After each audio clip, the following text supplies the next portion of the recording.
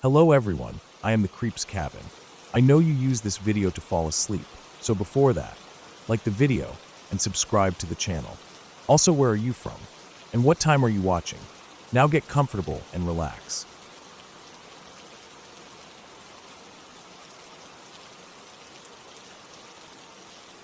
When I was about 13, my grandparents owned this house on the waterfront.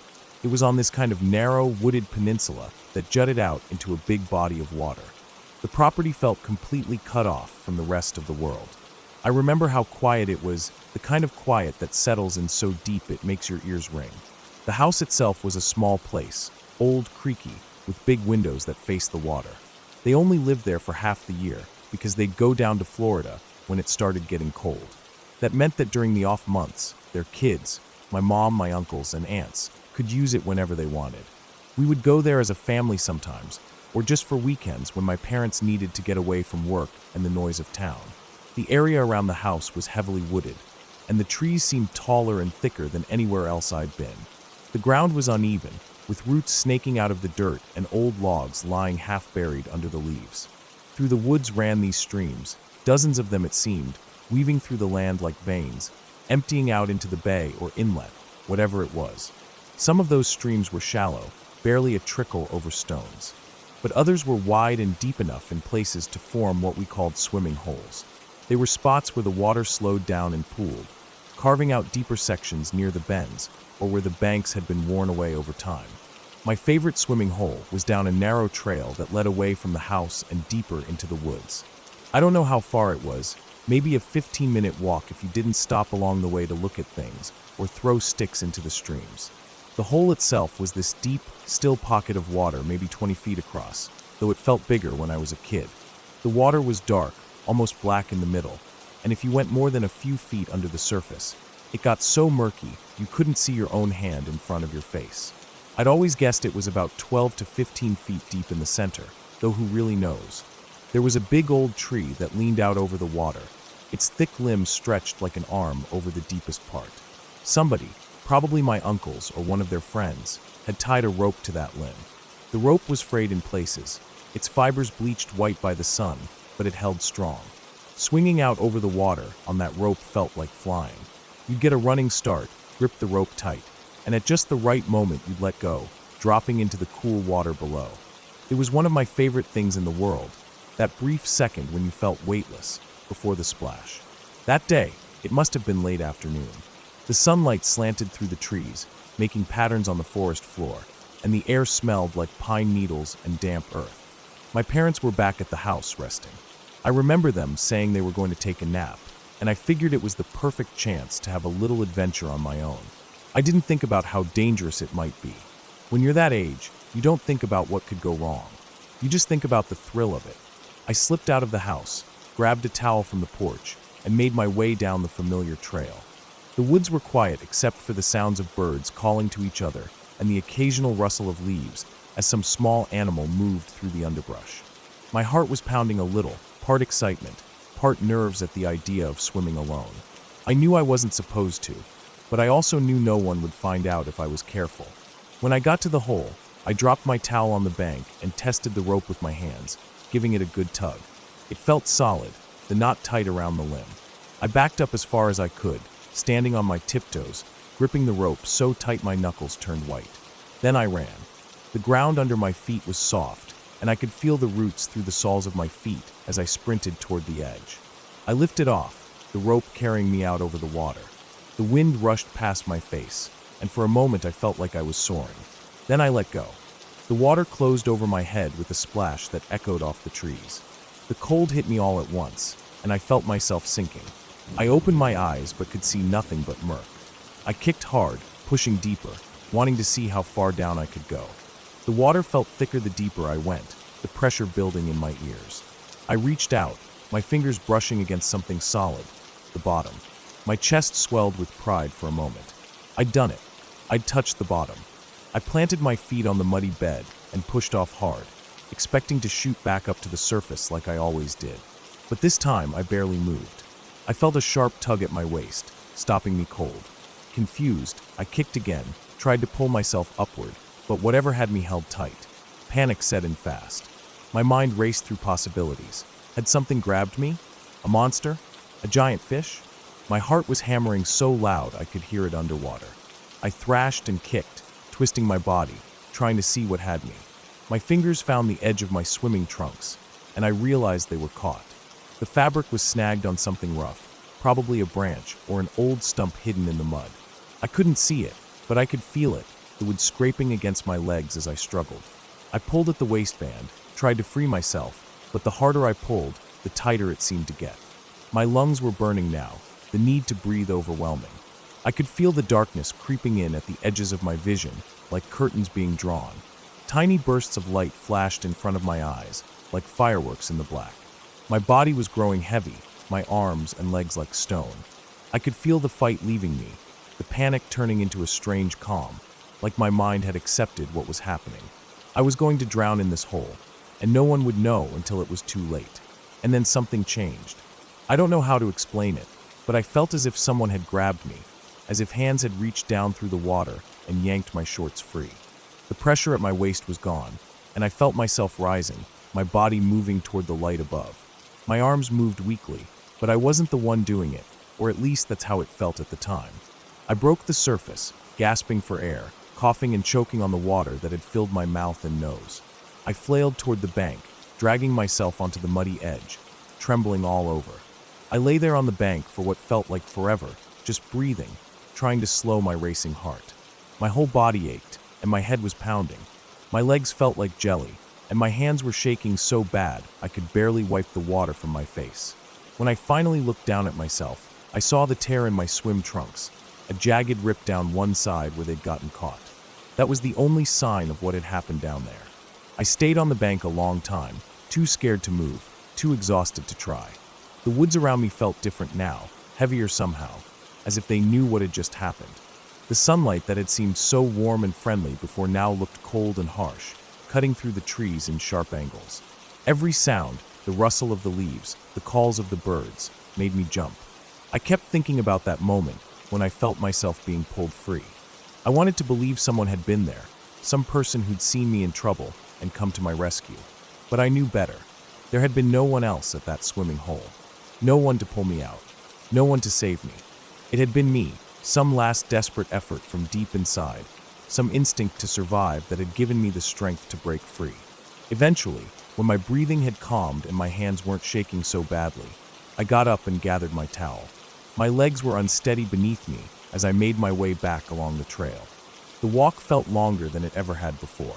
The woods seemed darker, the shadows deeper.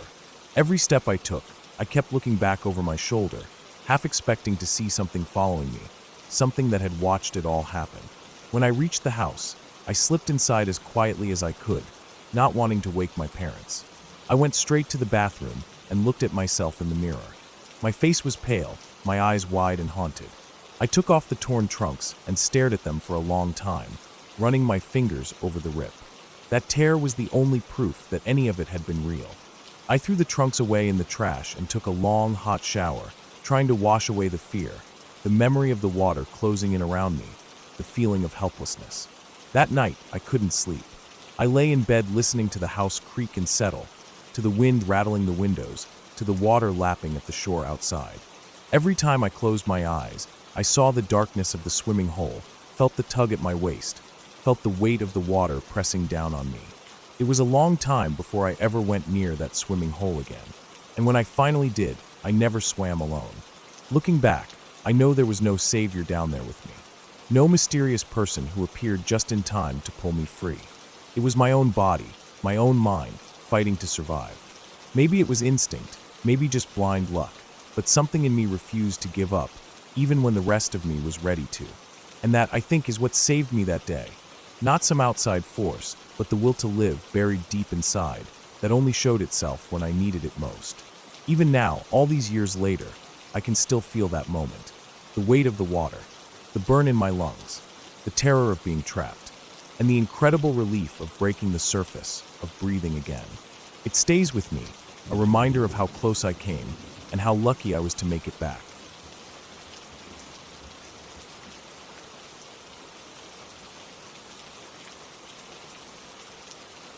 It all started on what was supposed to be a normal night. A simple night out with friends, something we did often to break the monotony of living in a place where tension sat in the air like a thick fog. Where I grew up, life always felt like it was balanced on the edge of something dangerous. Small towns surrounded by sprawling inner-city neighborhoods, areas where gang violence was more common than not. I remember how, when I was in high school, the National Guard had to be called in to help the local police because things had gotten so out of hand. It wasn't the kind of place where you could just go anywhere without being aware of your surroundings.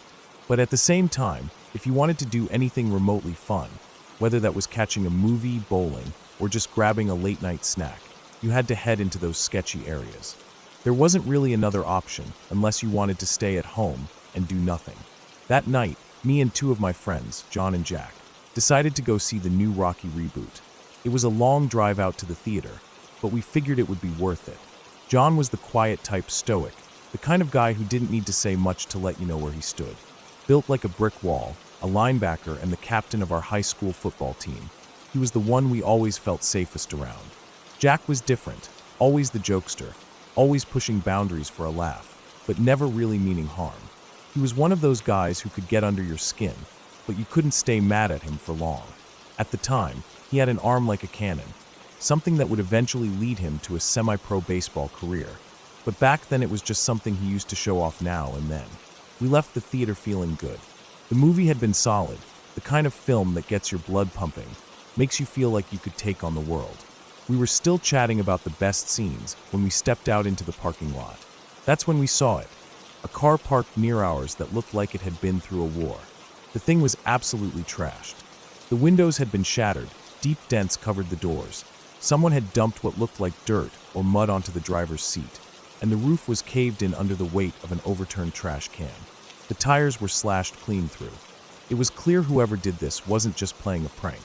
They hated whoever owned that car. And sitting right on top of the wreckage, like some kind of bizarre trophy, was a giant 7-11 Big Gulp cup. It stood upright, almost mocking the whole scene. Without even thinking, Jack picked up a rock.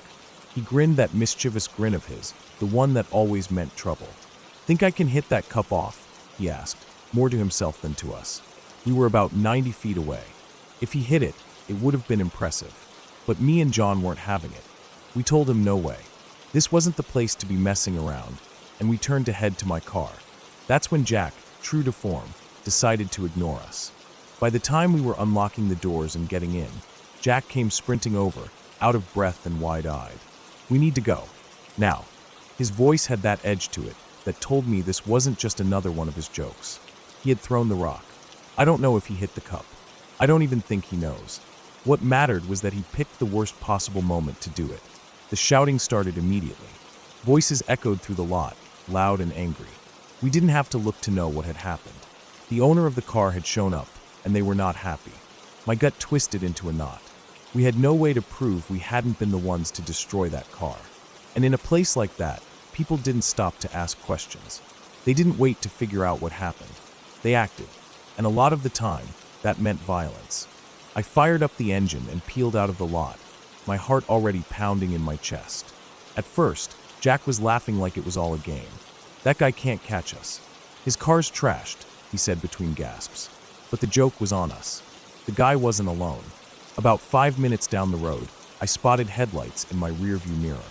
Bright, high beams flashing at us, getting closer. I turned down a side street next to a gas station, thinking maybe we could shake them. But the car behind us wasn't having it. It cut through the gas station lot and came out in front of us, blocking the road.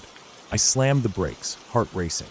Before I could even think of a plan, another car pulled up behind us, boxing us in. Doors swung open, figures stepped out. I remember the cold grip of fear that clutched my insides. This was it. This was how we were going to die. My friends were yelling, saying we could take them if it came to it, but their voices sounded distant, like I was underwater. All I could focus on was the glint of something metallic in the hand of the driver of the car in front of us. I didn't know what it was, maybe a gun, maybe a knife. It didn't matter.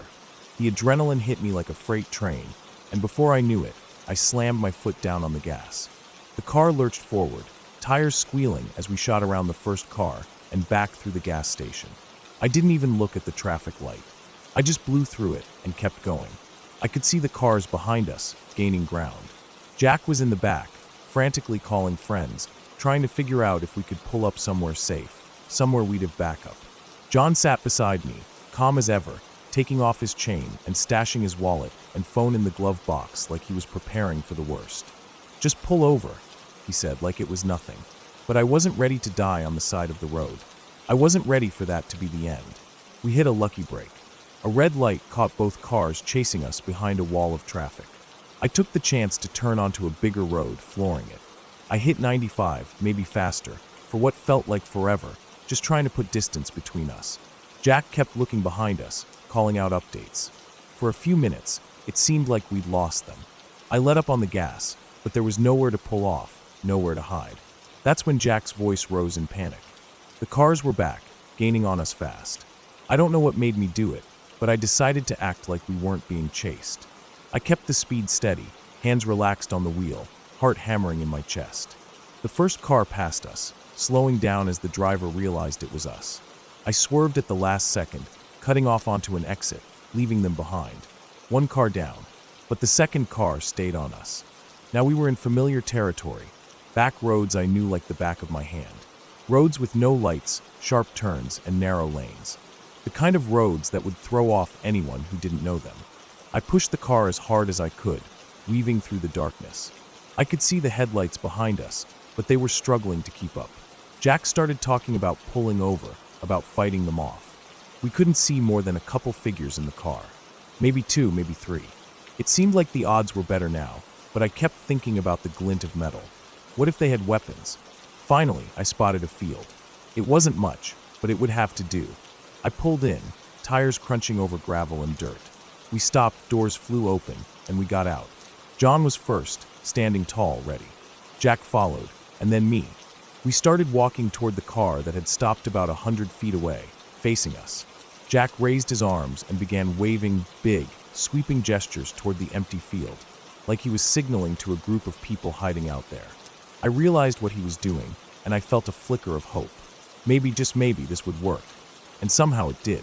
The car hesitated, brake lights glowing in the dark, and then it backed up, slowly at first, then faster, until it was gone. Just like that. They noped out of there, not wanting to risk whatever they thought we had waiting for them. We stood there for a while, catching our breath, letting the adrenaline drain from our systems. My legs felt like jelly. My hands were shaking so bad I could barely get my keys back into the ignition when we finally climbed into the car. We didn't say much on the drive home. There wasn't anything to say. We'd been lucky. Stupid, but lucky. And I knew that night would stick with me forever. The fear, the rush, the way things could have gone so horribly wrong. When I finally pulled into my driveway, the relief hit me so hard I felt dizzy. I sat there for a while, engine off, listening to the quiet, just trying to calm down. Jack leaned forward between the seats, grinning like an idiot. "Told you I had a plan," he said. I shook my head, but I couldn't help but smile a little. For once, his bullshit had saved us. It took me hours to fall asleep that night. Every time I closed my eyes, I saw those headlights in the mirror, that flash of silver in the dark. I kept thinking about how easily it could have ended differently, about how a single wrong move could have meant we didn't make it home. And I promised myself I wouldn't put myself in a situation like that again. But deep down, I knew it wasn't entirely up to me. Not in the place we lived. Not with the kind of luck we had. We never talked about it much after that night. There wasn't a need. We all remembered. And to this day, I can still feel that rush when I think back on it. The sheer terror. The relief when it was over. The kind of night that changes the way you see the world. The kind of night you don't forget.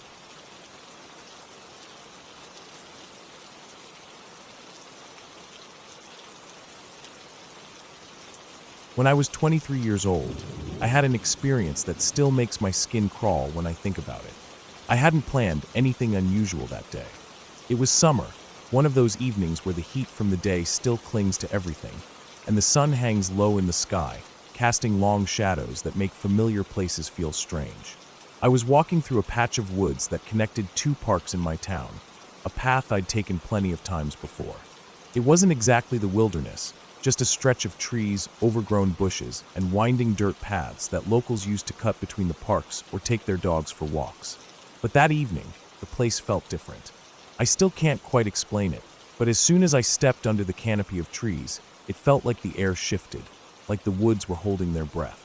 I remember hurrying my pace a little, not because I was scared at first, but because I wanted to get through before it got dark. The sun was dipping low enough that the light filtering through the trees came in slants, giving everything this reddish, golden glow. The ground was dry, the dirt path cracked in places from the heat, with twigs and dead leaves crunching beneath my sneakers as I walked. The sound of crickets and other bugs filled the air at first, that constant hum that makes summer evenings feel alive. Birds chirped here and there, and I could hear the occasional rustle of a squirrel or rabbit in the underbrush. I wasn't really paying attention to the sounds. They were just background noise, the kind of thing you notice without thinking. But after a few minutes, I noticed something that stopped me in my tracks. The crickets, the birds, the buzzing of insects, it all stopped. One moment the woods were alive with sound, and the next nothing. Just the soft crunch of my own footsteps and the sound of my breathing. It was like someone had hit a mute button on everything else. I stopped walking for a second, standing there on the dirt path with my ears straining for any sign of life. The silence felt thick, like the air itself had weight to it. I could hear my heart beating in my chest, could feel the sweat beading on my forehead despite the slight breeze that moved through the trees. I told myself it was nothing. Maybe an animal had spooked everything. Maybe something natural I didn't understand. I started walking again, but I couldn't shake the feeling that something wasn't right. My pace quickened, and I kept glancing over my shoulder, even though I didn't see anything but trees and shadows. The path curved gently, and the trees on either side grew dense, their branches arching overhead, so that the light grew dimmer with each step. That's when I heard it, a laugh. Faint at first, muffled, like someone trying to hold it in, but not doing a good job of it. I froze, my ears straining again. The sound came from somewhere behind me, or maybe to the side. I couldn't tell. It wasn't loud, but in the silence of the woods, it seemed to carry. I tried to convince myself it was nothing. Maybe someone in one of the parks, their voice carrying through the trees. But deep down, I knew it wasn't that. The laugh was too close, too deliberate. I forced myself to start walking again, telling myself to get through the woods and into the open as fast as I could. But then I heard it again. The same laugh, a little louder this time, clearer. It wasn't a normal laugh. There was something wrong with it. It had this unhinged quality, like whoever was laughing wasn't doing it because they found something funny, but because they couldn't help themselves. My stomach turned, and my skin prickled all over. I picked up my pace, my feet moving faster over the dirt path, the dry twigs snapping loudly underfoot. I tried not to look back, tried to focus on the trail ahead, but I could feel the weight of the woods pressing in on me, feel my fear rising with every step. Then it happened. A laugh that I can still hear in my head if I think about it too much. Loud, high-pitched, and demented, like some twisted version of Woody Woodpecker. It echoed through the trees, bouncing off the trunks and branches, so I couldn't tell where it came from. My heart felt like it stopped, and I turned around as I started to run. That's when I saw it, a large metal garbage can, and its lid flying through the air. Not rolling or tipping over, but flying, like it had been hurled with all the strength someone could muster. It sailed over a tree that had to be 20 feet tall, maybe more, and crashed down onto the path just a few feet from where I stood. The sound was deafening in the silence, metal smashing against the ground, the lid clattering off and spinning into the brush. I screamed, I know I did. I didn't even care how it sounded. I just ran. My feet pounded the path, my breath coming in ragged gasps, my arms pumping at my sides. I didn't look back. I couldn't. I just focused on the trail, on getting out of those woods. But as I ran, I realized I wasn't alone on the path. There was noise ahead of me, something moving fast, like it was running too. I could hear branches snapping, hear the thud of something heavy moving through the underbrush just ahead. I couldn't see it, but I could hear it, and that made it worse somehow. My mind raced with possibilities, but nothing made sense. Who would be out here messing around like this? And how could they have thrown that garbage can like that? The path curved again, and I followed it, my legs burning, my lungs on fire. That's when I heard the splash. A huge splash, loud and sudden, like something big had just hit the water hard. I rounded the bend, and there was the pond. The surface rippled wildly, and I saw the last of a big splash settling down as if whatever it was had just gone under. This wasn't a clean, clear pond. It was murky and green with algae, the kind of place you wouldn't want to step foot in, let alone jump into. The banks were muddy and choked with reeds and weeds, and the water stank in the summer heat. I slowed for a second, staring at the pond, trying to make sense of it. But nothing came up. No head breaking the surface. No sign of anyone swimming or wading to shore. Just the ripples spreading out, the water slowly going still again. My mind raced. If it had been kids or some drunk messing around, they wouldn't stay under that long, not in that disgusting water. I stood there, heart hammering, watching the pond, waiting for something, anything. But the water just kept calming, and the woods stayed silent. I didn't wait any longer. I ran along the edge of the pond, following the path that curved around it, my eyes darting to the water every few steps. Nothing. I kept going, pushing myself even though my legs felt like lead. The trees started to thin out, and I could see the lights of the park ahead, the open grass beyond the tree line. I didn't stop running until I was out of the woods, until I was standing in the open, bent over and gasping for breath, sweat pouring down my face and back. I stayed there for a long time, looking back at the tree line, half expecting something to come charging out after me. But nothing did. The crickets started up again at some point, and the normal sounds of the evening returned, as if nothing had happened. The park was empty, just a few cars in the lot, the last of the day's visitors packing up to head home. I stood there until I felt steady enough to walk, then made my way to the street and headed home, glancing over my shoulder the whole way. That night, I barely slept.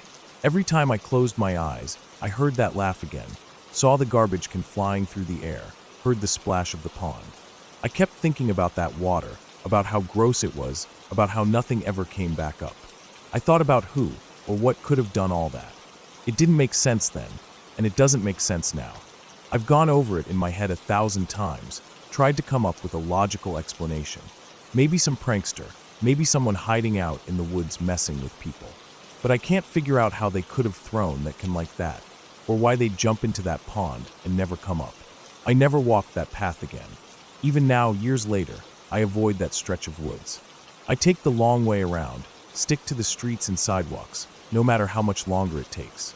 And on warm summer nights, when the crickets are loud and the air is thick, I sometimes hear that laugh in my head, and my stomach turns all over again.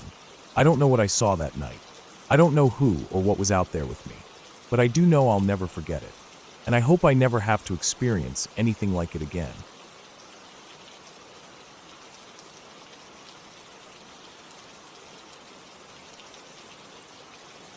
I was working as a security lieutenant for a National Guard airfield, and that night was like most nights had been up to that point.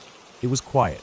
The kind of quiet that comes from being in a place that's supposed to be secure, that's supposed to be empty except for you. The kind of quiet where the only sound you hear is your own boots echoing on concrete floors and your own breathing through the radio static. I'd been on shift since 6 p.m., and by 2 a.m. I was well into the routine. The air was still, and outside the wind was dead. No planes taking off, no engines rumbling from the motor pool. Just me, the dark, and the hum of the sodium lights flickering now and then like they always did. I was doing a patrol through the main drill hall and the office area that night. Standard procedure. I always took my time with it. Checked every room, every corner, every door handle, making sure nothing was out of place. That building had a certain feel at night. It was built solid brick, steel, the kind of place that made you feel sealed inside, like the outside world didn't exist once you stepped through the doors.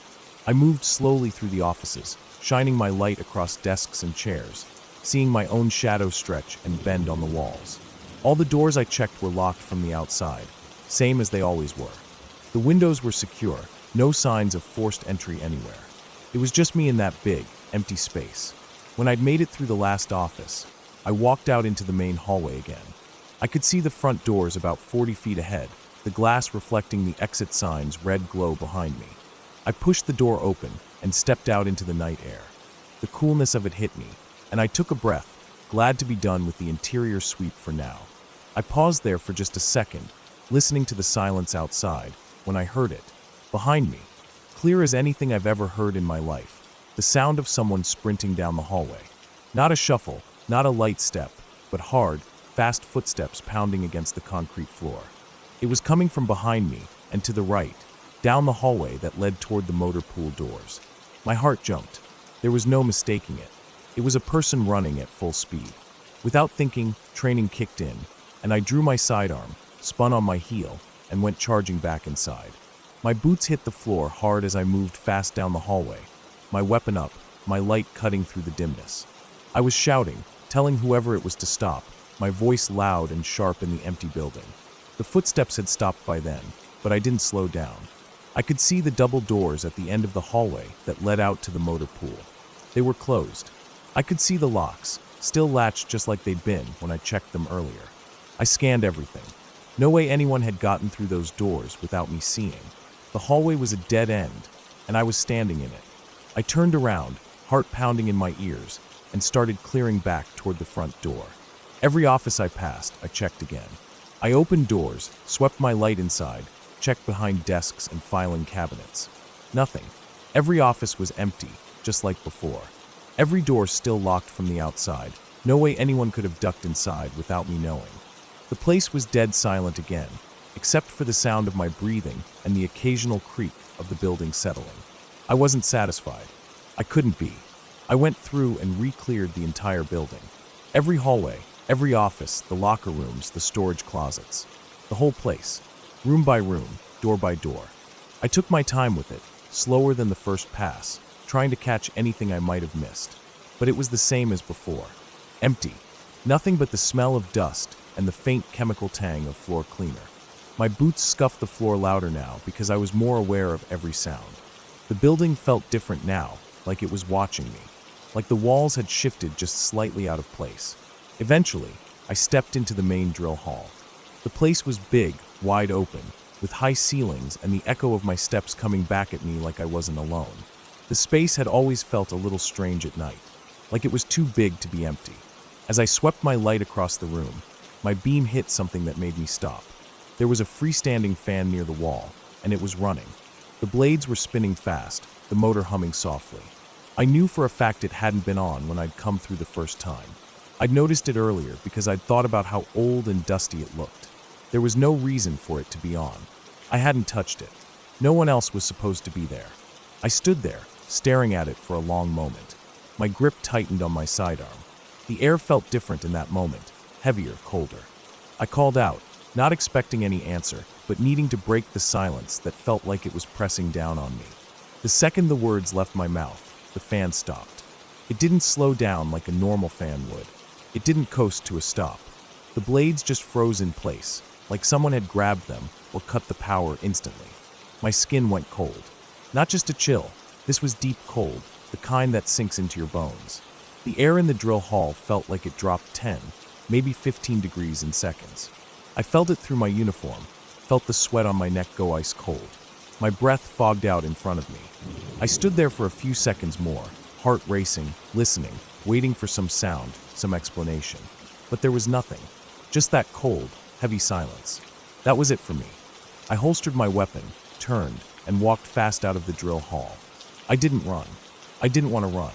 I wanted to keep my steps steady, to not give whatever was making me feel like that the satisfaction of seeing me break. But I didn't look back. Not once. I stepped out into the night air, across the parking lot, and straight over to the main airfield office. My hands were shaking by the time I got inside. I locked the door behind me, sat down, and pulled up the security camera feeds. I went back through the footage from that night, watching it carefully.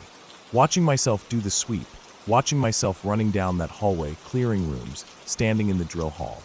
There was nothing else on those feeds. No one else. Just me. I looked like a man losing his mind, waving a gun at shadows, running around an empty building like I was chasing ghosts. But I knew what I'd heard. I knew what I'd felt. There was no way I imagined those footsteps, that fan starting up, that cold that sank into me like a weight. I watched the footage again, and again, looking for anything I might have missed. A shadow, a movement, a flicker of light. But there was nothing. I didn't say anything to the other guards about it. Not that night. Not the next night. I kept it to myself. But after that, every time I had to do a patrol through that building, I felt it. That weight, that tension in the air. Like something was just out of sight, just waiting.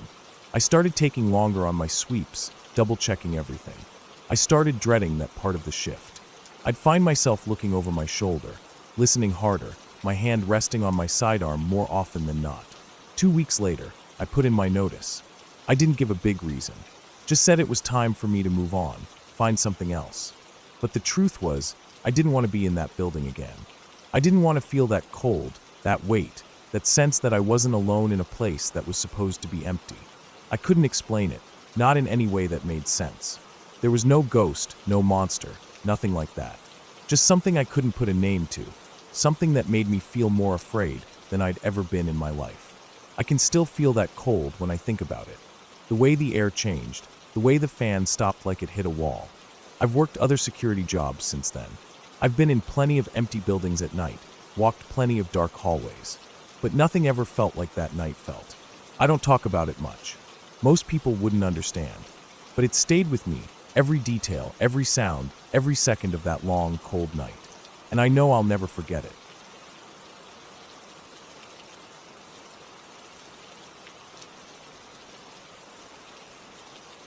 We were supposed to be leaving that afternoon. The plan was simple: pack up the car, check the lists one last time, and hit the road. My brother and I had been looking forward to this road trip to Canada for months. It wasn't anything fancy, just two brothers trying to get away for a while, see some new places, camp, maybe fish, and just enjoy some time where the air felt different. But like always, there were last-minute things that needed grabbing. It felt almost like a tradition at this point. No matter how much we planned, how much we thought we were ready, there was always something.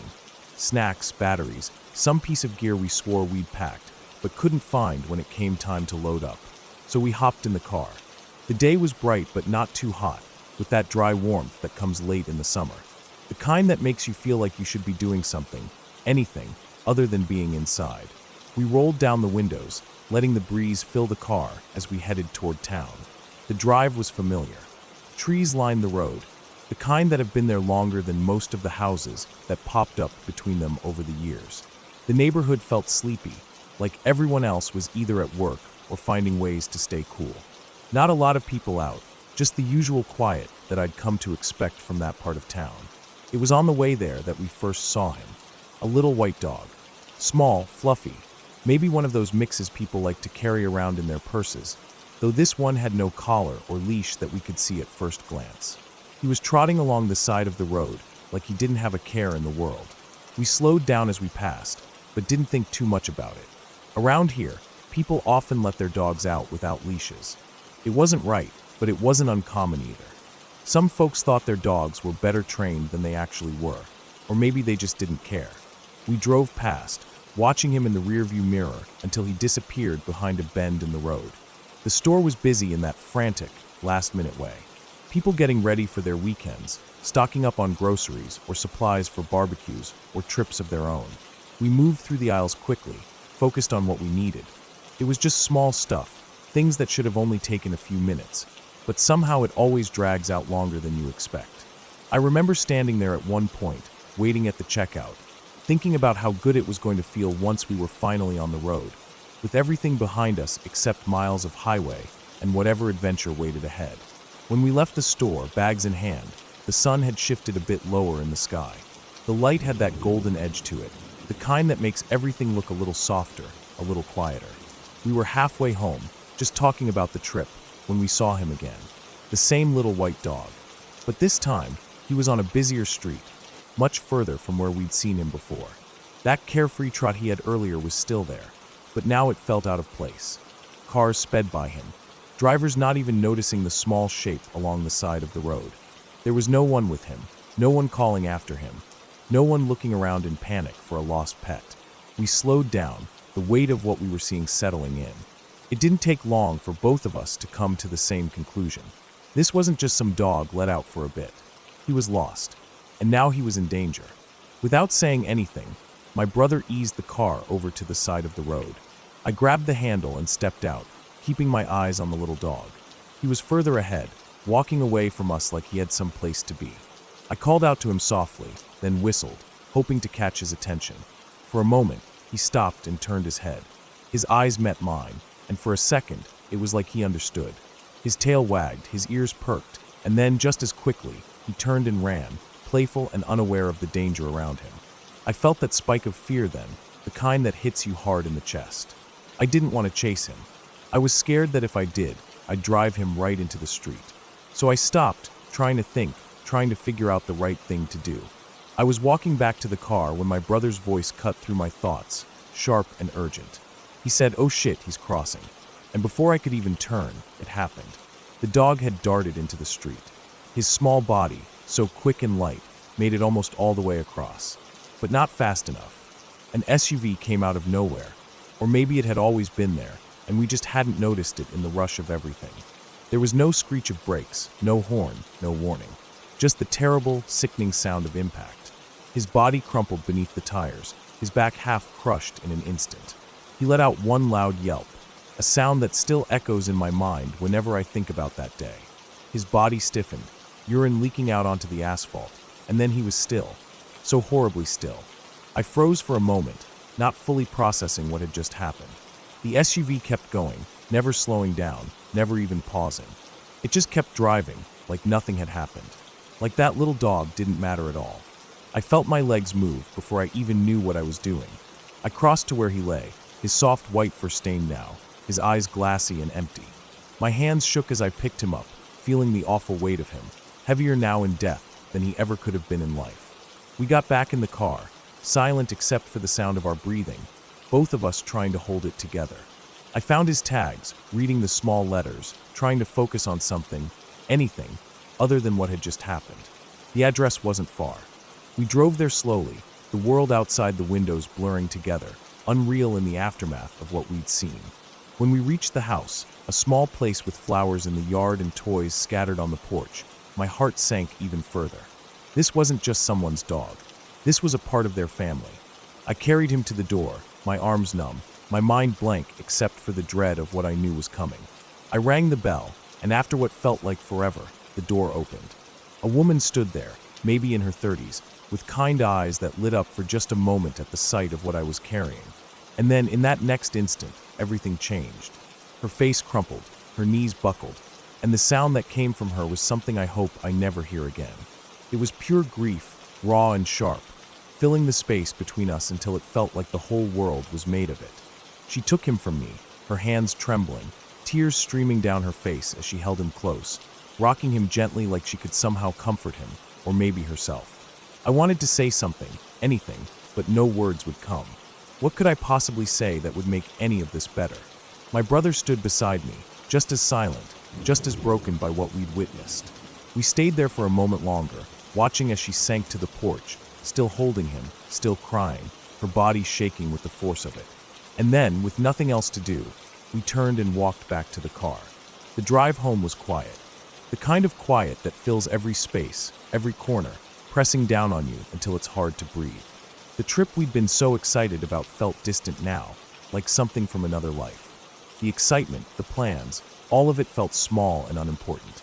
Later that night, after we'd packed the car and were finally ready to leave, I kept thinking about that little dog, about the way he'd looked at me when I called him, so happy, so full of life, about the way it had all ended in an instant, and about the woman, holding him and crying like her world had just fallen apart. I thought about the driver, too, the one who never stopped, never even looked back. And I wondered how someone could do that, how they could drive away like it didn't matter, like none of it mattered. We left early the next morning, the sun just starting to rise as we pulled out onto the highway. The road stretched out ahead of us, endless and empty, but my mind kept going back to that moment, replaying it over and over. The sound of the impact, the way the dog went still, the look on the woman's face. And no matter how far we drove, no matter how many miles we put between us and that street, I couldn't leave it behind. It stayed with me, a reminder of how fast everything can change. How in just one moment, something so small, so simple, can become something you carry with you forever.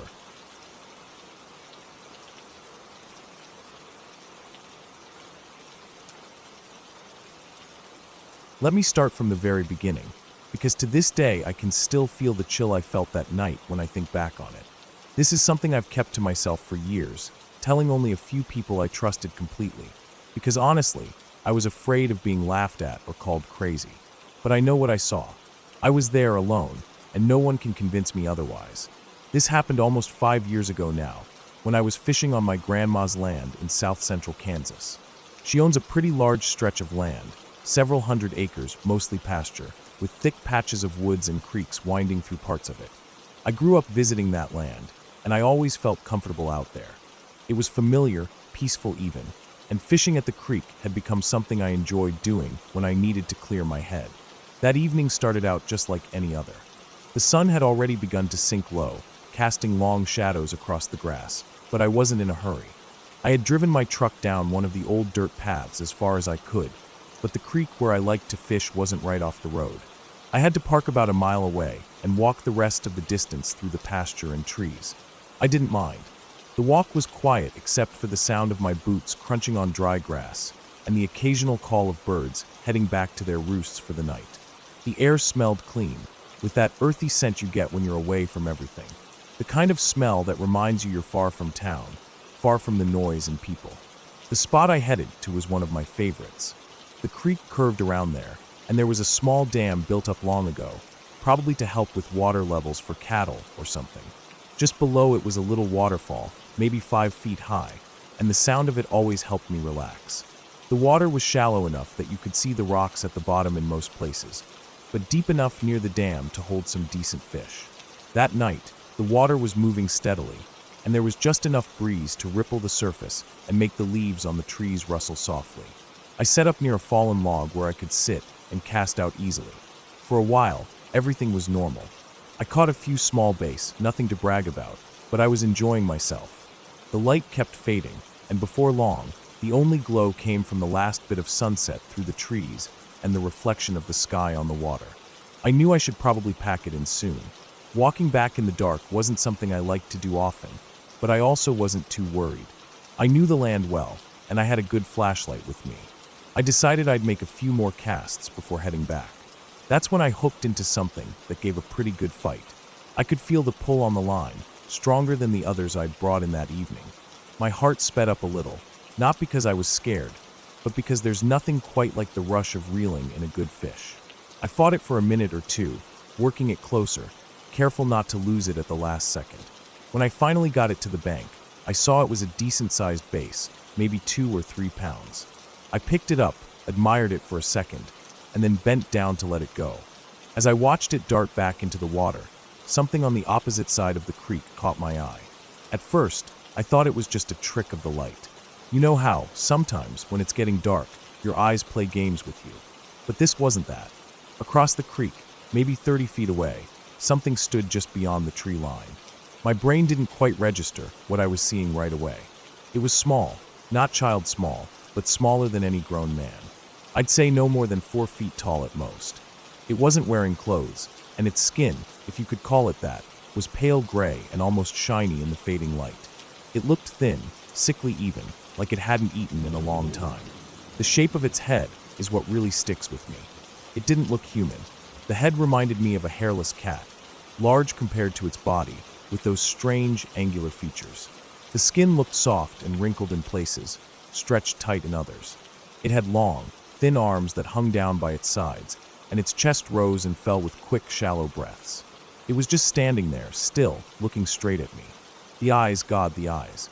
Dark, sunken, and wide, like it was just as surprised to see me as I was to see it. I froze. I didn't move a muscle. My mind was racing, trying to make sense of what I was looking at. I've spent enough time in the woods to know what most animals look like, even the rare ones you don't see every day. But this wasn't anything I'd ever seen before. It wasn't a coyote, or a bobcat, or anything like that. And it sure as hell wasn't a person. The thing stared at me for what felt like minutes, though it was probably only a few seconds. Its head started to rock from side to side, slow at first, then a little quicker, like it was swaying to music I couldn't hear. There was something almost hypnotic about it, but at the same time, every instinct in me screamed that I shouldn't be watching this, that I shouldn't even be there. My hand moved slowly to my belt where my fillet knife was sheathed. I didn't want to take my eyes off the creature for a second, afraid of what it might do if I looked away. My fingers found the handle of the knife, and I drew it out, gripping it tight even though I wasn't sure what good it would do me if that thing decided to come closer. The air felt heavy, like before a storm, and I could hear my own heartbeat pounding in my ears. Then it made a noise, a sound that still haunts me even now. I don't know how to describe it exactly. It was loud, shrill, and so high-pitched it hurt my ears. It wasn't like anything I'd ever heard before in the woods. Not a scream, not a cry, something unnatural. Something that didn't belong. As soon as it made that sound, it turned and bolted into the trees. It moved fast, faster than I thought something that size could move. I stood there for a second, listening to the crashing of branches and leaves as it disappeared into the woods. The sound of it moving faded quickly, swallowed up by the night. And then there was nothing but the waterfall and the sound of my own breathing. My hands were shaking. I couldn't stop them. I felt cold all over, like all the heat had drained from my body. I stayed there a little longer, knife still in hand, trying to calm myself down. I kept looking across the creek, half expecting to see it come back out of the trees. But it didn't. After a while, when I was sure it was gone, I grabbed my gear, switched on my flashlight, and started the walk back to my truck. That mile felt like 10. Every sound in the dark made my skin crawl. The rustle of leaves, the snap of a twig under my boot, the hoot of an owl in the distance, all of it made me jump. I kept looking behind me, sweeping the flashlight over the trees, certain I'd see those dark eyes staring back at me. When I finally reached the truck, I threw my stuff in the back and got inside as fast as I could. I locked the doors, even though I was miles from anyone, and sat there for a minute, just breathing. My hands still hadn't stopped shaking. I didn't even bother to clean my gear or change out of my boots. I just started the engine and headed home, taking the bumpy dirt road faster than I probably should have. The whole drive back, I kept glancing in the rearview mirror, half convinced I'd see that thing chasing after me down the road. When I got home, I didn't tell anyone. Not at first. I couldn't. I didn't want to hear the laughter, the jokes. I didn't want to be that guy, the one with the crazy story about seeing monsters in the woods. But I didn't go fishing alone out there for a long time after that. And when I finally did, I made sure to bring more than just a knife. I carry a gun with me now, every time. Not because I think it would do much good against something like that, but because it makes me feel a little safer, a little more in control. Over the years, I've heard other people talk about seeing strange lights down near that creek. People mention odd sounds at night, weird feelings, but no one I've talked to has seen what I saw. And I've never seen it again. Maybe I was in the wrong place at the wrong time. Maybe it was just as scared of me as I was of it. I don't know, but I do know that it was real. I know what I saw, and no amount of time or distance will ever change that.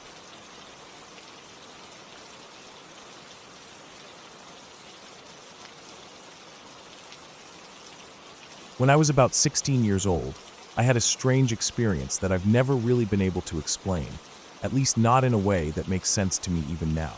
It happened on a day that felt normal, so normal in fact that I remember thinking, right before it all started, how peaceful and boring everything felt.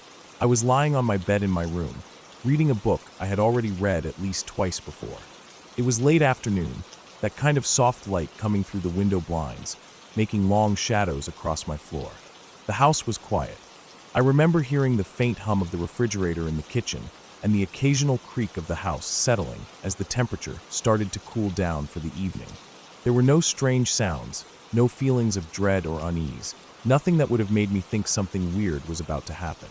I was lying on my back, the book propped on my chest, turning the pages slowly. After a while, I started to get hungry.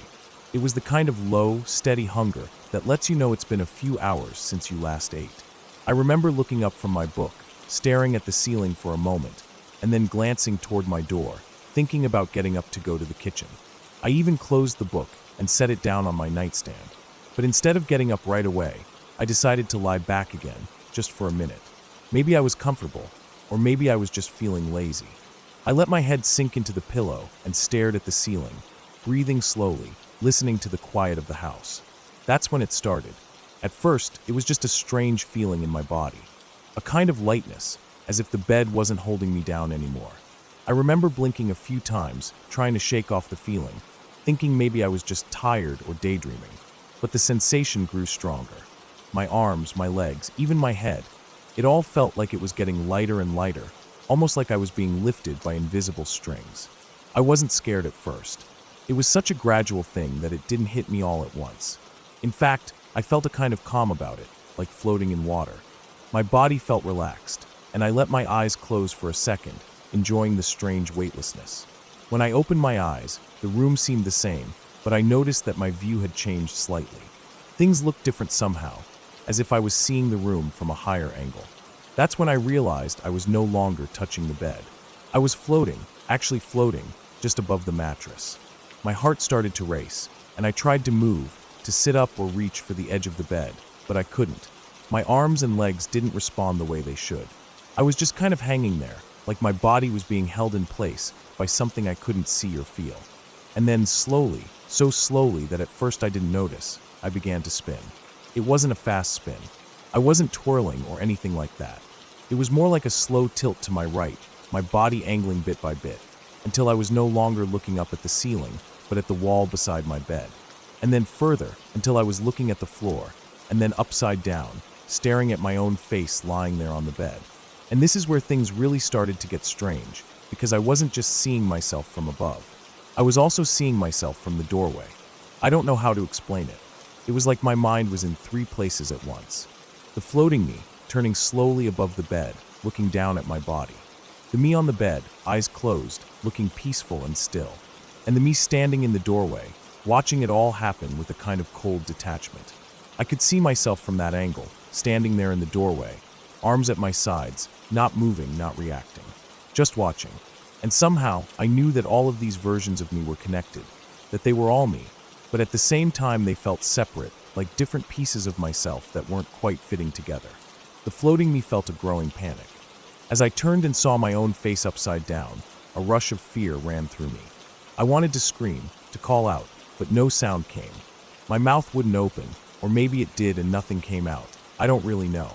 All I know is that the fear was real, and it was strong, and it felt like it was building, like I was about to break apart. But the me on the bed didn't seem to feel any of it. That version of me just lay there, calm, breathing slowly, eyes closed. And the me in the doorway didn't feel it either. That me was just watching coldly, without any sign of fear or concern. Just observing, as if watching something happen to someone else. The spinning continued, slow and steady, and then, just as suddenly as it had started, it stopped. The floating me dropped, falling the short distance back down toward the bed. I felt the impact, not hard, not painful, but definite, like slipping back into place. And the moment the floating me and the me on the bed touched, everything snapped back to normal. I was no longer seeing from the doorway. I was back in my own body, lying on the bed, staring up at the ceiling, heart pounding in my chest, my mouth dry, my hands trembling slightly. I lay there for a long time, not moving, just breathing and trying to make sense of what had happened. I looked around the room, half expecting to see that other me still standing in the doorway, but of course there was nothing there. Just my room, the late afternoon light still coming through the blinds, everything quiet and still. I listened for any sound, any sign that something was out of place, but the house was as quiet as before. Just the hum of the fridge, the creak of the walls. Normal sounds, familiar sounds. After what felt like forever, I sat up slowly, my body feeling heavy now, as if the weightlessness had been replaced by something much more solid. I swung my legs over the edge of the bed and put my feet on the floor, grounding myself, reminding myself that I was here, in this room, in this body. I stood up, feeling a little unsteady at first, but I steadied myself, took a deep breath, and walked out of my room toward the kitchen. I don't know how long I sat at the kitchen table, just staring out the window, trying to convince myself that it had all been a dream or some kind of daydream. Maybe I had fallen asleep without realizing it. Maybe I had imagined the whole thing, but it didn't feel like a dream. I could remember every detail so clearly. The feeling of floating, the slow spin, the sight of my own face, the me in the doorway watching. It was all burned into my memory, and no matter how much I tried to shake it off, it stayed with me. That night, I had trouble sleeping. Every time I closed my eyes, I felt that strange lightness creeping back in, and I would jerk myself awake before it could go any further. I kept the light on, hoping that would help, but it didn't. The memory of what had happened was too fresh, too vivid. I kept thinking about how the floating me had wanted to scream, how the me on the bed hadn't felt anything, and how the me in the doorway had just watched, cold and distant. That part bothered me the most, I think, the way that version of me had felt so detached, so emotionless. It was like seeing a part of myself I didn't recognize, a part that scared me in a way I couldn't quite explain. In the days that followed, I tried to go back to normal. I went to school, hung out with friends, did my homework, but the memory of that experience never really left me. I avoided lying on my bed the same way for a while. I didn't want to risk feeling that lightness again. I tried to keep busy, to stay distracted, but late at night, when the house was quiet and I was alone in my room, I would find myself thinking about it, replaying it over and over in my head, trying to find some meaning or explanation. But there was none. It was just this strange, unexplained thing that had happened, and I had to live with it. Looking back now, years later, I still don't know what to make of it. I've read about out-of-body experiences, sleep paralysis, lucid dreaming, all kinds of things that people have tried to use to explain moments like this. Maybe it was something like that. Maybe it was just my mind playing tricks on me, caught between sleep and waking. But no matter how much I try to explain it away, I can't forget how real it felt, how detailed, how clear. And I can't forget that cold, distant version of myself, standing in the doorway, watching it all happen without a trace of emotion. I never saw that version of myself again. I never floated above my bed again, never felt that strange lightness. But the memory stays with me, as real and vivid as the day it happened. And sometimes, when I'm lying in bed at night, I still glance toward the doorway, half expecting to see myself standing there, watching. But of course, there's never anything there. Just the empty doorway, the quiet of the house, and the weight of that memory, still as clear as ever.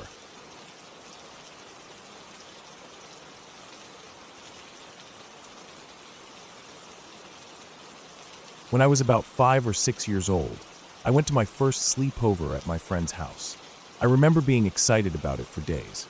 It felt like such a big deal at that age, getting to stay the night somewhere that wasn't home. I had been to his house plenty of times during the day. We would play outside, ride our bikes up and down the street, dig in the dirt, and sometimes go inside for snacks or to play with his toys.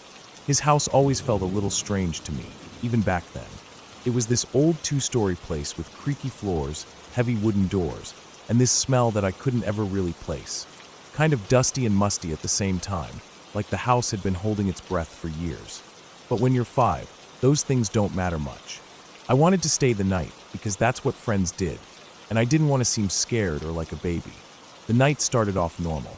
His parents made us macaroni and cheese for dinner, and we sat at the big wooden table in the kitchen, our legs swinging from the chairs because we were too short for our feet to reach the floor. His dad asked us about school, but we were more focused on the idea of staying up late and watching cartoons. After dinner, we played in his room for a while. He had all these action figures and little cars, and we built a whole city out of blocks. I remember the room feeling warm then, safe even. We had a small lamp on, and the glow made everything feel cozy. Outside the window, it was already dark. I could hear the occasional car passing by on the street, but otherwise it was quiet. It wasn't until we turned off the lights to go to sleep that things started to feel different. At first, I thought it was just because I wasn't at home. His room seemed so much darker than mine. The shadows felt heavier, like they weren't just from the furniture or the things on his shelves. The air felt thicker too, like it was harder to breathe, and I remember pulling the blanket up to my chin, trying to feel safer under it. I could hear small sounds, a creak here, a soft thump there, but I told myself it was just the house settling, like my parents always said when I got scared at night. But then I started to feel it, that feeling that someone was watching us. It's hard to explain, but it was like the space wasn't empty anymore, like something else had entered the room, and even though I couldn't see it, I could feel it. I looked at my friend. He was lying there too, eyes wide open, staring up at the ceiling. I think he felt it too. The room felt colder all of a sudden, and even though it was summer, I started to shiver a little under the blanket. The shadows seemed darker, and the small night light he had in the corner didn't seem to do anything anymore. I don't know how long we stayed like that, both of us silent and staring at nothing, listening to the creaks and groans of the house. I finally whispered to him, asking him what was going on. He didn't say anything at first, just kept staring at the ceiling like he was afraid to move. Then he finally spoke, his voice so quiet I could barely hear him. He said he didn't know, but that it didn't feel like the one that was usually there. I didn't really understand what he meant at the time, but it sent a chill through me that I still remember. It was like he'd just confirmed that something really was there, something that wasn't supposed to be. We tried to ignore it for a while, tried to go to sleep, but it was no use. Every little sound made us jump, and the air just felt heavier and heavier. We finally decided we should go to his parents' room. We thought maybe if we were closer to them, we'd feel safer. But to get there, we had to walk through the hallway and the kitchen, and that meant passing the basement door. We got out of bed as quietly as we could, like we didn't want to wake whatever it was we were so sure was watching us. The floorboards creaked under our feet, and every sound seemed louder in the quiet of the night. The hallway felt endless, and the shadows seemed to stretch out toward us as we walked. When we got to the kitchen, it felt even colder. The smell of the house, old wood and dust, was stronger there, like the air hadn't moved in years. And then we were in front of the basement door. I never liked that door, even during the daytime. It was this old wooden door with chipped white paint and a black metal handle that always felt cold. The door was always closed, and I always felt like something was waiting behind it. That night, standing in front of it in the dark kitchen, it felt worse than ever. My heart was pounding so hard I could hear it in my ears. My friend was standing next to me, just as still, just as scared. And then it happened. The door flew open. Just like that. No warning, no sound before, just this loud crack as the latch gave way and the door slammed back against the wall. The noise echoed through the house, and for a second we were both frozen, too scared to move. I stared at the open doorway, at the darkness beyond it. The basement steps disappeared into blackness, but I thought I saw something on them. It looked like a person, but not really.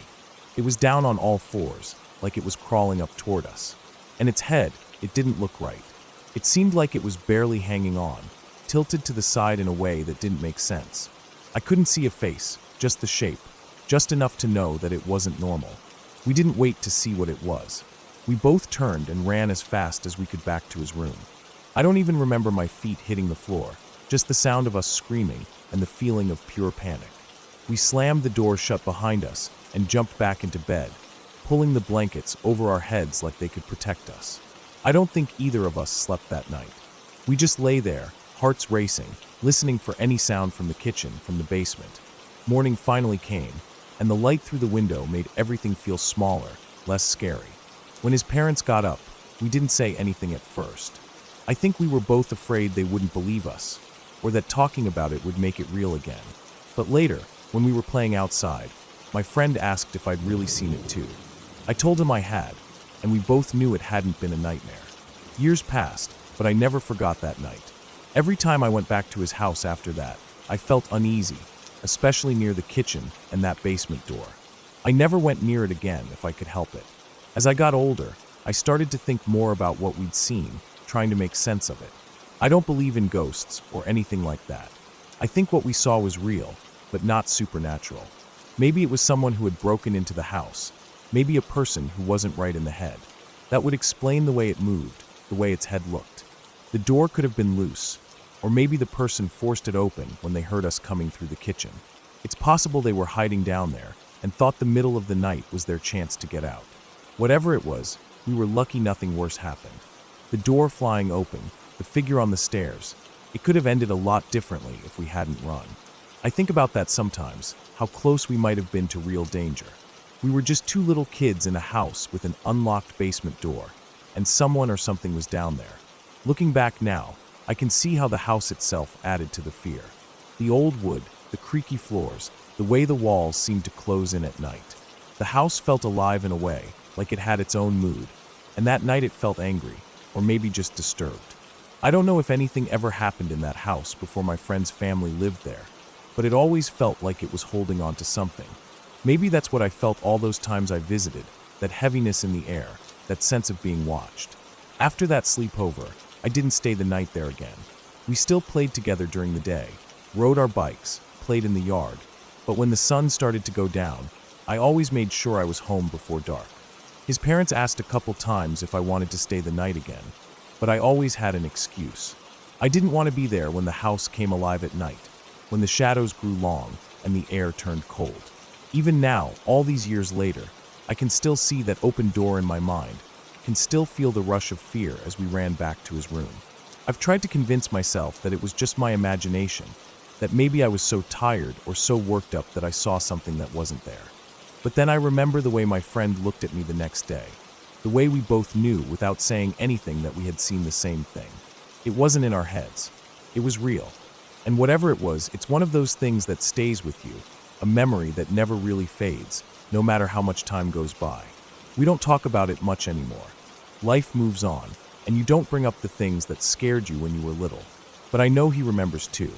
Every once in a while, when we see each other, there's this look we give each other, a silent reminder of that night. We don't need to say anything.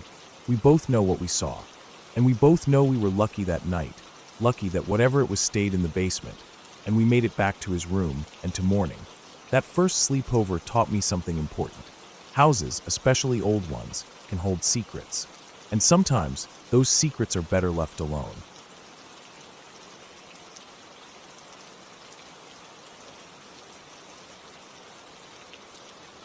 That summer when I was 23 was supposed to be simple.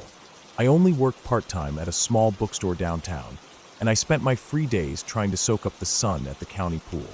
It was a big, well-maintained place, the kind with bright blue water that sparkled in the sun, with rows of lounge chairs lined up neatly along the edges.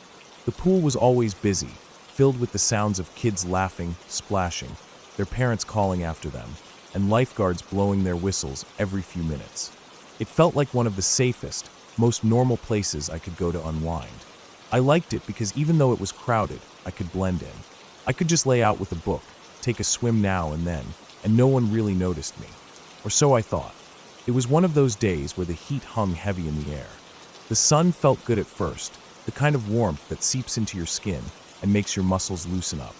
I arrived at the pool around late morning, maybe closer to noon, and after rinsing off, I found a spot along the far edge where it wasn't too close to the diving boards or the snack bar. I spread my towel, smoothed it out, and stretched out on my stomach, my book propped open on my elbows. The sound of the water lapping at the sides of the pool and the hum of voices all around was oddly calming. I felt at peace, as much as anyone can in a crowded public place. After maybe half an hour of reading, I became aware of someone setting up close to me. I didn't look up right away because I didn't want to seem rude or nosy, but I could tell he was very close. When I finally did glance over my shoulder, I saw that a man, probably in his mid-30s, had placed his towel down just inches from the end of mine. His towel almost touched my feet. There was space elsewhere, not a ton, but enough that he didn't need to choose that exact spot. I remember feeling confused, but I brushed it off. People sometimes just don't think, or maybe he didn't realize how close he was. The pool was busy after all. I shifted my legs slightly, tucking my feet under so they weren't near his towel, and went back to my book. Time passed. I lost myself in the story, occasionally looking up to watch the kids doing cannonballs or the lifeguards switching stations. The sun climbed higher, and the heat became intense. I flipped over onto my back after a while, adjusting my bikini top a little so it wouldn't leave awkward tan lines. I closed my eyes for a bit, listening to the murmur of voices, the rhythmic splash of people swimming.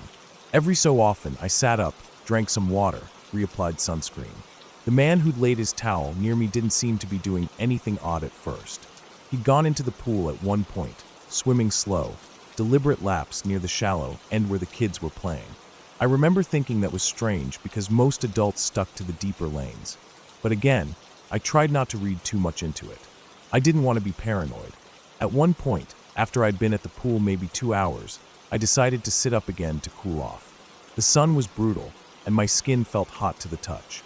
I rubbed water on my arms and chest, letting the air dry it into a light, cool layer. And that's when I saw it. His bag, sitting right at the edge of his towel, right at my feet. The zipper was partly open, and poking out of it was a camcorder. An actual camcorder. And it was pointed straight at me. Straight at my lap, at my crotch, at the small strip of bikini fabric that covered me. For a second, I didn't even register what I was seeing. My mind tried to make sense of it, tried to convince myself that I was mistaken, that maybe it wasn't what it looked like. But it was. There was no mistaking the lens, no mistaking the way it was angled. It was deliberate. This wasn't an accident or a coincidence. He had positioned it on purpose, aimed it carefully. He had been filming me. I felt frozen. My heart started pounding so hard I could hear it in my ears. My hands felt clammy, and I had this horrible sick feeling in my stomach. I always thought that if something like this happened, I'd act immediately. I'd imagined scenarios before. Kicking someone's camera, yelling at them, making a scene so everyone would know what kind of creep they were. But when it actually happened, all I could do was stare. I felt exposed, humiliated, like everyone could see what was happening even though no one was paying attention. The families were still playing, the lifeguards still watching the water. The world kept moving like nothing was wrong. But I felt trapped. Minutes passed, or maybe it was just seconds that felt like minutes. I kept glancing at the camcorder, at the man's towel, at the pool where he was still swimming. I felt like I was in a nightmare.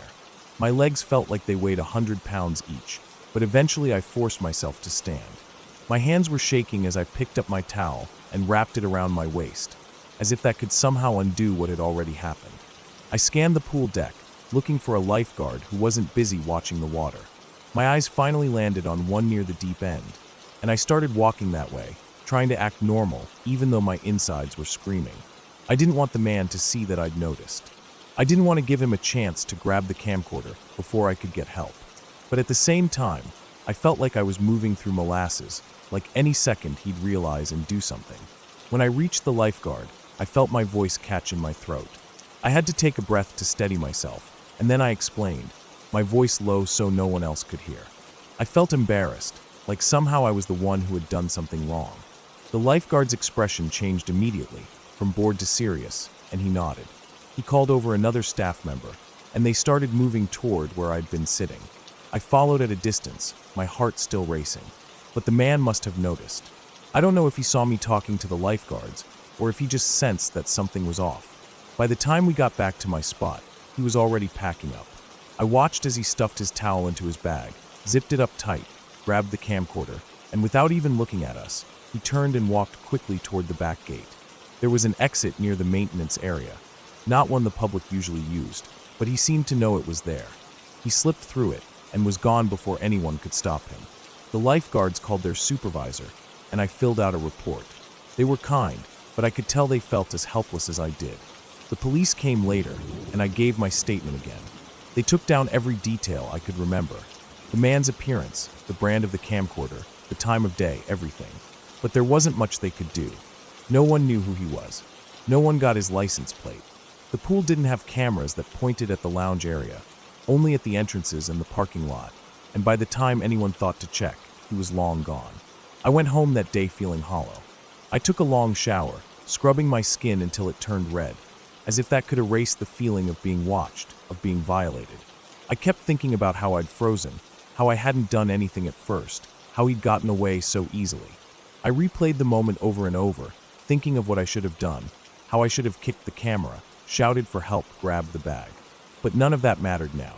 For days afterward, I felt paranoid. I kept thinking I saw him in crowds. Every time I went out, I scanned the faces around me, half expecting him to appear. I stopped going to the pool. I couldn't stand the idea of being out there in the open like that again.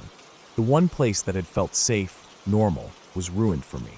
I started spending my days off indoors, curtains drawn, feeling like my own skin didn't belong to me anymore. In the weeks that followed, the police called me once or twice, but there was nothing new to report. No leads. No one matching his description turned up. He was just gone, a shadow who'd slipped through the cracks. Somewhere, out there, he had hours of footage of me, and there was nothing I could do about it. It changed the way I saw the world. I'd always thought of myself as cautious, aware of my surroundings, smart about where I went and who I trusted. But this reminded me that sometimes it doesn't matter how careful you are. People like him find a way, and sometimes you can't stop them. That summer ended, but the feeling stayed with me for a long time. I never went back to that pool. I never laid out in public again. I still think about it, about him, about the camera pointed at me, and I wonder if he ever watched that footage, or if he moved on to someone else. I wonder if he ever thought about how he made me feel, but I doubt it. What I do know is that I didn't deserve it. No one does.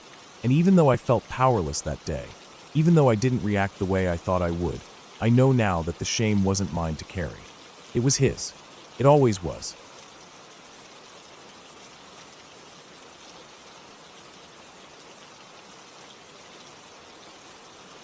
When I look back on that night, the memories come in pieces at first, like small, scattered bits of glass on the floor that I have to slowly pick up, one by one. My mom lives in a quiet, well-kept neighborhood in the suburbs, the kind of place where you don't expect anything strange or unsettling to happen. I'd visit her from time to time, sometimes to help with chores, sometimes just to spend the weekend and give her company.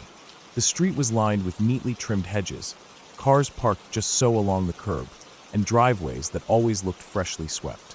It's the sort of place where you feel safe without even thinking about it, because nothing bad seems like it could happen there. Across the street from my mom's house lived a family with a boy.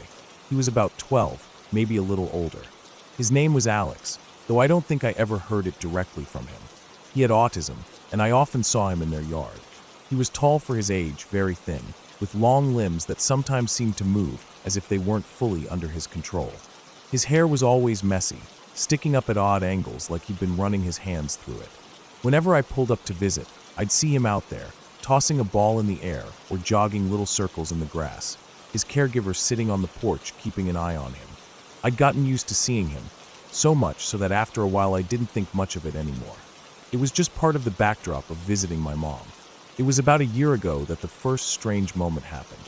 I remember it because it was an unusually hot day for autumn, one of those dry, breezy days where the Santa Ana winds blew hard enough to rattle window screens and send leaves skittering down the street like little brown ghosts.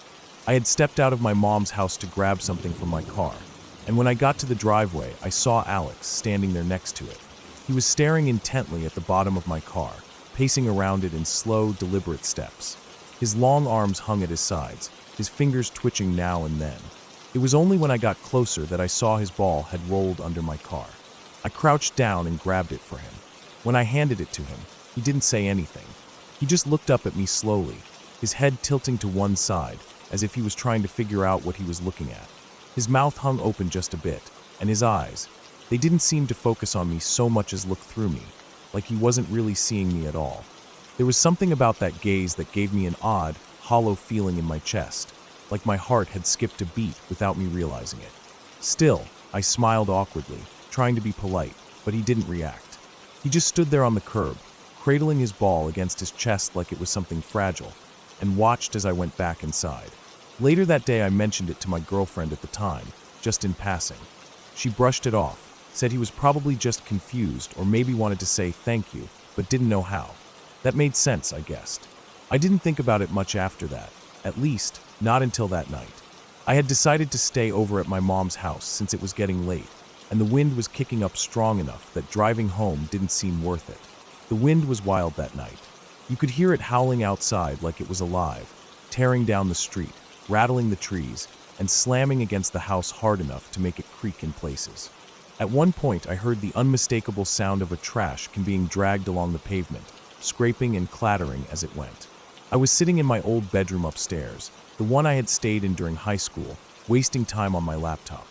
The glow of the screen was the only light in the room, and I had the blinds cracked open just enough to see the shadows of tree branches dancing against the window glass. It must have been around 2 in the morning when I heard the alarm chime from downstairs. The system at my mom's house was simple, but loud enough to hear anywhere inside. Beep beep. Front door open. The voice was mechanical, emotionless, but in the dead of night it felt jarring. My first thought was that the wind had pushed the door open. It had happened before. If you didn't pull it closed tight and lock it, a strong gust could pop it open like nothing. I sighed, annoyed at myself for not double-checking before I went to bed. I stood up, stretched a bit, and stepped out into the hallway. The upstairs was dark, and the only light came from under my door behind me. The wind made the house feel alive, like it was shifting and breathing with each gust that slammed against it.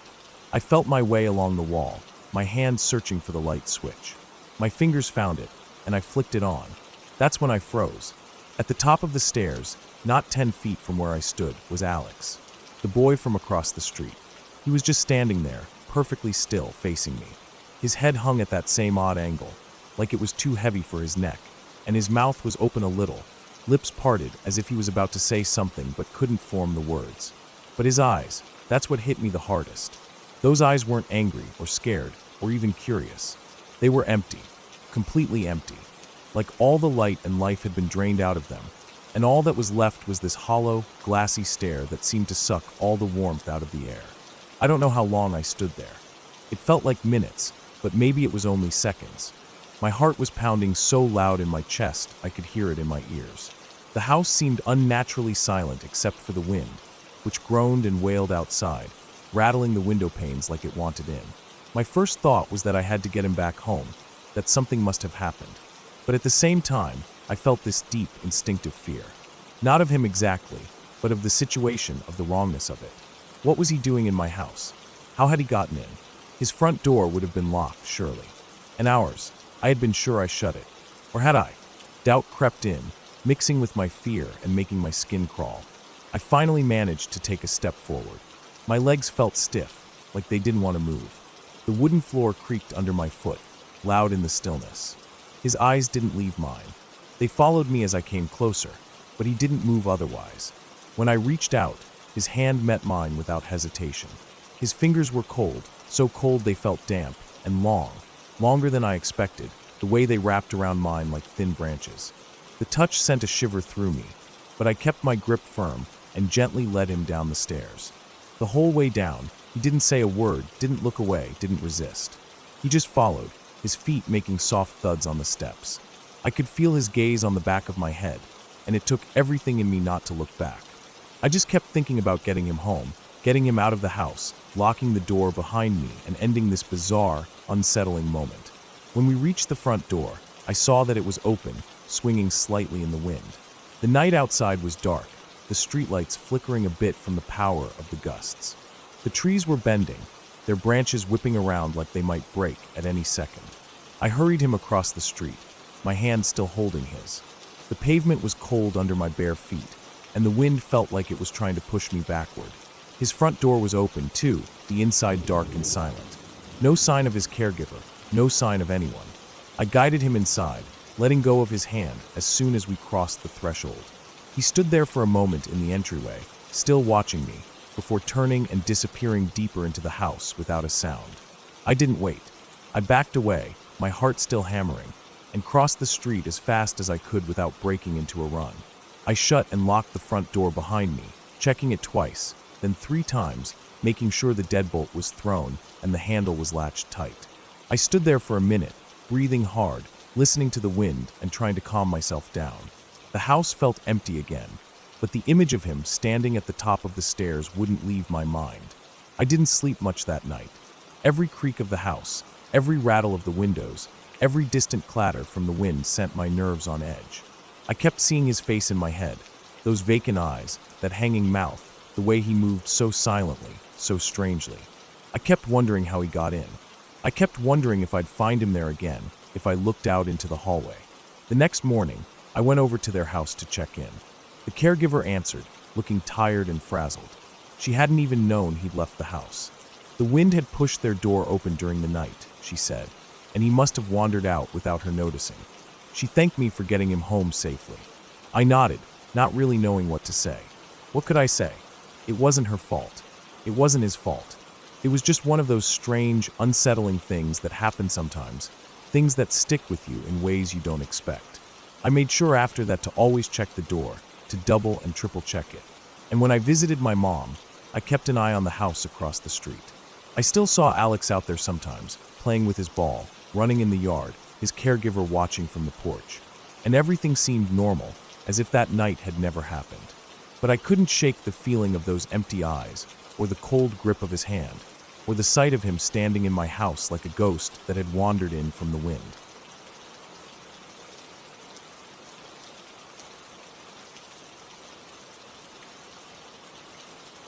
When I think back to that morning, it's like watching a movie of someone else's life. But I know it was mine. I remember the weight in my chest that wouldn't go away, the way it felt like my heart had been hollowed out and filled with lead. I was a teenager then, caught in the middle of the darkest point of my life. The end of that relationship had gutted me. I thought I had been in love. Maybe I had, or maybe I just wanted to believe it so badly that I made it real in my mind. Either way, when it ended, it felt like everything I had built my world on had crumbled overnight. I didn't care about anything anymore. I didn't care about school, about work, about myself. I didn't care about what would happen next. I was tired of feeling empty. I was tired of waking up every day and going through the motions like a machine. I didn't care if something happened to me. Sometimes, if I'm being honest, I wished something would. That morning was just like any other. I barely slept the night before. I lay in bed staring at the ceiling for hours, my mind replaying everything that had gone wrong, every word that had been said, every mistake I thought I made. The sun came up, and I felt no better. My alarm went off, and I slammed it off without even looking at it. I didn't care that I had to go to work. I didn't care that I was running late. I didn't even care what I looked like. I didn't shower, didn't eat, didn't really think. I just threw on whatever clothes were nearby and grabbed my keys. My body moved, but my mind felt far away, like I was watching myself from above. I went out to my car, the same beat-up car I'd been driving since I got my license. It had scratches along the side and a dent in the back bumper. I'd stopped caring about things like that too. I opened the door, sat down, and started it up. The engine roared to life, louder than I remembered. The air smelled stale inside, like fast food and old coffee, but I didn't notice until later. All I could think about was how numb I felt.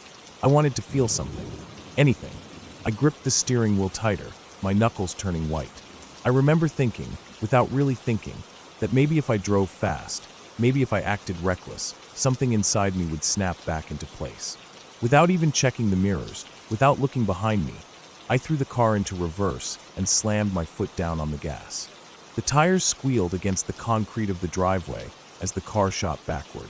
It felt good for a second, to do something wild, to act without thinking. But it didn't last long. It all happened so fast, but at the same time, it felt like slow motion. As the car flew backward, I caught sight of something in the corner of my eye. A shape, a flash of color. My heart jumped into my throat, and before I could process it, I slammed on the brake as hard as I could. The car lurched to a stop at the end of the driveway, and the momentum threw me forward into the steering wheel. I sat there, my heart pounding so loud I could hear it in my ears. I felt sick. My hands were shaking on the wheel. I turned my head slowly, like I was afraid of what I'd see. And there she was, a mother, standing on the sidewalk, just a few inches from where my car had come to a stop. She was gripping the handles of a stroller, and inside was a small child, maybe no more than a year old. The stroller was so close I could have reached out of my window and touched it. The mother's face was pale, her eyes wide with shock and fear. For a moment, we just stared at each other.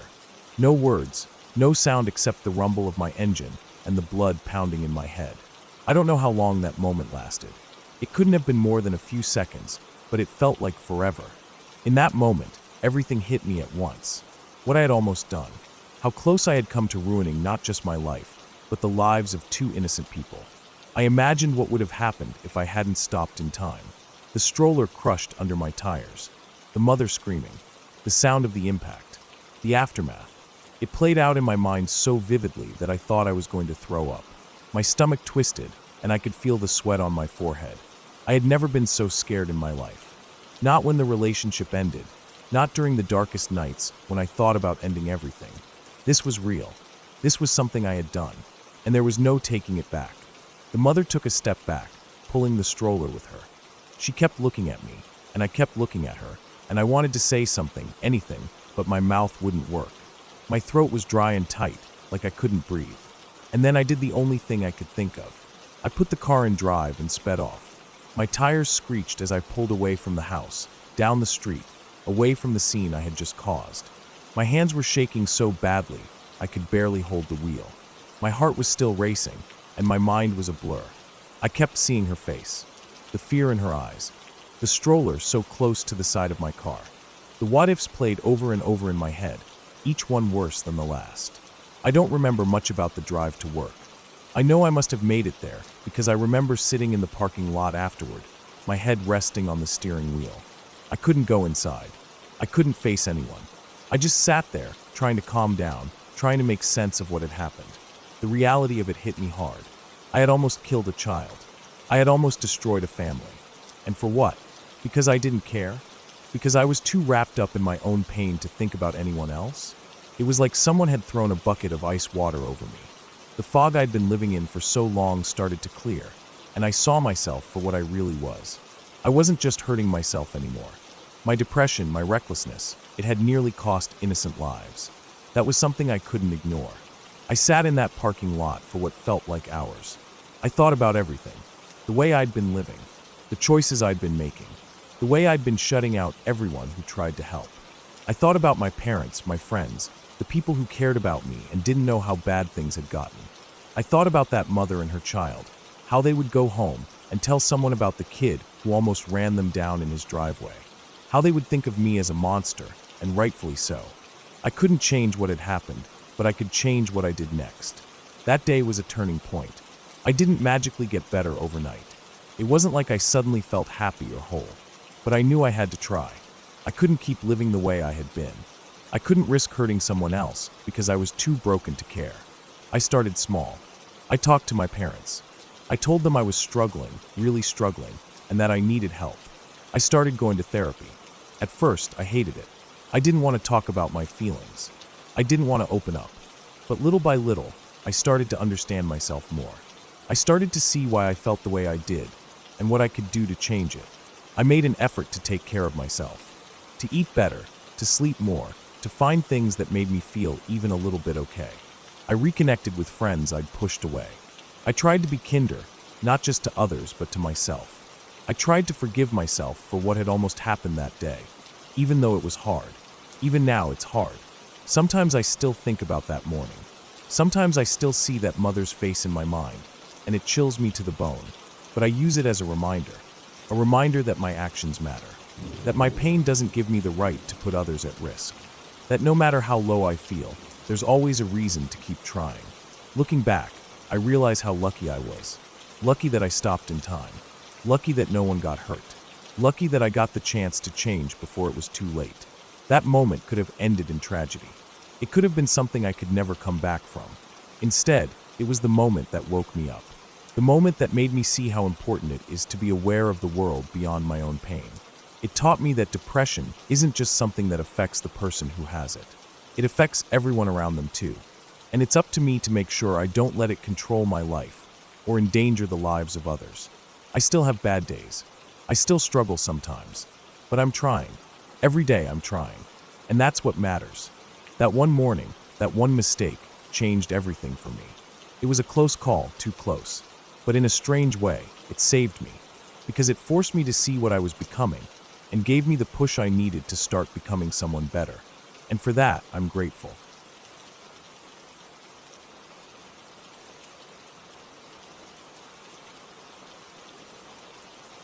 When I was around 9 years old, I had a room that, to this day, I can still picture clearly in my mind. The walls were painted a soft blue, but it always felt cold, almost like the color made it colder, even though I know that doesn't really make sense. The hardwood floors were dark and smooth, and when I walked barefoot on them, they always felt cool no matter the season. The room itself was pretty empty. There was my bunk bed, my small dresser, and the little cabinet near the floor on one side of the room. That cabinet was supposed to give access to the pipes under the bathtub, but to me, it always seemed like the kind of thing that didn't belong inside a bedroom. It felt strange to have a door to a place I couldn't see behind in my own room, and sometimes I would just stare at it, wondering what was behind it, even though I already knew. I didn't really hate the room, and now that I'm older, I don't think about it as a bad place, but I remember how uneasy I always felt when I tried to sleep in there. Every night I would get ready for bed, brush my teeth, say goodnight to my parents, and then go to my room. But once I was inside, something about it made me want to hurry. I would open the door, flip the light on, and I wouldn't walk. I would rush to the bed, like if I didn't move fast enough, something would catch me. The floor between the door and the bed wasn't very far, maybe 6 or 7 steps, but it always felt longer at night. I would step in and almost immediately break into a kind of quick walk that became a run by the time I reached the bed. I had a bunk bed, and I always chose the top bunk. I think I believed that being higher up made me safer somehow. Down below felt exposed. If there were bugs or anything else on the floor, they couldn't get me up there, or at least that's what I told myself. The little cabinet near the pipes didn't help either. Sometimes I'd hear little scratching sounds from that area, and other times I'd see bugs come crawling out from under the edge of the cabinet door or through small gaps where the cabinet didn't quite meet the floor. They weren't big bugs, usually little ones, maybe beetles or small spiders, but it didn't matter. I hated seeing them. I hated the way they scuttled across the floor like they were in a hurry, or worse, when they'd end up crawling over my things. A few times, I watched them crawl across my small radio that sat on my nightstand, and it made my skin crawl just thinking about one of them ending up on me. That's why I would always run to the bed. I didn't want to give any of them a chance to crawl onto my foot or up my leg. I'd get to the top bunk, pull my blanket over me, and even though I was safe from the bugs, I'd still feel nervous. My eyes would wander to that cabinet sometimes, or to the door, or to the empty spaces where the shadows seemed thicker. I'd listen to the house settling, to the sounds of the pipes, and I'd tell myself it was all normal. But the feeling stayed, that tight, uneasy feeling in my chest. I always kept my door open at night. The hallway light would spill a little into the room, just enough so that it wasn't completely dark. I didn't have a night light, but that bit of light from the hall helped. I didn't think much about the hall itself. I don't remember being afraid of it. It was just part of the house, and having the door open made me feel less closed in. There was one night, though, that still sticks with me, and even now, after all these years, I can remember it so clearly. I was sitting up on the top bunk, leaning against the wall, reading a book. I had a small flashlight that I used so I wouldn't bother anyone with the room light on. The house was quiet, and I was getting sleepy. I wasn't really paying attention to anything else. I was just focused on my book, letting the words pull me along. At some point, I started to feel tired. My eyes felt heavy, and I could tell I wouldn't be able to keep reading much longer. I put the book down beside me and kept the flashlight on for a little while longer. I think I was just enjoying the quiet. Then I heard it, the sound of someone walking up the stairs. It wasn't loud, just soft steps, but clear enough that I noticed.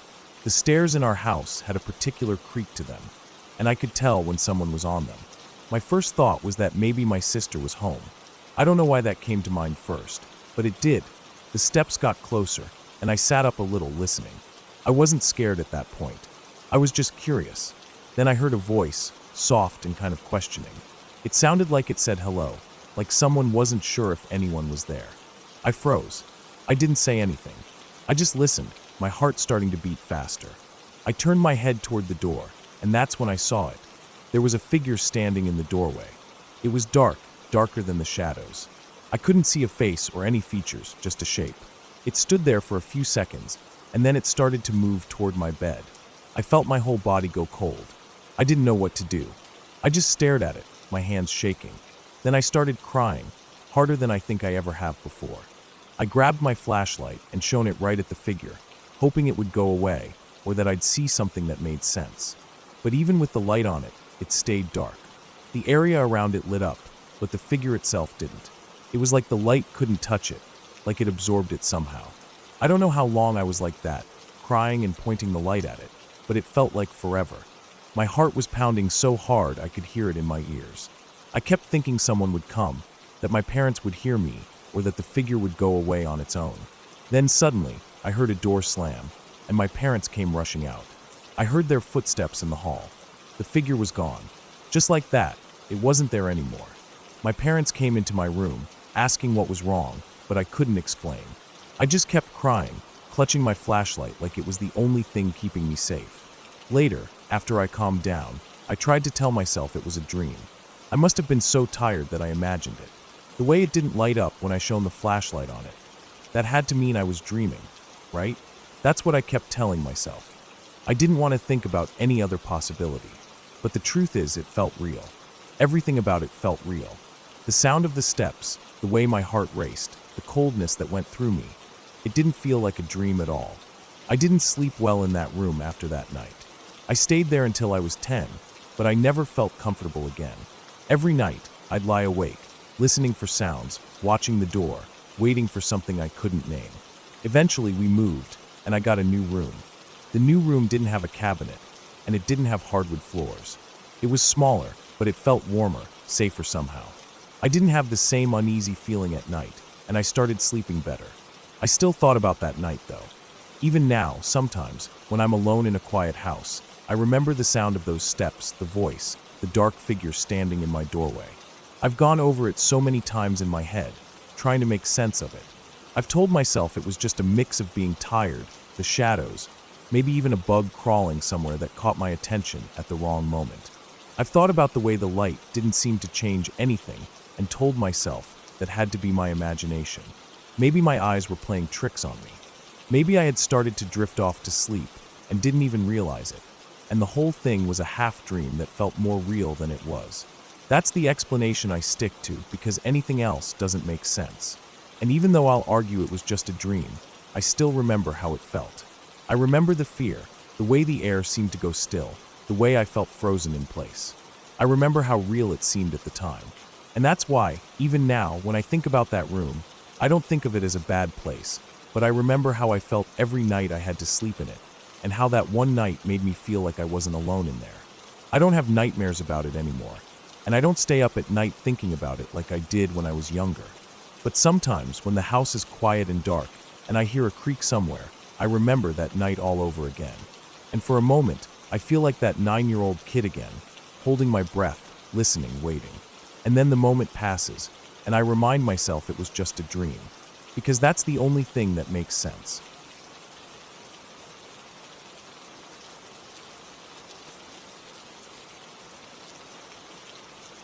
I was sleeping in my basement room, the kind of sleep that feels heavy and dreamless, where time doesn't seem to pass at all. The kind of sleep you fall into when you've stayed up too late scrolling through your phone, eyes burning, and finally give in to the exhaustion. It was around 3 in the morning, though I only realized that later. The basement had always been my space. It felt separate from the rest of the house, cooler, quieter, darker. I liked that.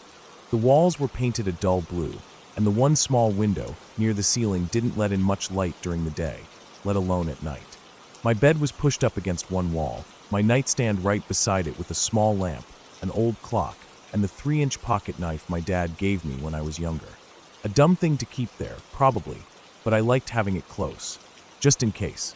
There was a small couch in the corner, near the foot of my bed, where friends would crash sometimes after we hung out, playing video games or watching movies. That night, though, I was alone, or at least I thought I was. I don't know what pulled me out of sleep at first. I remember this strange, low sound, like someone groaning. It wasn't loud, not at first, but it was steady. This soft, drawn-out moaning, like the sound someone makes when they're in pain. The kind of sound that creeps into your ears before your brain really registers it. At first I thought I was dreaming. I must be, right? Maybe it was some weird noise from outside, or the pipes in the walls making sounds like they sometimes did in the winter. I tried to ignore it, to will myself back to sleep, pulling the blanket tighter over my shoulder, pressing my face into the pillow. But it didn't stop. If anything, it felt like it was getting louder, or maybe it was just that I was waking up more, becoming more aware. I opened my eyes, staring at the darkness of my room, my heart starting to beat faster. The moaning was definitely inside my room. The couch was just out of my line of sight from where I lay. I couldn't see the couch from my bed without sitting up. My heart thudded against my ribs, that sick, cold feeling of fear washing over me. I told myself I must have left the TV on, maybe some late-night movie or infomercial, something with weird sounds. But I knew I hadn't. I don't sleep with the TV on. I don't like the flickering light, the noise. I like the quiet.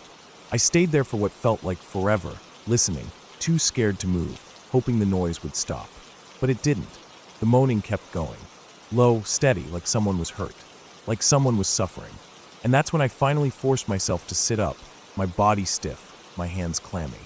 I leaned forward just enough to see the edge of the couch. That's when I saw them. Legs. Someone's legs. The lower half of a man, his shoes still on. I felt my stomach turn over. My first thought, weirdly, was that maybe my friend had come back. The guy who'd been over earlier that evening. Maybe he'd come back after I went to bed. Maybe he'd crashed on the couch. Maybe that's all it was. But no, something was off. My friend's shoes weren't like that. And I leaned a little farther, my pulse roaring in my ears, and I saw more of him. His jeans, his shirt, his face. It wasn't my friend. Not even close. This guy was older, maybe in his 20s. He looked Hispanic, dark hair, unshaven. I felt this wave of confusion at first, like my mind was scrambling for an explanation. Who was he? Why was he here? How did he get in? And then that confusion turned to raw fear, the kind that makes your skin feel cold and your mouth dry. He hadn't noticed me yet. He just kept moaning, his head turned to the side, like he was in some kind of daze. I sat there frozen, trying to think. I kept looking at the knife on my nightstand. It was small, but it was something. My first instinct was to grab it, to rush him, to try to take control of the situation before he noticed me. But something stopped me. Maybe it was the size of him, maybe it was the way he looked, unpredictable, like he wasn't all there. My heart pounded so hard I thought it might give me away. And then I remembered. My room had been converted from part of the basement, and the door locked from the outside. That detail, usually just a quirk of the weird setup of our house, suddenly seemed like my lifeline. I made my decision. I moved as quietly as I could, sliding out of bed, keeping my eyes on him. But the floor creaked. Just a little, but enough. His head jerked up, and his eyes met mine. Wild eyes. There was no recognition, no normal human reaction, just something raw and unfiltered, something that made my blood run cold. And then he lunged at me. I bolted. My legs felt like jelly, but I pushed them, ran for the door. I could hear him behind me, his feet pounding on the floor. I made it first, somehow, heart slamming in my chest. I yanked the door shut, flipped the lock. He hit the door a second later, hard enough that the whole thing rattled in its frame. I didn't wait. I turned and ran, taking the stairs 2 at a time, stumbling, catching myself on the wall, my breath coming in ragged gasps. I ran up one flight, then another, all the way to my parents' room. I burst in, shaking, trying to get the words out, trying to tell them what had happened. They didn't believe me. At first, they thought I'd had a nightmare, that I'd imagined it, that maybe I was sleepwalking or still half asleep. I could see it on their faces, the mix of confusion and irritation at being woken up. But I was insistent, panicked. I begged them to come see. Finally, they agreed, more to humor me than anything, I think. We went downstairs together, my dad leading, my mom just behind him.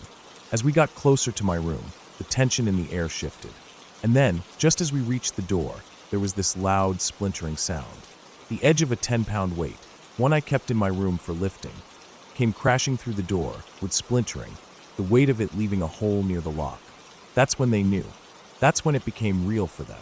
My mom gasped, stepping back, her hand flying to her mouth. My dad froze for a second, then grabbed her arm, pulling her back toward the stairs. My mom went for the phone, fumbling as she dialed 911, her voice shaking as she spoke to the operator. My dad, meanwhile, ran up to the middle floor of the house, where this old decorative suit of armor stood in the corner of the living room, a leftover from some auction or antique store. He grabbed the broadsword from it, an actual broadsword, heavy, probably never meant for real use, but solid all the same. He handed me a cavalry saber from the umbrella stand, the metal cold and awkward in my shaking hands. The minutes felt endless as we waited, listening to the sounds from the basement, the pounding, the crashing, the low, angry grunts of the man trapped inside.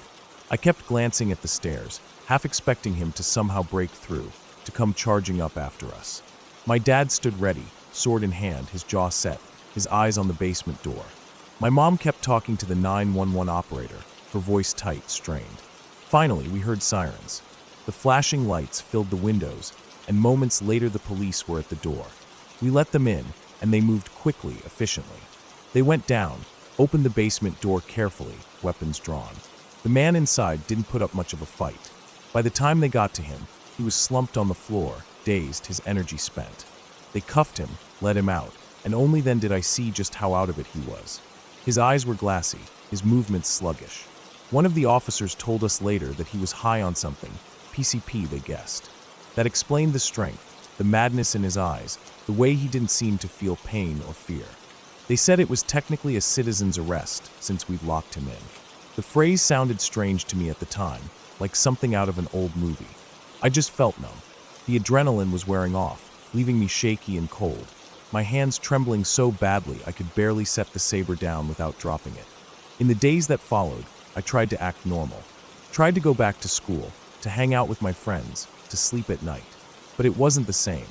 Every creak of the house, every shadow, every unexpected sound sent my heart racing.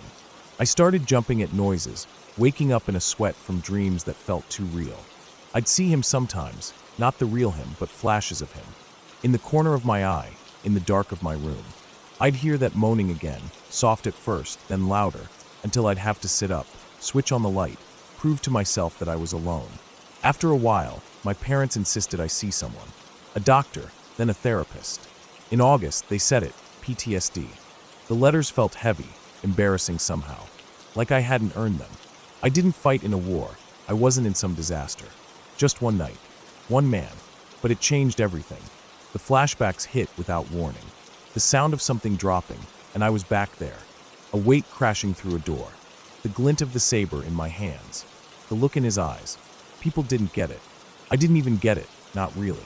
The shame settled over me like a second skin. I kept hearing that voice in my head. You got PTSD from that? Like it wasn't enough. Like I wasn't enough. But it was real. It is real. I live with it every day. The scars it left aren't the kind you can see, but they're there all the same. And every night, when I turn off the light, I still listen, just to make sure.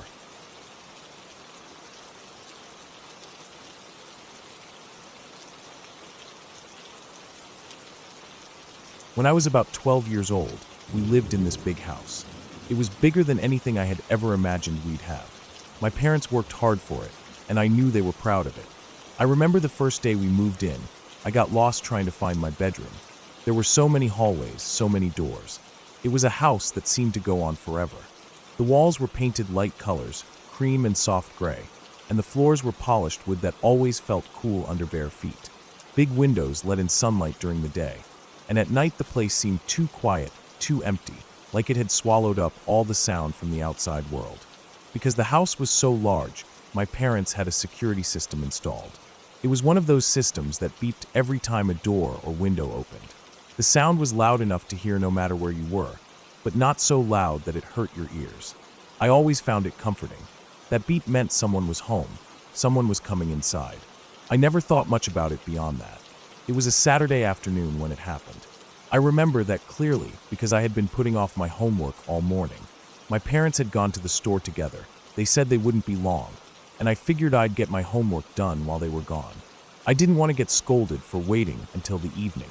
I set up my stuff at the kitchen table, which wasn't really a table, but more of an island that had the sink attached.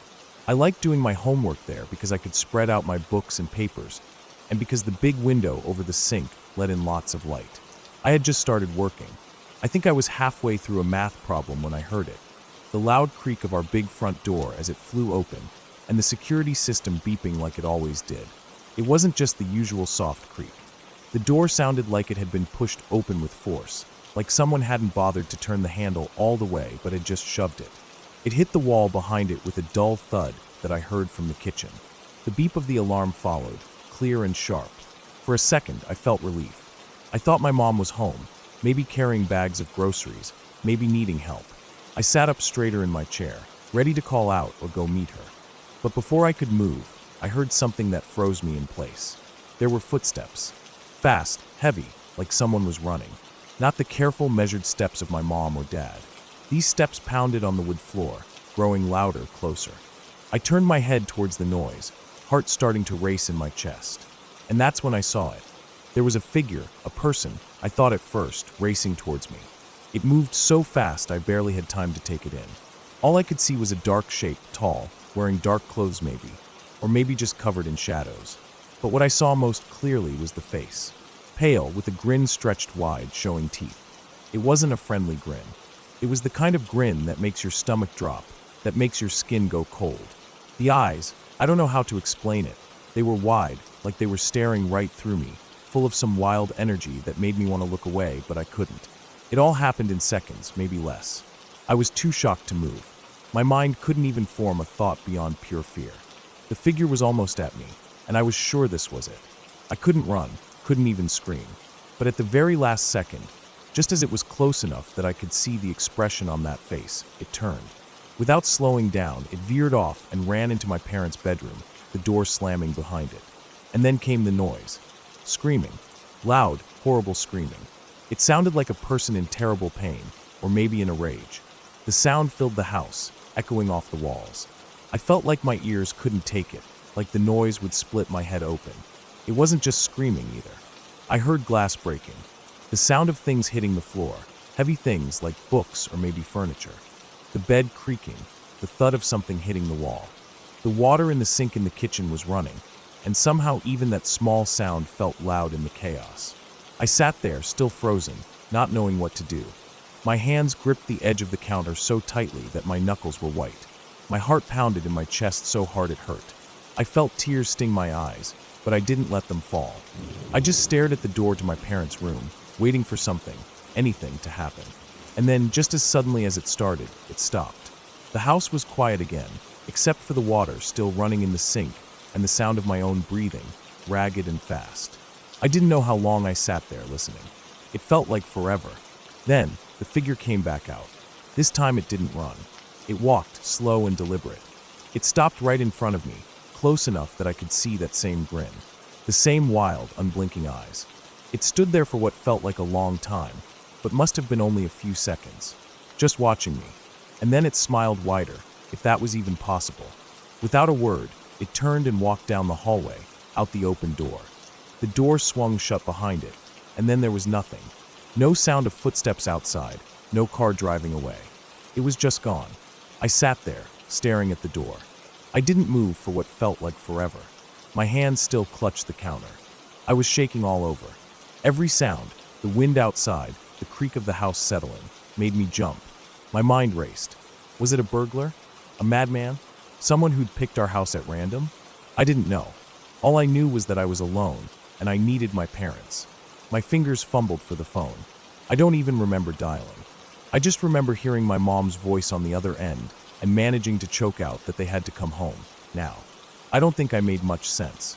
I was too shaken, but they must have heard the panic in my voice because they said they were on their way and hung up. I sat in the kitchen, too afraid to move, until I heard their car pull up. When they came inside, I ran to them. They hugged me, trying to calm me down, though I couldn't stop shaking. I kept glancing at the hallway, half expecting that figure to come back at any second. My parents checked the house. They went through every room, calling out, opening closets, checking behind doors. When they got to their bedroom, they stopped. My mom called for me, and I followed, hesitating at the doorway. The room was a mess. A vase that had been on the dresser lay shattered on the floor, the pieces scattered everywhere. The sink in their bathroom was running. There was a crack in the shower wall, like something heavy had hit it. Bottles of soap and lotion were all over the floor. A chair that usually sat in the corner was tipped over. But that was it. No sign of the person, no clue how they'd gotten in or out, no explanation for any of it. My dad turned off the sink. My mom picked up a bottle and set it back on the counter.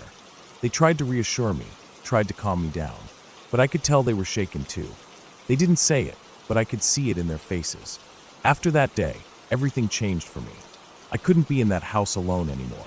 Even if it was just for a few minutes, even in the middle of the day with all the windows open and the sun shining in. I always went with my parents, no matter where they went. To the store, to visit friends, anywhere.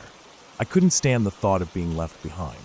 I couldn't stand the silence of that big house, the way every creak and groan made my heart race. We got the locks changed. My parents added extra security cameras. For a while, my dad even stayed home more, working from his office upstairs. But I never felt truly safe in that house again. I never forgot the face of that figure, the grin that seemed burned into my mind.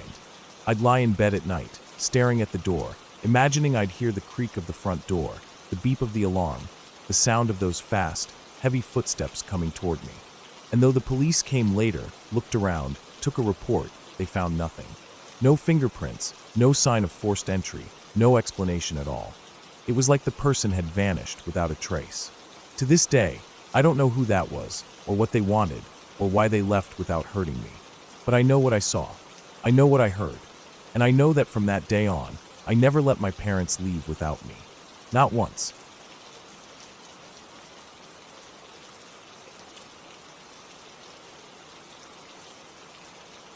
We had been driving for what felt like hours, though of course I can't remember exactly how long it really was. I was so young that most of that day is nothing more than a haze in my mind now, but that one moment, that one horrible moment, has stayed with me like it's burned into the inside of my eyelids. I must have been 2, maybe 3 years old. The world at that age feels so big, so strange, and everything you see seems brighter, louder, more alive somehow. But nothing I saw that day on the highway to Anchorage felt like the world was supposed to feel. My dad had me strapped into one of those baby carriers that fit across his chest. I can still, in some way, remember the soft feel of his coat against my cheek, the smell of the cold air that came through the cracked window, mixing with whatever faint scent of the swamp drifted in. It was just him, my uncle, and me driving down that long, flat highway that cuts through the swampy lands outside the city. That road is so straight it looks like it was drawn with a ruler. Trees at the sides, but mostly it's just low scrub, patches of water that shimmer even on cloudy days, and the road stretching forever ahead. The sun was starting to dip a little lower, that late afternoon kind of light where everything looks a little tired, like the world itself is ready to rest. I was mostly content, the way small kids are when they're warm and safe, the steady hum of the engine and the rhythm of the road making me sleepy. I didn't understand where we were going or why. Anchorage was just a word to me then, nothing more. I remember my dad's voice calm, talking now and then to my uncle, who was in the passenger seat.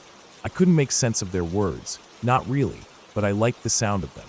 It was familiar, steady. Then, out of nowhere, the the calm of that moment shattered. I didn't see the motorcyclist coming, none of us did. 1 second, it was just empty road, and the next, there he was. The bike appeared like it had been launched from nowhere, tearing across the highway and right into us. I remember the jolt, the horrible sound of metal against metal, the sharp, high-pitched screech of the impact. It wasn't like anything I had heard before. The sound of that crash was so loud, so sudden, that it felt like it had punched the breath out of the whole world. The car shuddered to a stop, the tires screaming against the asphalt. Everything after that seemed to move both fast and slow at the same time. My dad threw the car into park and unbuckled himself in a heartbeat. I remember how his hands felt, hurried and shaking just a little, as he adjusted the straps of the carrier that held me. My uncle was already out of the car, his door still swinging open, feet pounding against the pavement as he ran. My dad followed, and I felt the chill of the air rush over me as the door opened. I remember the air smelled different then. It had the sharp, bitter smell of burned rubber and hot metal. The kind of smell that sticks to your skin and clothes long after the moment has passed. The kind of smell that clings to your memory forever. My dad moved quickly but carefully, and I bounced a little with each of his steps, the carrier pressing me close to him. We came up on the man where he lay. I don't remember the bike itself so much as where it ended up. A twisted, blackened mess half sunk in the muddy water just off the road. The motorcycle was done for. The man wasn't much better. He was sprawled on the pavement, face down, arms out at his sides like he'd tried to catch himself at the last second, like it would have done any good. There was blood. So much blood. It was pooled beneath him, seeping out in thick, dark lines that spread across the gray of the road. The color of it was wrong. Too dark, too deep. It smelled like copper, sharp and strange, mixing with the burnt smell of the crash. My dad slowed as we came up beside him, and he knelt down, putting me so close to the man that I could see everything. Even as small as I was, even as young and unknowing as I had been, I understood that something was terribly, terribly wrong. The man didn't move at first. He just lay there, still, except for the smallest twitch of his fingers. My uncle hovered nearby, swearing under his breath, looking up and down the highway like help might magically appear. But it was empty. Just us, the broken bike, and the broken man. Then the man moved. He rolled over with this horrible, slow effort, like it took everything he had left. And that's when I saw his face. Or what was left of it. The skin below his nose was just gone. Torn away, like someone had peeled it off, leaving nothing but muscle, bone, and shredded flesh. I didn't understand what I was seeing in that moment, but I knew it wasn't right. His teeth were bare, but not in a smile. His jaw moved like he was trying to say something, but no sound came out, not at first. Then he made that noise. It was the worst sound I've ever heard. A kind of rattling, wet gasp that came from deep inside him. It was like he was trying to breathe or speak, or maybe just trying to live a few seconds longer. The sound of it went right through me, a noise I didn't have words for, but one I would never forget. His eyes locked on mine. Somehow, even in all that pain, he saw me. His eyes were wide and full of something I couldn't name. Fear, maybe. Or sorrow. Or just the awful knowledge that he was about to die. He stared at me, his mouth working, the noise coming again, weaker now. A kind of gurgling, broken moan that ended in silence. Then he stopped. His body relaxed in a way that told me, even at that age, that whatever fight he had left was gone. His chest stopped moving. His eyes, still open, went empty. My dad shifted, turning me slightly away, but it was too late. I had seen everything. Every detail, every awful moment. My uncle was saying something to my dad, but I wasn't listening. I couldn't. I was stuck, frozen, staring at the man who had just died in front of me. The world felt too quiet after that. The wind moved through the trees, the swamp bubbled faintly in the distance, but it all felt far away. I could hear my own heartbeat louder than anything else. My dad stood up slowly, his hands gentle as he adjusted me again, like he could somehow shield me from what had just happened. But that image was burned into me. We waited there, my uncle pacing, my dad standing still, until the flashing lights of an emergency vehicle finally appeared in the distance. It felt like forever. When they arrived, it was a flurry of motion, people running, voices calling out orders, the hum of radios. They checked the man, though it was clear there was nothing left to do for him. They spoke to my dad and uncle, asked questions, wrote things down. Eventually, we were allowed to leave. The drive after that was silent. I don't think my dad or uncle said a word for miles. I sat quietly, my head against my dad's chest, listening to the beat of his heart, the steady rise and fall of his breath. I didn't sleep. I don't think I could have. That night, and for so many nights after, I dreamed of that man. I'd see his face, or what was left of it, in my mind whenever I closed my eyes. Sometimes in my dreams he would speak, though I never understood the words. Other times, he would just look at me, the way he had in those final moments, his eyes full of that strange, haunting expression. As I grew older, the details of that day became less sharp around the edges, except for that one moment. I remember that man's face clearer than I remember most things from my early childhood. I think about him often, especially on quiet nights when my mind drifts. And every now and then, I still dream of him. Not as often as I used to, but enough. He comes to me in that same broken form, his eyes locked on mine, as if he's trying to tell me something, though I don't know what. Maybe he isn't trying to say anything at all. Maybe it's just my mind replaying the most horrifying thing it ever saw. But I remember him. I always will. And that stretch of highway, that long, flat road through the swamp, will always be a place I think of with a heavy heart. Because no matter how many years pass, no matter how much else I forget, I will always see him there, lying on the road, his life slipping away as I watched, too small to understand, too young to look away.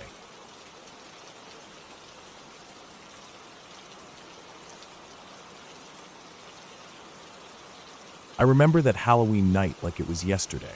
The air had that crisp bite to it, the kind that creeps into your bones and makes you want to pull your jacket tighter. I had my old truck, the one with the dull paint and the creaky door, and I'd piled in my sister and a couple of her friends. They were all excited, laughing too loud, already hyped up from too much candy and the thrill of doing something that felt a little dangerous. They'd been talking all week about this house they heard was haunted. Some kid at school told them about it, or maybe they saw something online. I don't really remember. All I know is they begged me to take them there. It wasn't too far from town. Maybe a 20 or 30-minute drive down some back roads, the kind where you don't see streetlights and the trees crowd the edges of the asphalt. The kind of road that makes you feel like you're heading into the middle of nowhere, even if you're not. I didn't really believe in any of that haunted house stuff, but I figured it'd be fun to give them a little scare. I kept the windows down so the cold air could pour in and make it feel spookier, and I turned the radio off so it was just the sound of the wind and the tires humming along the cracked pavement. The further we drove, the darker it seemed to get. Out that way, there weren't any houses with pumpkins on the porches or kids in costumes running around. Just empty fields, patches of woods, and the occasional fence line. The moon was out, but it was hiding behind thin clouds that made it look hazy and far away. The girls in the truck were getting quieter the closer we got. That nervous kind of quiet where you can feel them waiting for something to happen. We finally got to the spot where they said the house was supposed to be. I slowed down, peering out the windshield. I didn't see anything. Just an empty field, flat and quiet, the grass tall and waving a little in the breeze. No house, no driveway, no fence, nothing. I even pulled over onto the shoulder, cut the engine, and we all sat there for a second, just looking. I could hear them shifting around, trying to figure out if maybe they got the address wrong or if somehow we'd missed it. I stepped out of the truck for a minute, crunching over the dry grass, looking for any sign that a house had ever been there. There wasn't so much as a foundation stone or a broken bit of wood, just field. We sat for a few minutes, debating in that silent way where no one really says anything, just glancing at each other and wondering what to do. I climbed back in, started the engine, and we kept driving, figuring maybe they'd remembered it wrong. The road kept winding through the trees, and after a while, we came to this old bridge that crossed a narrow creek. Except there wasn't a bridge anymore. It must have been washed out in a storm, or maybe just gave way from age. Either way, there was no crossing it. I stopped, shined the headlights at what was left, just broken pieces of wood and twisted metal, the creek below glinting in the light as it ran fast over the rocks. There was no way around it, no way forward, so we turned around. I remember thinking how strange it was that they could have been so sure about the location of this house, only for it to be nowhere to be found. The drive back was quieter. The girls weren't giggling or trying to spook each other anymore. It was like the night had settled into our bones, and all we wanted was to get back to where there were lights and other people. I wasn't speeding, just taking it slow because the road was narrow and full of little dips and bends. As we came back toward the spot where the house was supposed to be, I saw something that made my stomach tighten. The headlights caught on something shiny off to the side. At first, I thought it was maybe a piece of trash or a sign, but as I eased the truck to a stop, I realized it was glass. The windows of a house. A house that hadn't been there when we'd first passed by. It was big, 2 stories, dark and still, like it had been there forever. The windows reflected the headlights back at us, making it hard to see inside, but the outline was clear enough. A porch ran along the front, the wood dark with age. The roof sloped steeply, and I could just make out a chimney on one end. It wasn't falling apart, but it didn't look new either. Just old and quiet, like it had been sitting there, watching the road for a long time. I turned off the headlights for a second, just to see if maybe I was imagining it, but even in the dim light from the moon, I could see the shape of it. There was no mistaking it. It was there, plain as day. We all just sat there, staring at it, trying to figure out how we could have missed it the first time. It wasn't like it was hidden behind trees or down a long driveway. It was right there, maybe 50 yards off the road, standing in that empty field like it belonged there. The silence inside the truck was heavy. I think we were all waiting for something to happen, but nothing did. No lights came on inside. No sound of a door creaking open. Just the wind and the quiet hum of the engine. I don't know how long we sat there. Long enough that the cold started to seep in through the cracked window. Long enough that I started to feel like maybe it was time to leave.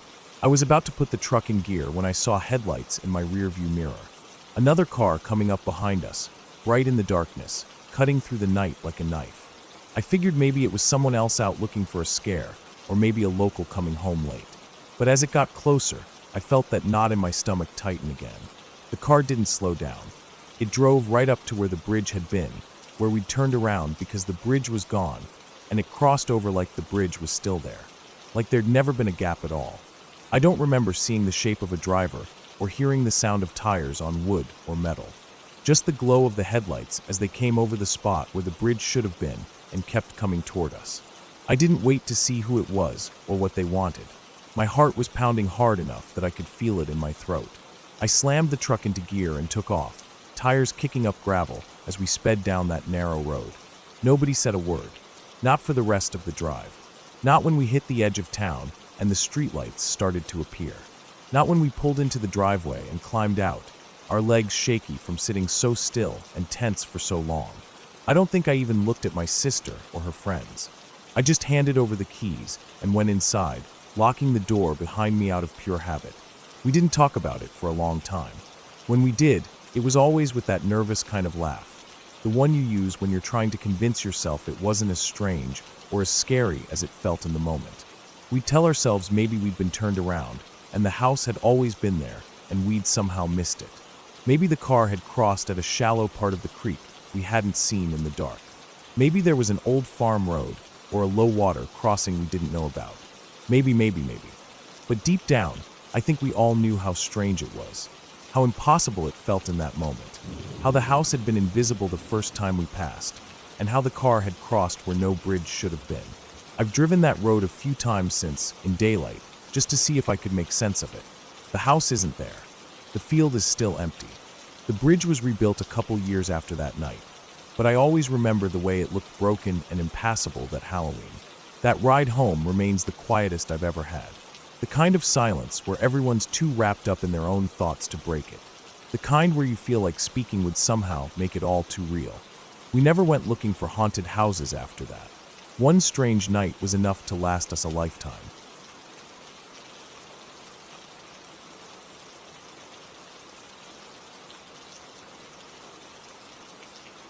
During the summer when I was home from college, I worked as a morning cleaner at the local movie theater with a couple of friends. The job wasn't glamorous, but it paid enough for me to cover gas, help with groceries, and stash a little aside for when I'd head back to school. The theater itself was built in the early 90s, so it was fairly new compared to the older buildings downtown. It had 12 screens in total, 3 of them massive, like the ones where they'd show the big blockbusters, for medium-sized ones, and the rest small, kind of tucked away in corners. I always thought the building looked a bit strange from the outside. The lot around it stretched wide, and besides the big glowing sign with the movie titles, there wasn't much else out there. Before they built the theater and the nearby shopping plaza, the whole area had been wetlands, farmland, and woods. Some of the older folks in town used to talk about how it had belonged to the local nature center for a while before the land was sold off and developed. You could still see patches of trees here and there, but it was mostly parking lots now, cracked asphalt, and weeds pushing up through the edges. My shift started at 4 in the morning and ran until about 10. It took me around 20 minutes to get there from my house. I'd set my alarm for 3, roll out of bed still half asleep, splash cold water on my face, and drive through empty streets to that theater sitting alone in the dark. It was weird being up at that hour. Everything was quiet, the kind of quiet where you could hear your own heartbeat if you stood still long enough.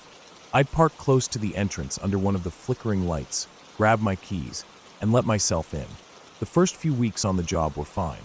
I'd throw on my headphones, crank up my music or a podcast, and get to work, cleaning out cups and popcorn bags, wiping down seats, vacuuming up the messes people left behind the night before. It was routine. Sometimes I'd work alongside 1 or 2 other cleaners, but a lot of the time, we'd each be off in different parts of the building alone. One morning, my manager brought up something that, looking back, should have put me on edge right then. He asked if we had noticed any doors being unlocked when we arrived. I told him no. I hadn't seen anything like that. He nodded, kind of distracted, and then mentioned customers complaining. He said people, mostly women, had come up to the front desk terrified, talking about some tall guy in a suit following them between theaters, sometimes even into the bathrooms. They described him as lanky, around 7 feet tall, wearing a black suit and a bowler hat. They said he didn't talk, just followed them, moving slow, like he had all the time in the world. A few times, the police had been called, but no one ever found him. Some of the kids on the day shift had started calling him the tall man. I tried not to think too much about it. After all, I'd never seen him. At least, not yet. But there was one theater that made all of us uncomfortable, Theater 5. It was tucked back behind the bathrooms at the end of a long hallway. You had to walk down that hallway to get to it, and once you were inside, you were as far from the front of the building as you could be. When you were back there, especially early in the morning when the rest of the crew was cleaning other parts of the building, it felt like you were completely alone. No sounds from outside reached you, just your own footsteps and the faint hum of the projectors upstairs. People who cleaned that theater complained of getting headaches or nosebleeds, or feeling like someone was watching them from the dark corners. The managers didn't talk about it much, but nobody wanted to be assigned Theater 5. I was the new guy, though, so I got stuck with it more often than not. One morning, about 3 weeks into the job, I was working my way through Theater 5. I had finished sweeping the lobby and was tossing out cups and garbage. I had my headphones in, listening to music to make the time pass quicker. But I kept feeling like someone was behind me. You know that sensation you get when someone's staring at you? The hair on the back of your neck stands up, and your skin prickles. I'd stop what I was doing, pull out my earbuds, and glance around. Nothing. I even called out a couple of times, just to see if maybe one of my co-workers had come in without me noticing. No answer. Just silence. After a few minutes, I shrugged it off and went back to work. I was sweeping up in the back row of the theater, near the top, when I heard footsteps. Not soft footsteps either, running, like someone sprinting across the floor below. I looked down, and for a split second, I caught sight of a little kid, maybe 7 or 8 years old, with blonde hair, dashing out of the theater and into the hallway. My heart leapt. I thought maybe some kid had gotten inside somehow, so I dropped my broom and ran after him. I bolted down the stairs, through the hallway, and into the lobby. But there was no one there. No kid. The place was empty except for my boss standing outside the front doors, having a smoke. I felt like an idiot, standing there out of breath, looking around for someone who wasn't there. After that, I started hearing about Charlie. That was what people called the kid. Customers would complain about a blonde-haired boy running up and down the aisles during movies in Theater 5, making noise, laughing, throwing popcorn. The ushers would go to check it out, but the kid would always be gone. My coworkers said Charlie was harmless, just a nuisance. Things would go missing, cleaning supplies, flashlights, and show up in weird places. Trash cans would get knocked over when nobody was near them. A couple of the guys joked that Charlie was the tall man's kid, though no one ever saw the two together. Then came the morning I ran into the tall man. I had no idea what I was about to see. If I'd known, I might have quit on the spot. That morning, I was the first one to arrive. Part of being first meant going up to the projector level and turning on the lights for all the theaters. The upstairs area was strange at that hour. The walls were lined with giant posters and life-size cardboard cutouts of movie characters. In the dark, those things could mess with your head. I'd walk down the narrow hall, flipping on the lights one by one, shining my flashlight ahead of me. Only this time, I couldn't find the flashlight. It wasn't where we kept it. I figured someone had moved it, or maybe it had gotten tossed in a bin by accident. Either way, I didn't want to waste time looking for it, so I started down the hall, relying on the glow of the exit signs and the faint light from the projector screens. I remember I was whistling the theme song to the Andy Griffith Show. I'd been up all night watching reruns, and the tune was stuck in my head. The sound echoed weirdly in that space. I was about halfway down the hall, flipping switches, when I felt it. That same feeling I'd had in Theater 5, only stronger. Like eyes boring into me from the dark. I slowed my whistling, listening. That's when I saw it. At the end of the hall, in the dim red glow of an exit sign, was a shape. At first, I thought it was one of the cardboard cutouts. Maybe something from a horror movie promotion. But then it moved. The figure straightened up from a crouch, and I could see it was a man. A tall man. He had to be at least 7 feet. Thin. He started to whistle the theme song I'd just been whistling, only slower, drawing out the notes, like he was mocking me. The sound sent chills through me. I couldn't see his face, just the silhouette, but I could tell he was looking right at me. He began to walk toward me. Slow, deliberate steps, like he was in no hurry at all. His gait was off, like he had a limp on one side. My feet felt glued to the floor. I wanted to run, to move, but I couldn't. My mouth was dry, my heart thudding so loud I could hear it in my ears. He took a few more steps, still whistling, and then stopped.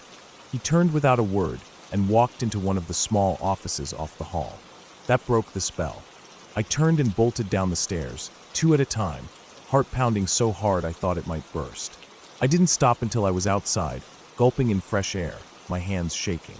When my coworkers arrived, I told them what I'd seen. They nodded like it was no surprise. They said the tall man was part of the theater, like a fixture. They said he hadn't hurt anyone before, and probably wouldn't. But I didn't care.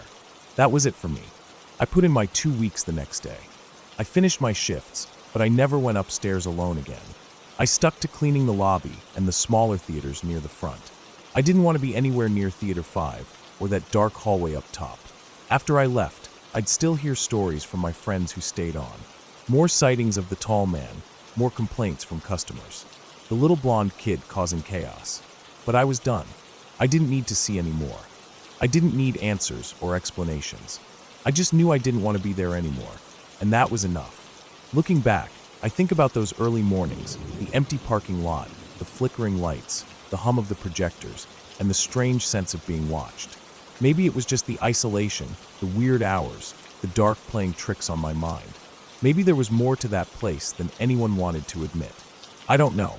All I know is, I've never been back to that theater, and I don't plan to.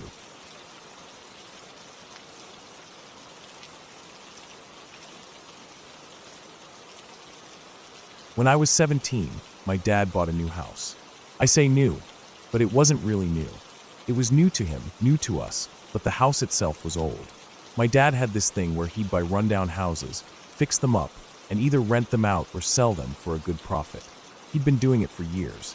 My parents were divorced by then, had been for a while, so when he moved into a place, it was usually just him, but my sisters and I would visit on weekends or whenever. This house was no different. It had belonged to an older woman who'd passed away. Her family didn't want the place, so they sold it. My dad got it at a decent price because it needed work. That was kind of his thing, and he was good at it. It was winter when he moved in. I remember that because everything felt colder than it should have. The house itself wasn't huge, 2 floors, with a small attic and a basement that smelled like damp cement and old wood. From the outside, it looked like any other house on the street. White paint that was starting to peel, dark shutters that had seen better days, and a front porch with a sagging step that creaked every time you stepped on it. The yard wasn't anything special either.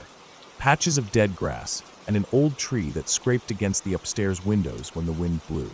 The first weekend after my dad moved in, my sisters and I stayed over. My dad gave us a little tour like he always did with new places, pointing out what he wanted to fix, what would be next on his list, and asking for our opinions that he probably wasn't going to take anyway. My sisters shared a room at the back of the house. and I got my own room across the hall from them. My dad's room was at the end of the hall. The rooms were simple, bare walls, old carpet that smelled faintly of dust, and windows that let in the cold no matter how tightly you shut them. That first night, I had trouble falling asleep. I kept tossing and turning, pulling the blankets tighter around me, trying to get warm. The house creaked and groaned like old houses do. At first, I figured it was just settling, the wind pushing against it, maybe the tree branches brushing the side. But as the night went on, I started hearing something else. It sounded like voices, soft and muffled, like a TV playing in another room with the volume turned way down. I couldn't make out what was being said, just the sound of conversation, low and steady. I assumed it was my dad or my sisters. Maybe one of them couldn't sleep either, and turned on the TV to pass the time. I pulled the blanket over my head, trying to block out the noise. Eventually, I drifted off. The next night was the same. I'd wake up at some point during the night, and there it was again, that soft murmur of voices. Always just quiet enough that I couldn't tell what they were saying, but loud enough that I knew it wasn't my imagination. I didn't think much of it at first. New house, unfamiliar sounds. Maybe I just wasn't used to it yet. We stayed a few nights that first weekend, and every night I heard those voices.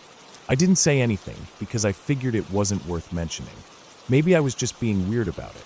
When we had breakfast before heading back to my mom's place, I finally brought it up. I asked if anyone had been watching TV late at night because I kept hearing noises.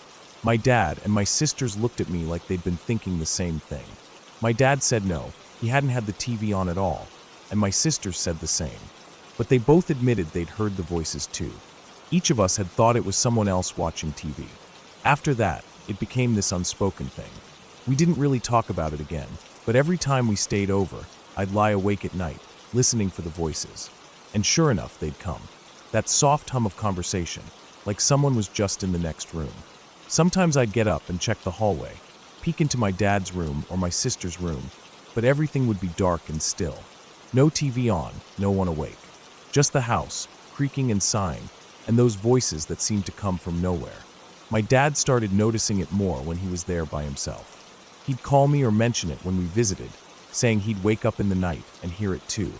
He'd get up, check the house, even went down to the basement once to make sure no radios or anything had been left on. Nothing. The house was always empty, quiet except for that sound. A few of his friends who stayed over, he had people helping with the renovations sometimes, mentioned it too. They'd wake up and say they heard whispers during the night. But like us, they figured it was someone else up late. It went on for months. The voices never got louder, never changed. Just the same low, steady murmur. My dad kept working on the house, fixing things up little by little. New paint, new fixtures, patching up the roof. It started looking nicer, less like the rundown place it had been. But no matter how much he worked on it, the voices didn't stop. Then my dad had to have surgery. Nothing super serious, but it meant he had to stay home for a while, taking it easy. He hated that. He wasn't the kind of guy to sit still. The first few nights after his surgery, we stayed over to help out.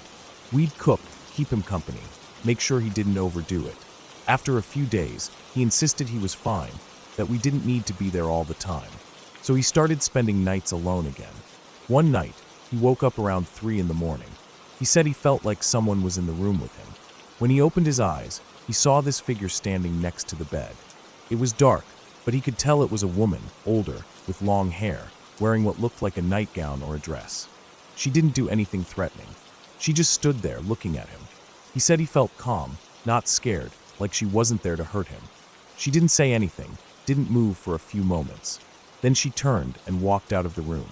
My dad said he could hear that same whispering sound as she left, like the voices we'd been hearing all along. The weird part, after that night, the voices stopped. Just like that. No more muffled conversations waking us up. No more lying in bed straining to hear where it was coming from. It was like whatever had been there was done.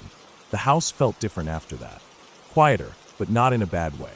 Just normal, like any other house. A few weeks later, when my dad was feeling better, he was working up in the attic, sorting through old boxes the previous owners had left behind. Most of it was junk, old curtains, broken furniture, stuff no one wanted. But there was one box filled with photos. Family pictures, mostly. Black and white, some faded with age. He brought them down to show us, thinking maybe the family might want them back. As we looked through them, We found pictures of the woman who used to live there. And there she was, the same woman my dad said he saw that night. Same face, same hair, same kind of clothes. We never found anything else unusual in the house.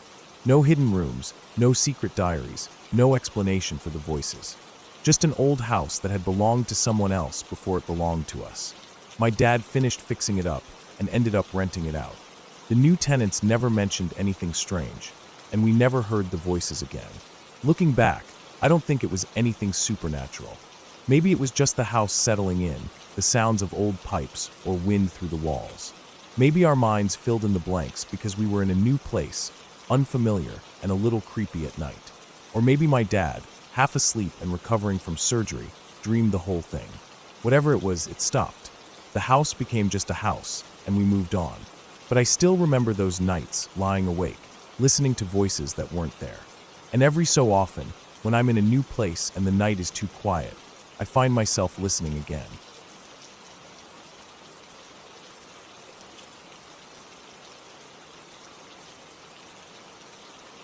When I was a kid, maybe 10 or 11, my parents had work done on the house. I remember it clearly because it was the first time I had seen the house really change. We had always lived in that same place, a modest two-story house that was a bit cramped but full of familiar corners and creaky spots that felt safe to me. My parents decided it was time for some improvements. They added an extension to the back, something about needing more space for the kitchen and dining area. But the part that mattered most to me was the attic conversion. That was going to be my room. I was excited about it at first. The idea of having my own space, up high above everyone else, felt grown-up. The attic had always been this dark, dusty place full of old boxes, forgotten holiday decorations, and the odd bit of furniture no one wanted to throw away. But after the builders were done, it was bright and airy. The walls were painted white, the floorboards polished to a soft shine. There were 2 skylights that let in a lot of light during the day, and at night, I could sometimes see the stars if the sky was clear. There was no proper door to my new room. The staircase from the first floor led straight up into the space. At first, that didn't bother me. It felt open, like my room was bigger because it wasn't shut off. But as time went on, that openness started to feel less comforting. I had this small radio I kept at the bottom of the stairs, just on a low shelf in the hallway below. I'd gotten into the habit of turning it on at night when I went to bed. It helped me fall asleep. I didn't like the total silence. The house made too many little noises at night. The ticking of the pipes, the groaning of the wood, the soft hum of the fridge downstairs. The radio drowned all that out. I kept it low, just loud enough so I could hear it drift up the stairs and into my room. I was careful not to make it loud enough to bother my parents. Their room was down the hall from the radio. I didn't want to give them a reason to tell me to stop using it. I usually listened to one of 2 stations. There was a late-night talk station I liked, the kind where people would phone in and talk about all sorts of things. Sometimes I'd listen to a station that played soft classical music. It helped me relax. That night, the night I still think about, even now, I had set it to the classical station. I remember doing it. I was getting ready for bed, brushing my teeth, and I leaned over the banister and turned the knob until I found the right frequency. It was playing some soft piece I didn't recognize, but that didn't matter. I just wanted the sound. I went to bed, pulled the covers up, and lay there listening to the faint music. I remember how peaceful it felt at first. The music blended with the soft breeze coming in through the skylight, and I drifted off. I don't know how long I slept. It felt like I had been asleep for a while, but not long enough to feel fully rested. I woke up suddenly, with my heart already beating fast. It was the sound that woke me, a loud, strange sound that filled the house. It wasn't the soft music I'd fallen asleep to. It was something else. I lay there for a second, frozen, trying to make sense of it. The sound was coming from downstairs, from the radio, but it wasn't classical music. It was loud, too loud for the volume I had set. And it wasn't music. It was a voice, or what sounded like a voice, but not like any voice I had ever heard. It was distorted, drawn out, like it was being played on a tape that was melting. It sounded like someone singing, but the words didn't make sense. I couldn't tell what language it was, or if it was words at all. Just this long, drawn-out, garbled noise that made the hairs on my arms stand up. For a few seconds, I just lay there listening. I kept telling myself it was just the radio. Maybe the station had changed what it was playing, or maybe the frequency had picked up something else. I didn't want to move. The sound filled the house, louder than it should have been, and it felt wrong. Like it shouldn't be there. Like it didn't belong in the house at all. I tried to convince myself it was nothing, but I couldn't ignore how loud it was. It was blaring through the house, and I kept thinking that any second now my parents would wake up and come out to see what was going on. But they didn't. That was the part that made it worse. The sound was so loud that it seemed impossible that they wouldn't hear it. And still, no footsteps, no creak of their door opening. Nothing. Just that awful sound echoing up the stairs. Finally, I couldn't take it anymore. I threw off the covers and ran down the stairs as fast as I could. The closer I got to the radio, the clearer the sound became, and the more certain I was that it was some kind of singing. But not right. It was off, like a bad recording, or like it was coming through water. My hands were shaking as I reached for the knob and turned it off. The second it clicked off, the house fell silent again. That thick, heavy silence that you only notice after a loud noise stops. I stood there for a minute, my heart pounding so hard I thought I might be sick. I stood there, staring at the radio, like I expected it to turn itself back on. I kept listening for any sign that my parents had heard it, that they were awake. But the house stayed still. No doors opened. No voices called out to ask what was going on. It was like I was the only one who had heard it. I went back upstairs, but I couldn't sleep. I lay awake for hours, staring at the ceiling, listening to every creak and groan of the house, every little sound that might have meant the radio was starting up again. But it didn't. Morning eventually came, and I got up as soon as the first light started to come through the skylight. I went downstairs to check the radio. I don't know what I expected to find. Maybe I thought the station would be different, or the volume would still be turned up high. But everything was just as I had left it the night before. The dial was on the classical station, the volume low. Nothing had changed. It looked completely normal, like nothing strange had happened at all. I spent the rest of that day feeling uneasy. I kept thinking about what I'd heard, trying to come up with some explanation that made sense. Maybe the station had played something different that night. Maybe there had been some kind of interference, picking up another broadcast by accident. I tried to tell myself that's all it was. But I'd listened to that station so many times, and I had never heard anything like that before. And even if it had been interference, it didn't explain the volume. The radio had been set low. There was no reason it should have been loud enough to fill the whole house.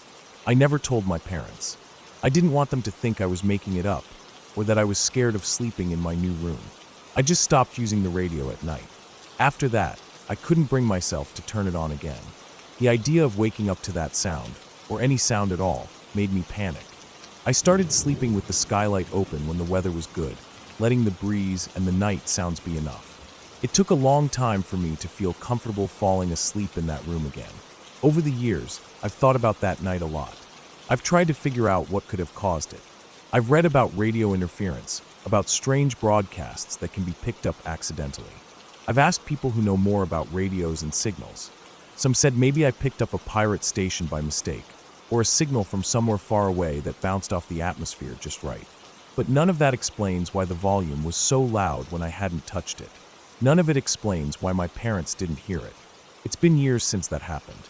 I don't live in that house anymore, but I still think about it. Sometimes if I wake up to the sound of music playing somewhere, a neighbor's radio, or a car passing by with the windows down, I feel that same jolt of fear I felt that night. I don't like radios anymore. I don't even own one. And I never did find out what that sound was, or what it was trying to say, if it was trying to say anything at all. I'm not sure I want to know.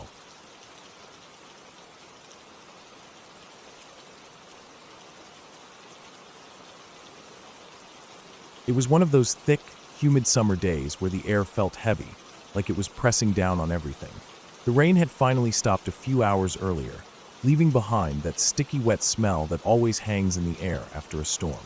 I remember standing at the window of my small garage apartment, looking out at the deck, or what I always thought of as the deck. It wasn't much really. More like a flat carport roof with some aging boards nailed down in no real order. It stretched out right outside my window, big enough that you could stand on it if you dared, but I never really did. It always felt a little off to me, like maybe the boards would give way one day and drop me right onto the concrete below. I didn't trust it. But that day, after the rain, I looked at it and noticed how it was covered in leaves and twigs, and all kinds of little bits that the storm had blown around. It looked like a mess, and I don't know why, but I decided it was as good a time as any to clean it up. Maybe I thought it would feel good to get something done. Maybe I just wanted to be outside for a bit, even if it was just to sweep. I grabbed an old broom I kept in the corner, opened up the window, and stepped out onto the boards.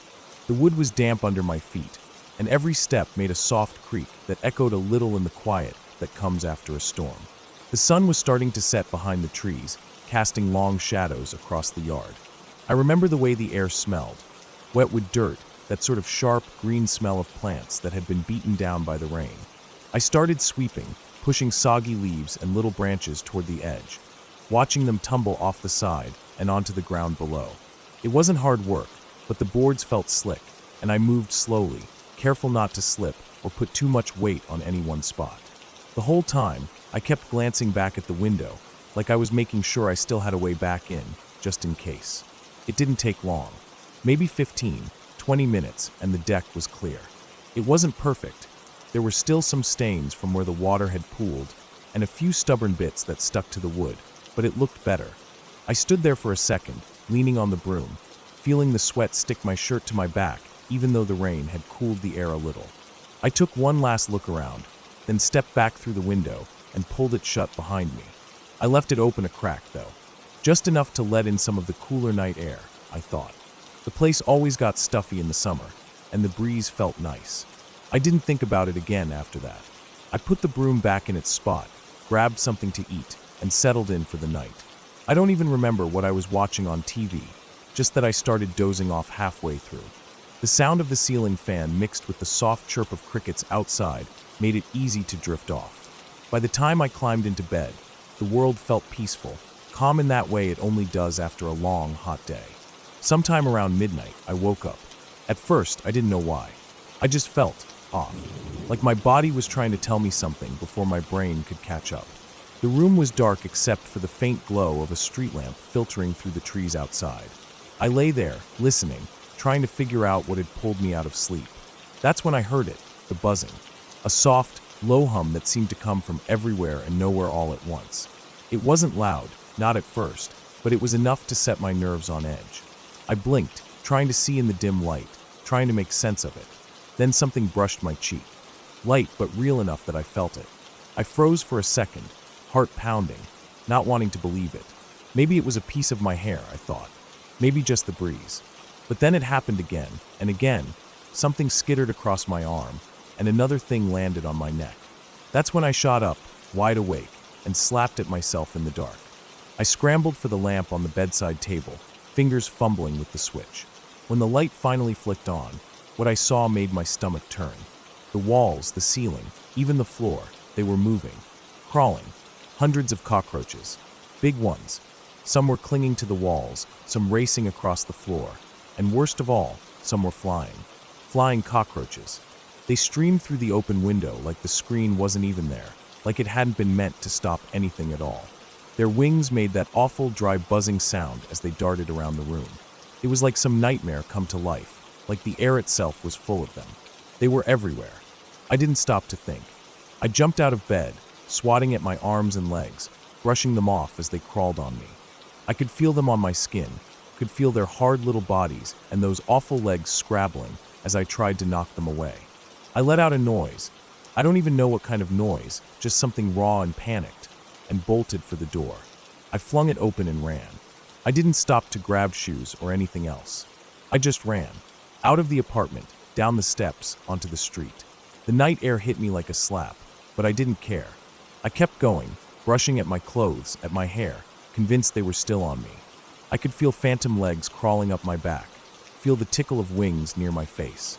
I kept running until the apartment was just a shadow behind me, until my legs felt like they'd give out, until I was sure I'd gotten every last one of them off me.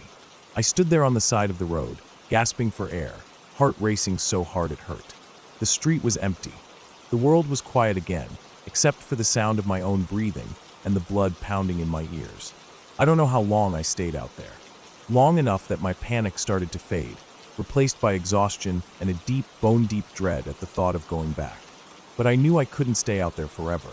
When I finally turned around and started walking back, my steps felt heavy, like I was dragging myself towards something I didn't want to face. When I got back, I stood outside for a long time, staring up at the window, half expecting to see them still pouring out, still crawling along the glass. But there was nothing. The window was dark still. The light I'd left on inside cast a warm glow, but I couldn't see anything moving.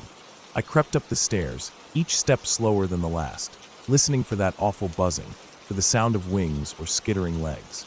But the night was silent. I eased the door open and stepped inside, ready to turn and run again at the first sign of movement. But there was nothing. No roaches on the walls, none on the floor. The room looked just like it always did, small, plain, maybe a little messy from my panicked escape, but normal. It was like they'd never been there at all. I stood there for a long time, afraid to move, afraid to breathe too loud in case I somehow woke them again. But nothing happened. That night, I didn't sleep. I sat up with every light in the place turned on, watching the window, watching the floor, waiting. Morning came slow, and when it did, I went outside and checked around the building, looking for any sign of where they'd come from. But there was nothing. No nests, no swarms hiding in cracks. The deck looked the same as it had when I'd swept it. The window screens looked fine, no holes, no tears. It didn't make sense. It still doesn't make sense. I lived there a while longer, but I never opened that window again. Not once. Even on the hottest nights, I kept it shut tight, sealed against the world outside. And every time I heard the faintest buzz or saw a shadow move just wrong, my heart would jump, and I'd brace myself for it to happen again. But it didn't. The roaches never came back. Not like that. Not in that way that made me feel like the whole place had been swallowed up by them. But I never forgot it. I never forgot the feeling of them on my skin, the sound of their wings, the way they seemed to come from nowhere and disappear just as fast. It stays with me even now. That night taught me a kind of fear I didn't know before. The kind that makes your skin crawl long after the danger is gone. The kind that never really leaves you.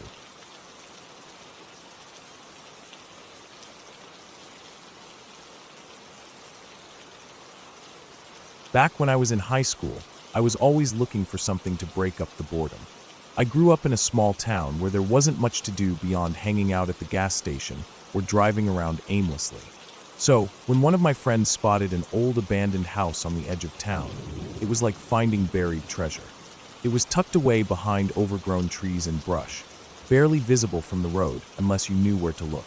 The siding was faded and peeling, windows were broken or missing, and the roof sagged a little on one side like it had been forgotten for years. The first time we went there, it was just to look around.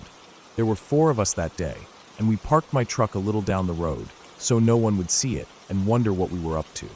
The front door was hanging crooked, barely on its hinges, so we slipped inside without much effort. The inside of the house was what you'd expect. Dirty floors covered in leaves and debris that had blown in, broken furniture, shattered glass, and the smell of mold and rot. But what caught our interest most was the basement.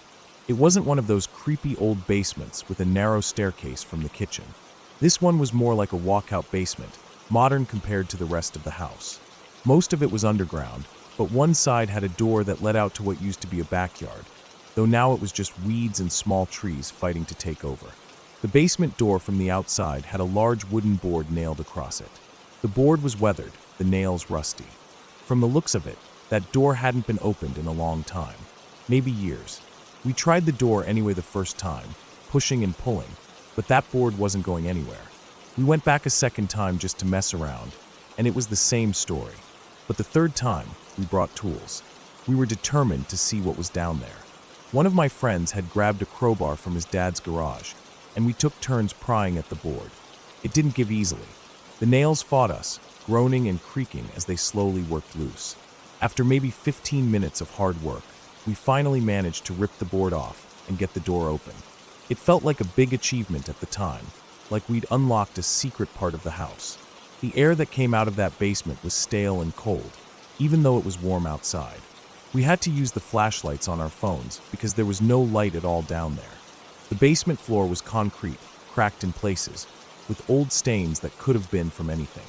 There were some old shelves with jars and cans, most of them empty or filled with unrecognizable stuff. A broken chair sat in one corner, and in another was an old mattress that was so filthy and torn that it was hard to believe someone ever slept on it. It was what you'd expect from an abandoned basement. Dust was everywhere, thick layers of it, like nothing had been touched in years.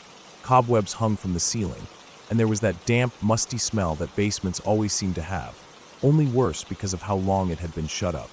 We walked in farther, picking our way around broken stuff, just looking around. Then we saw it. In the middle of the room was a small, cleared spot.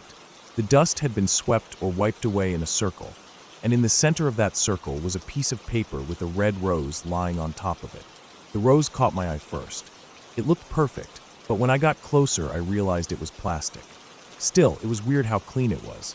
There was no dust on it at all, like it had been placed there recently. The paper was even stranger.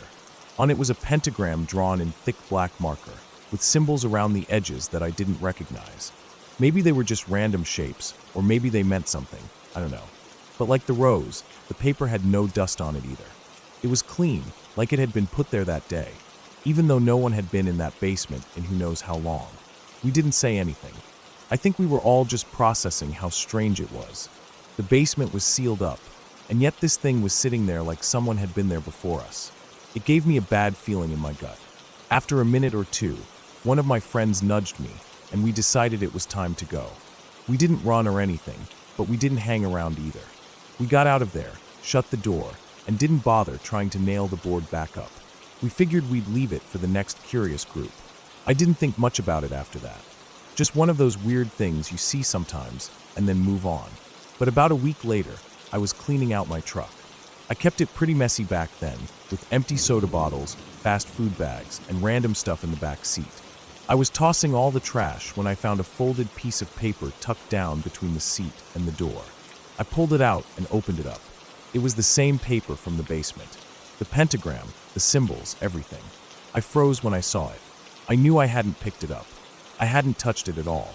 I didn't see any of my friends grab it either. But there it was, sitting in my truck like it had been there the whole time. I felt my mouth go dry. I stood there staring at it for a long time. My first thought was that one of my friends must have taken it as a joke and left it in my truck to mess with me. But when I asked them later, they all said they didn't take it. I still don't believe them. It had to have been one of them. There's no other way that paper ended up in my truck. But the thing that got to me was that I couldn't figure out when they would have done it. We left the basement pretty quickly. I didn't see anyone pick it up, let alone fold it and hide it. And none of them ever admitted to it. They all swore up and down that they hadn't touched it. I called bullshit, of course, but it still left me uneasy. Because if they didn't do it, who did? After that, I threw the paper away. I didn't want it. I remember tossing it in a dumpster behind the gas station. But I couldn't shake the feeling that I'd brought something out of that basement that should have stayed there. I didn't go back to that house. None of us did. We didn't talk about it much after that either. It just became one of those things that hangs in the back of your mind, popping up when you least expect it. Every now and then, I'd think about that clean rose, that paper with no dust, and wonder who had been down there before us. And why? The weirdest part was that nothing else happened. There was no haunting, no bad luck, nothing that you could point to and say it was because of that paper. Life went on like normal. But sometimes normal isn't as comforting as you'd think. Because I'd lie awake at night, remembering the look of that paper, the symbols, the way it was folded so neatly in my truck like someone wanted me to find it. And the fact that, no matter how much I tried to convince myself otherwise, I never saw any of my friends take it. And I never figured out how it got there. That's what stayed with me. Not ghosts or curses or anything like that. Just the simple, cold fact that something about that night didn't add up. And probably never would.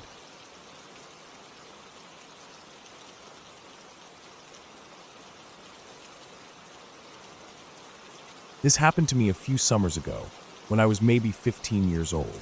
It was one of those summers where the days seemed endless and the nights felt like they stretched on forever, heavy with heat and the smell of grass and pavement. My friends and I were in that stage of teenage life where we felt untouchable, like nothing could harm us, like we knew everything and the world was ours. We'd been hanging out at my friend's apartment almost every day. Her mom worked nights and was hardly ever home, so it felt like we had this little space that belonged to us, a place where no one told us what to do. That night was no different than the others, at least at first. There were 4 of us in total. We'd spent the day smoking and drinking on the porch, laughing too loud and probably annoying the neighbors. The porch overlooked the parking lot, but beyond that was this small patch of trees and a back alley that led to a row of old garages. The apartment itself was on the first floor, with a bedroom window that we used more than the front door. It didn't have a screen or bars or anything, just a plain window that slid open and shut. We'd come and go through it whenever we wanted, thinking it was fun or rebellious, or maybe just easier than walking all the way around to the main door. After hours of sitting out there, I started to feel kind of sick. My head was heavy and my stomach was turning. The alcohol and smoke caught up with me, I guess. I told the others I was done for the night and went inside, leaving them out on the porch still talking and giggling over whatever nonsense we'd been on about all day. I didn't even bother changing out of my clothes. I just dropped onto one of the two old couches in her room, the one nearest the window. I remember the fabric felt rough against my skin, and the cushion had this deep dent in it where people always sat, but I didn't care. I was too tired to move. The room was dark except for the glow from the street lamp outside, and I could hear the hum of cars passing in the distance. I must have dozed off pretty quick, because the next thing I knew, my friends were waking me up. They were whispering, saying they were going to sneak out. I didn't really think twice about it. It was normal for us. They told me to shut the window behind them, and I did. I remember sliding it closed and hearing that soft click it made. The glass was streaked with fingerprints and dust, and the night air that had been coming in was gone, leaving the room warmer and still. I laid back down and let sleep pull at me again. Not long after, I guess just a few minutes, I heard the window slide open. I was in that hazy place between sleep and being awake, and I figured one of the girls had forgotten something and was climbing back in. I didn't even open my eyes. I just let it happen, assuming they'd shut it again. But they didn't. Or maybe they tried and didn't pull it all the way closed. Either way, I fell back asleep without checking. The night was quiet again except for the sounds from outside. The occasional car, maybe the rustle of leaves from the breeze. I don't know how much time passed. It could have been minutes or hours. But at some point, I started to hear something. At first, it was soft, almost blending in with the normal night sounds. A kind of rustling, like something brushing against the bushes or maybe the side of the building. My brain, still foggy from sleep, didn't really register it as anything to worry about. I thought maybe it was my friends coming back, maybe stumbling through the yard or giggling as they tried to be quiet. I didn't open my eyes. I just shifted a little on the couch and tried to settle back into sleep.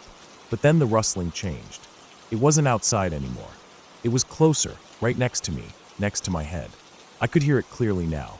The soft scrape of something against the carpet, the faint creak of the couch as I must have moved in my sleep. My heart started to pound, a slow, heavy thump in my chest. I told myself it was nothing, that I was imagining things, but the sound was real. It was right there.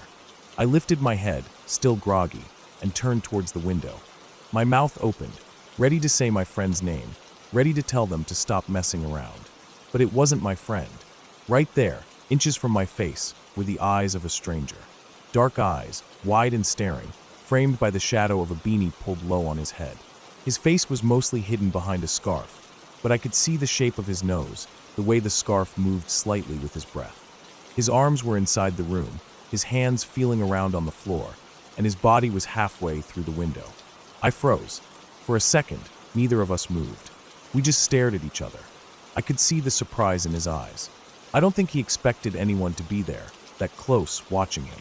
My own surprise turned to terror in an instant, and I started screaming. A raw, loud sound that filled the small room. My voice cracked with panic. The man jerked back, pulling his arms out of the window. For a second, I thought he was going to run. His body shifted like he was about to turn away. But then he hesitated. His hand went to his belt, fumbling for something. I couldn't see clearly. I wasn't wearing my glasses, and without them, my vision is terrible. But in the blur of motion, I thought I saw him pull out a gun. My heart felt like it stopped. I tried to move, tried to roll off the couch, to get away, to hide, but my body wasn't working right. My arms and legs felt heavy, like they didn't belong to me. The panic had taken over. I could barely think. I could barely breathe. He pointed it at me. I braced for the sound, the shot, the pain. But there was no gunshot. Instead, my face exploded with pain.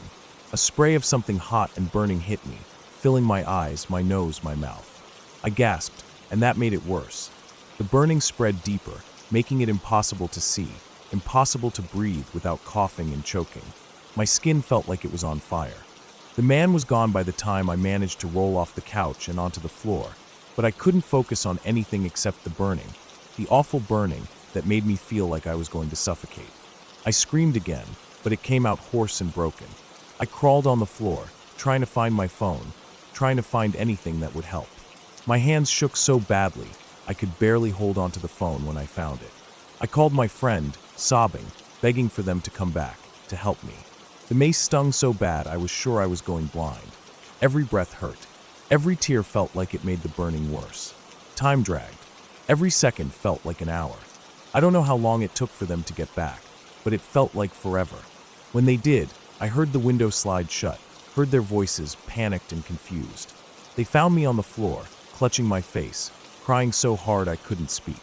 One of them ran to the kitchen and grabbed milk, soaked a washcloth in it, and laid it over my face. The coolness helped a little, but the pain was still there, raw and awful.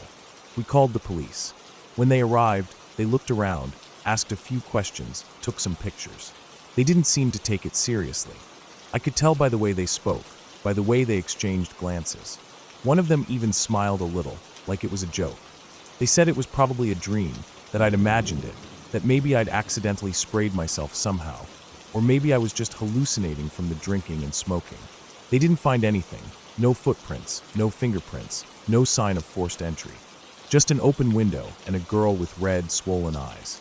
They left, and that was that. For weeks after, I couldn't sleep. Every time I closed my eyes, I saw his face. Those eyes, wide and dark, staring into mine.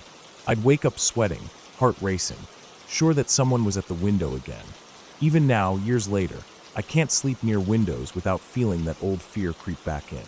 I double-check the locks, pull the curtains tight, but it doesn't matter. The fear's still there, because I know what I saw. I know what happened, and he's still out there somewhere.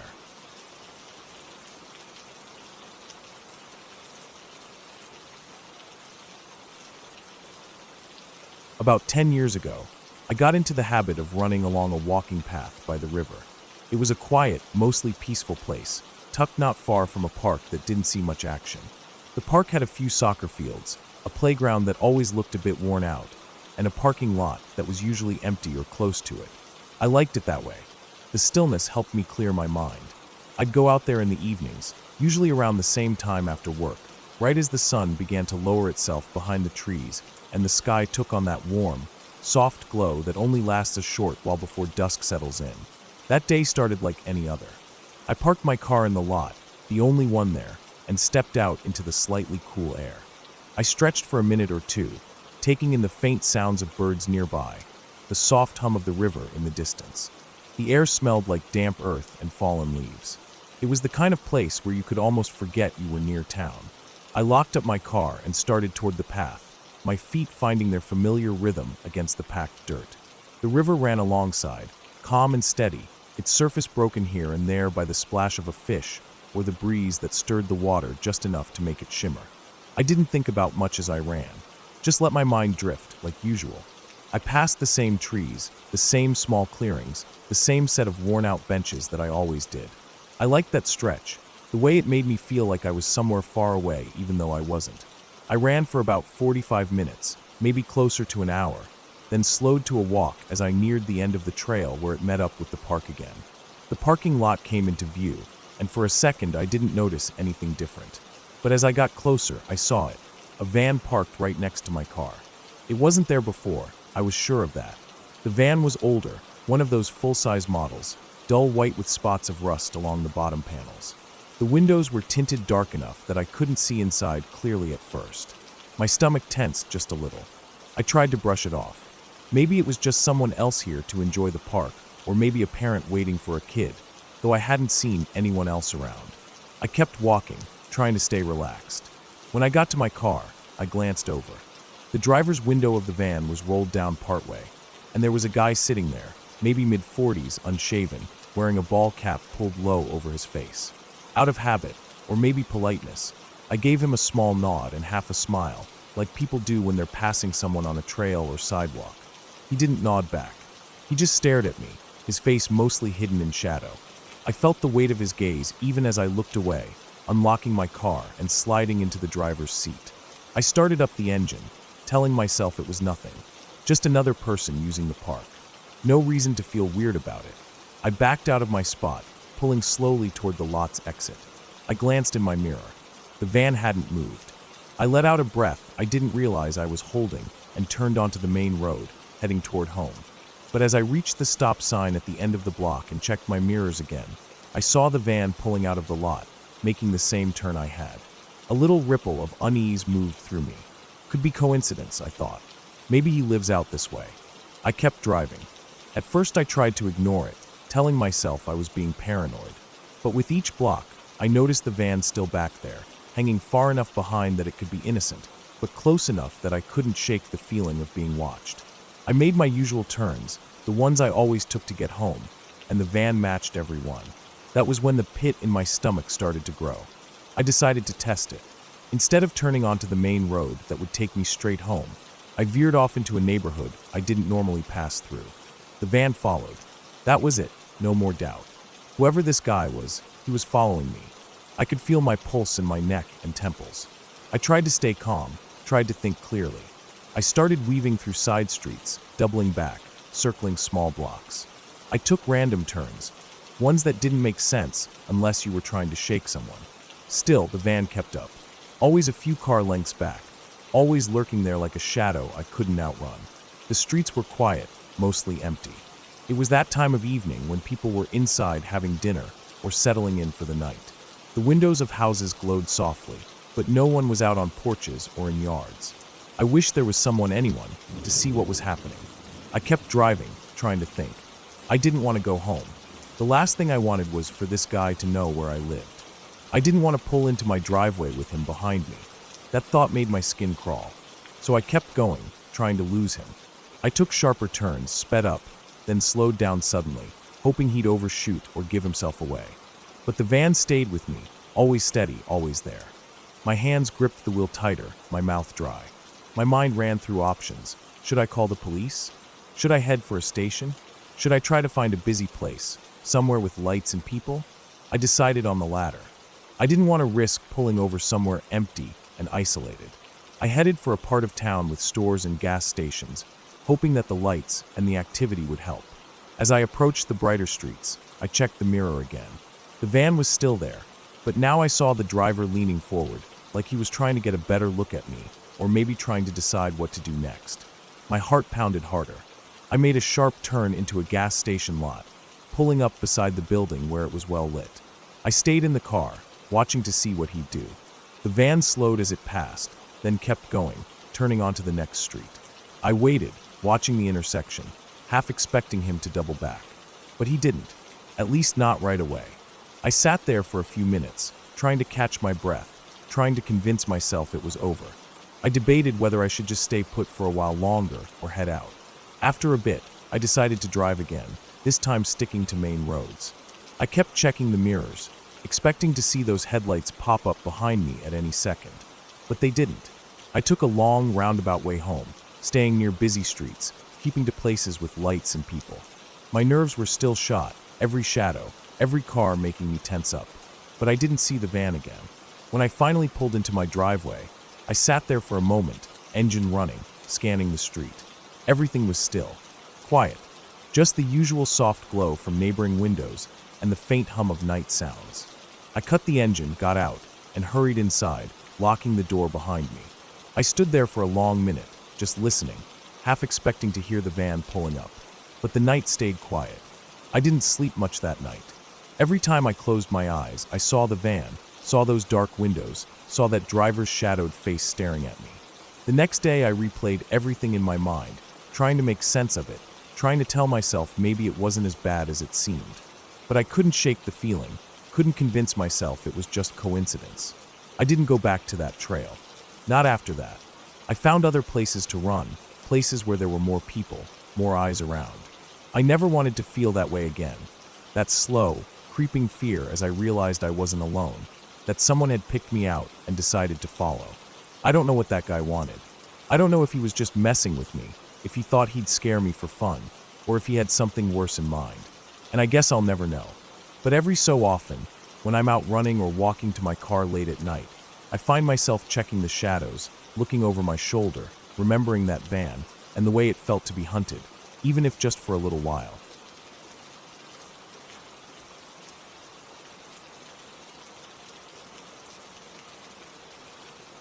When I was 22, I was full of hope for the future, excited for what felt like the next big step in my life. I decided to move in with my boyfriend. We were both broke, sure, but we were happy. Poor plus poor still equals poor, but somehow, it didn't seem to matter. We managed to find a little one-bedroom apartment in a college town. The rent was cheap, the place was small, but it was ours. We were proud of it, despite its many flaws. The apartment was on the first floor of an old building. The lead paint on the walls was so thick that we joked it would protect us from radiation if the world ever ended. The bathroom was small, the kind that feels like an afterthought in the building's design, and instead of a vent, there was just a small window placed right in the shower. It let in light and air, but also all the noises from outside. The appliances looked like they belonged to my grandmother's era. But to us, none of that mattered. We were young and in love. It was home. My boyfriend worked graveyard shifts, and I worked during the day, so we didn't get to spend as much time together as we wanted. When we were home together, we cherished the moments, enjoying the little things. We laughed, we cooked, we watched TV, and like many young couples, we spent a lot of time just being close, comfortable in our own skin. We had our routines, our jokes, our small pleasures that made us feel like the luckiest people in the world, even in that old, crumbling apartment. One of those jokes came from the mornings when I'd shower before work. My boyfriend would be getting home from his night shift just as I was waking up. He discovered that if he came up to the bathroom window, he could sneak a peek at me through the steam. I always caught him. I'd laugh, and he'd grin unashamed. It was harmless fun. It made us feel close, like we shared even the most ordinary parts of our day. After a while, I started to notice something odd. Outside that bathroom window, there was a log standing upright. It was like a small stump, just tall enough that it could be used as a step. I asked him why he needed it. He was already tall enough to see in without standing on anything. He said it wasn't his. We went outside together, and he moved it away from the window, tossing it into the yard. But a few days later, it would be back, propped up against the wall beneath the window. I figured it must have been the yard workers moving it out of their way while they mowed or cleared debris, placing it there temporarily. It seemed harmless. We didn't think too much of it. Eventually, as winter approached, the yard workers cleared away everything, including that log. The yard was bare, the debris gone. Life went on. We stayed wrapped up in our little world, unaware of the things going on around us. Our lease ended, and by then, the apartment complex was offering a deal we couldn't pass up. A 2-bedroom unit, cheaper than our current rent. We thought it was perfect, more space, less cost. The only downside was that the new apartment was at the far end of the complex, no longer facing a quiet suburban street, but backing up against an abandoned strip mall. The view from our windows was now a dark alley, dumpsters, and the remains of a Chinese buffet. Stray cats made their home there, and at night, you could hear them yowling and fighting. But we didn't care. The place was big, cheap, and ours. We filled it with what little furniture we had, hung up pictures, and made it feel like home as best we could. We were happy. So happy, in fact, that February, my boyfriend decided to propose. He bought a ring with help from a friend's father who owned a jewelry store. The ring was beautiful, silver with Celtic knot work, but when he brought it home, my heart sank. Someone at the store had misread the size. I have small hands, and instead of a size 4, the ring was a size 12. It slipped over my knuckles like it wasn't even meant for me. We were devastated. He put the rings, the engagement ring and the matching wedding bands, in his car's glove box, planning to return them the next day. But a snowstorm came through, and he couldn't make it to the store. When he went out the following morning, he found his car had been broken into. Nothing was taken except for the rings. We went to every pawn shop we could find, desperate, but no one claimed to have seen them. I hated seeing women with big hands wearing silver rings after that, always wondering if one of them was wearing the ring that should have been mine. Spring turned into summer, and with it came warm breezes and long days. We kept our windows open to let in the fresh air, but money was tight. We lost our phone service because we couldn't pay the bill. The city was struggling too. They laid off police officers, closed down stations, including the one closest to our neighborhood. We didn't think too much about it in the daylight. Everything felt fine when the sun was shining. One evening, my fiancé went to bed early, exhausted from work. I decided to take a bath, one of my favorite ways to unwind. I filled the tub, added salts and bubbles, opened the window a little for the breeze, and set up my laptop to watch a movie while I soaked. The hours slipped by. I watched one movie, then another. The water grew cooler, but I stayed in, too relaxed to care. Finally, after about 4 hours, I drained the tub, stood up, stretched, and dried off. The night air felt nice on my skin, and I decided to leave the window open a bit longer to air out the apartment. I stepped out of the tub, careful not to trip over my clothes, and moved toward the bathroom door. As I turned, I glanced back into the room, and that's when I saw him. There was a man at the window. For a second, my brain tried to make sense of it. Maybe it was my fiancé playing a joke. But no, the man's eyes were too high in the window, higher than they should have been. And then I saw his face clearly, and the shock hit me like a punch in the gut. I was frozen, unable to scream or even breathe. He wasn't just watching. His hand was moving. I saw the sick rhythm of it, and that's when I noticed the silver ring on his finger. The same kind of ring that had been stolen from us. Everything seemed to slow down. I saw the details, the shape of his face, the dark clothes he was wearing, the way he stood on something to give him height. The log. The same kind of log that used to appear beneath our window at the old apartment. My paralysis broke all at once. I ran, heart pounding so loud it drowned out everything else. I grabbed a blanket, wrapped it around myself, and fled to the bedroom.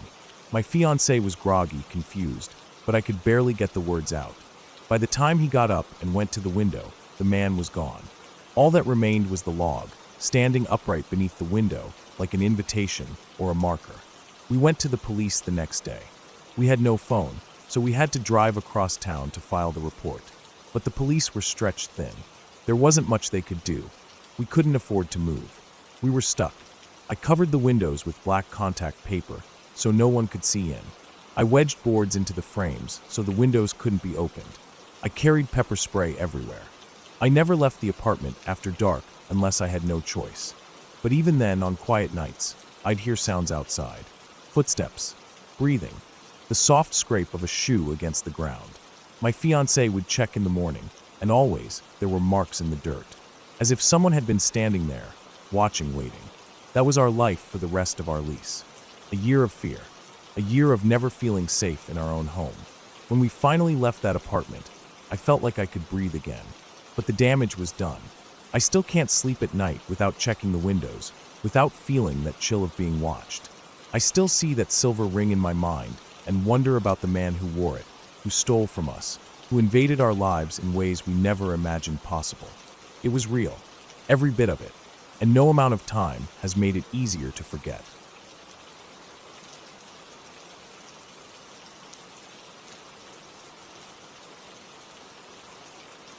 I remember that day so clearly, even though it's been so many years since it happened. I was just a kid, but not so little that I didn't know better. I'd like to say it was just a dumb kid's mistake, but honestly, I think it was just me being stubborn. I'd gotten a new bike not long before. It was bright red, with black handlebars and shiny silver spokes that glinted in the sun. I loved that bike more than anything. I'd clean it almost every day, wiping it down even when it wasn't dirty, just because I liked seeing it shine. It felt like freedom to me, like I could go anywhere. And that's what got me into trouble. My parents had been really clear. I could ride up and down our street, but I wasn't to leave it. At the time, that felt like such a stupid rule.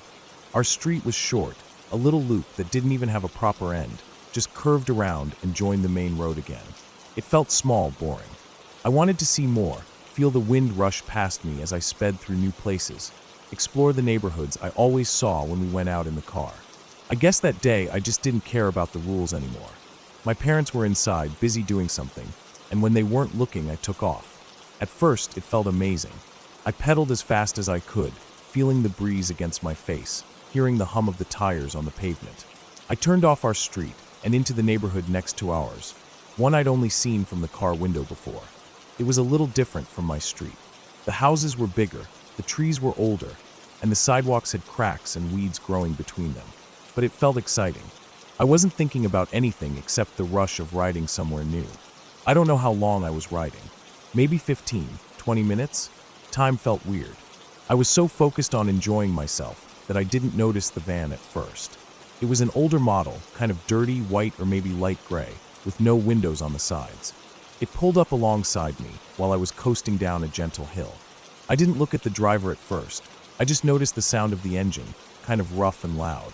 But then I heard the van slow down, matching my speed, and that made me glance over.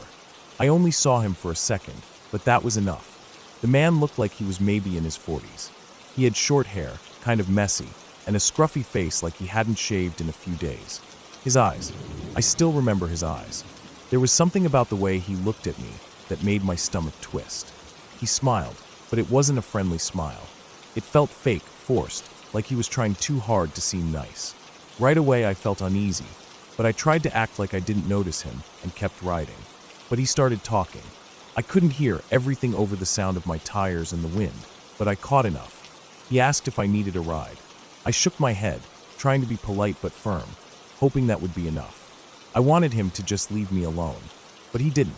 He kept asking things like where I was going, if I was sure I didn't want to ride, and if my parents knew where I was. Every word made me more nervous. I didn't answer anymore. I just gripped the handlebars tighter and started pedaling faster. At first, I thought maybe he'd get the message and leave, but then I glanced back and saw him slowing the van even more, like he was watching me waiting. That's when panic really hit me. I knew this wasn't right.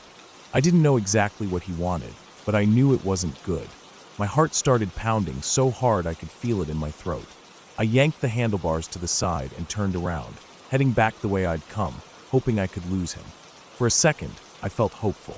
Maybe he'd just keep going. But I heard the van's engine roar louder as he made a U-turn. I didn't dare look back this time. I just focused on pedaling as fast as my legs would go. My lungs were burning, and my legs felt like they might give out, but I didn't stop. I raced toward the main road, knowing I had to get home, had to get somewhere safe. The main road was busy, with cars rushing by, but I didn't care. I didn't even think about it. I shot across without looking properly, hearing the blare of a horn and the screech of tires as a car slammed on its brakes. I don't know how I didn't get hit. I just kept going. Instead of heading straight for my street, I veered off onto the street behind mine. My mind was racing, trying to figure out what to do. I didn't want to lead him right to my house. That felt dangerous. I didn't want him knowing where I lived. I spotted the house behind ours, the one with the big yard. They were good people, friendly neighbors. Their yard was kind of overgrown in places, with tall grass and some bushes along the edges. I figured I could hide there. I shot into their driveway, skidded to a stop, and dumped my bike near their garage. My hands were shaking as I ran across their yard, my sneakers slipping a little in the grass. Their fence was low, and I scrambled over it, my heart pounding so loud I could barely hear anything else. When I got to my own fence, I paused for half a second, looking up at it. It was taller, and I wasn't sure I could make it, but I didn't have a choice. I grabbed the top, my fingers barely catching the edge, and hauled myself up. The wood dug into my palms, but I didn't care. I balanced there for a second, then dropped down into my backyard, landing hard enough that I stumbled and fell to my knees. I scrambled to my feet and ran to the back door, yanking it open and slipping inside. Once I was in the house, I felt like I could finally breathe again, but I didn't. I was too scared. I crept over to the window that looked out at the backyard and peeked through one of the small holes in the fence. My heart nearly stopped when I saw the van roll slowly down the street behind our house. It was moving so slowly, like the driver was searching for something. I saw his face through the windshield, scanning the yards, looking for me. Then he spotted my bike. It was just lying there in the neighbor's yard, right out in the open. He pulled the van over and sat there for a moment, staring at it. I could see his head turning, looking around, probably trying to figure out where I'd gone. I stayed completely still, barely breathing, my eyes glued to that small hole in the fence. After what felt like forever, he finally drove off. I watched the van disappear down the street, the sound of the engine fading away. But even when it was gone, I didn't feel safe. I stayed by the window, watching and waiting, half expecting him to come back. I don't know how long I stayed like that. Eventually, the neighbor brought my bike back, wheeling it into our yard. I stayed inside, too scared to go out and thank him, too scared to even open the door. I didn't tell my parents. I wanted to, I really did, but I was so sure they'd be angry. I'd broken their rule, left the street, and now look what had happened.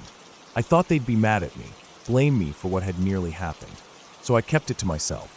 I lay awake that night, staring at the ceiling, thinking about what could have happened if I hadn't gotten away, if I hadn't thought to hide. I didn't ride my bike for a long time after that. The excitement, the fun of it, it was gone. Every time I looked at it, I thought about the van, the man's eyes, that fake smile. The memory stuck with me, sharper than I liked. Even now, as an adult, I still think about that day sometimes. I wonder who he was, what he really wanted, and what might have happened if I hadn't trusted my gut and gotten away. I've told the story a few times, but even now, I feel that same knot in my stomach when I remember it. And I still feel lucky. Lucky that I got away, lucky that I made it home safe, and lucky that I never saw that van again.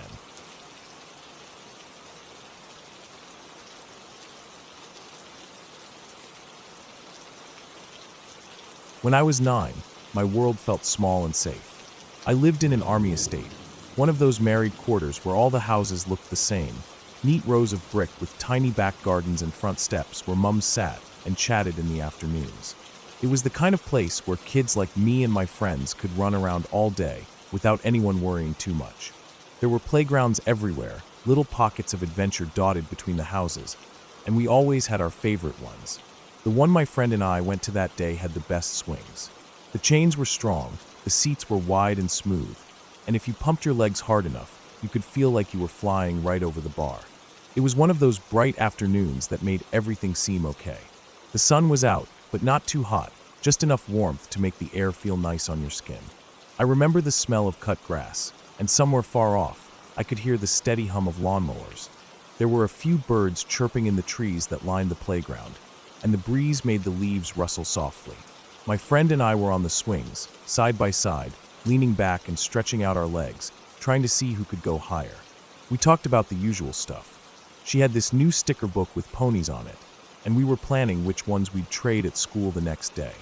I was telling her how my cousin had just given me a cassette tape with some Madonna songs, and I couldn't stop listening to it. It was just normal, safe, fun. We didn't notice the man at first. He came from the side where the small path cut through the trees, the one we always used to get to the swings. I only saw him when he was already near us, standing by the edge of the playground, watching. He looked young to me, maybe in his 20s, though at that age anyone over 15 seemed like a grown-up. He had dark hair that was a bit messy, and he was wearing jeans and a light jacket, even though it was warm out. At first, I thought he must be someone's brother or cousin, maybe visiting like so many people did on the estate. Everyone seemed to know someone who knew someone.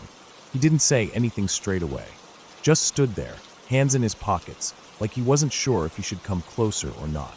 My friend, always braver than me, called out a hello, friendly-like. That's when he came over, smiling in this way that made me feel weird, though I couldn't have said why. It wasn't like he was being mean or shouting or anything. Just something about that smile made my stomach feel tight. He started asking us questions, things that seemed harmless at first. How old were we? What did we like to do? Did we have pets? Did we like animals? His voice was soft, friendly almost, but something in me felt off. I couldn't put my finger on it. I just knew I didn't like him being there. My friend asked him who he was, maybe thinking like I did at first, that he was someone's cousin. But instead of answering, he just kept talking, changing the subject, asking more questions. Did we come here often? Did we live nearby? What were our names? I didn't want to answer. I just wanted him to go away. But I didn't know how to say that without sounding rude, and we'd been taught to be polite. Still, my hands gripped the chains of the swing tighter, and I stopped trying to go higher. I could feel my heart thumping a bit harder, and I wished one of the mums would come down the path, or that we'd see someone we knew. But the playground was empty except for us. Then, without asking, he stepped closer behind me and started to push my swing. It wasn't hard at first, just a gentle nudge, like he was trying to be helpful or something. But I didn't like it. I didn't want him touching the swing, or being that close. The first push I tried to ignore, thinking maybe he'd stop, but he didn't. He kept pushing, and his hands touched my legs when the swing came back each time. That was it for me. I didn't care about being polite anymore. I told him to stop, my voice shaking even though I tried to sound strong. But he didn't stop. His hands were on my legs again, and I felt this jolt of fear that made my chest feel tight, like I couldn't breathe properly. I don't even remember deciding what to do next. My body just did it. As the swing came forward, I kicked out, hard as I could, right between his legs. I felt my foot connect, and I saw the shock and pain on his face as he doubled over a bit. But instead of going away like I thought he would, he grabbed at my legs, his fingers digging in, and pulled. I felt the swing lurch back, and before I could stop it, I was falling. My head hit the ground with a thud that seemed to echo in my ears. For a second, everything spun. The sky above me twisted and blurred, and I felt this sharp, hot pain at the back of my head. I could hear my friend screaming, a high, panicked sound that seemed far away at first, like I was underwater. Then I saw him run. He didn't look back, just turned and bolted down the path through the trees, disappearing as quickly as he'd come. My friend knelt next to me, shaking my shoulder, still crying, asking if I was okay.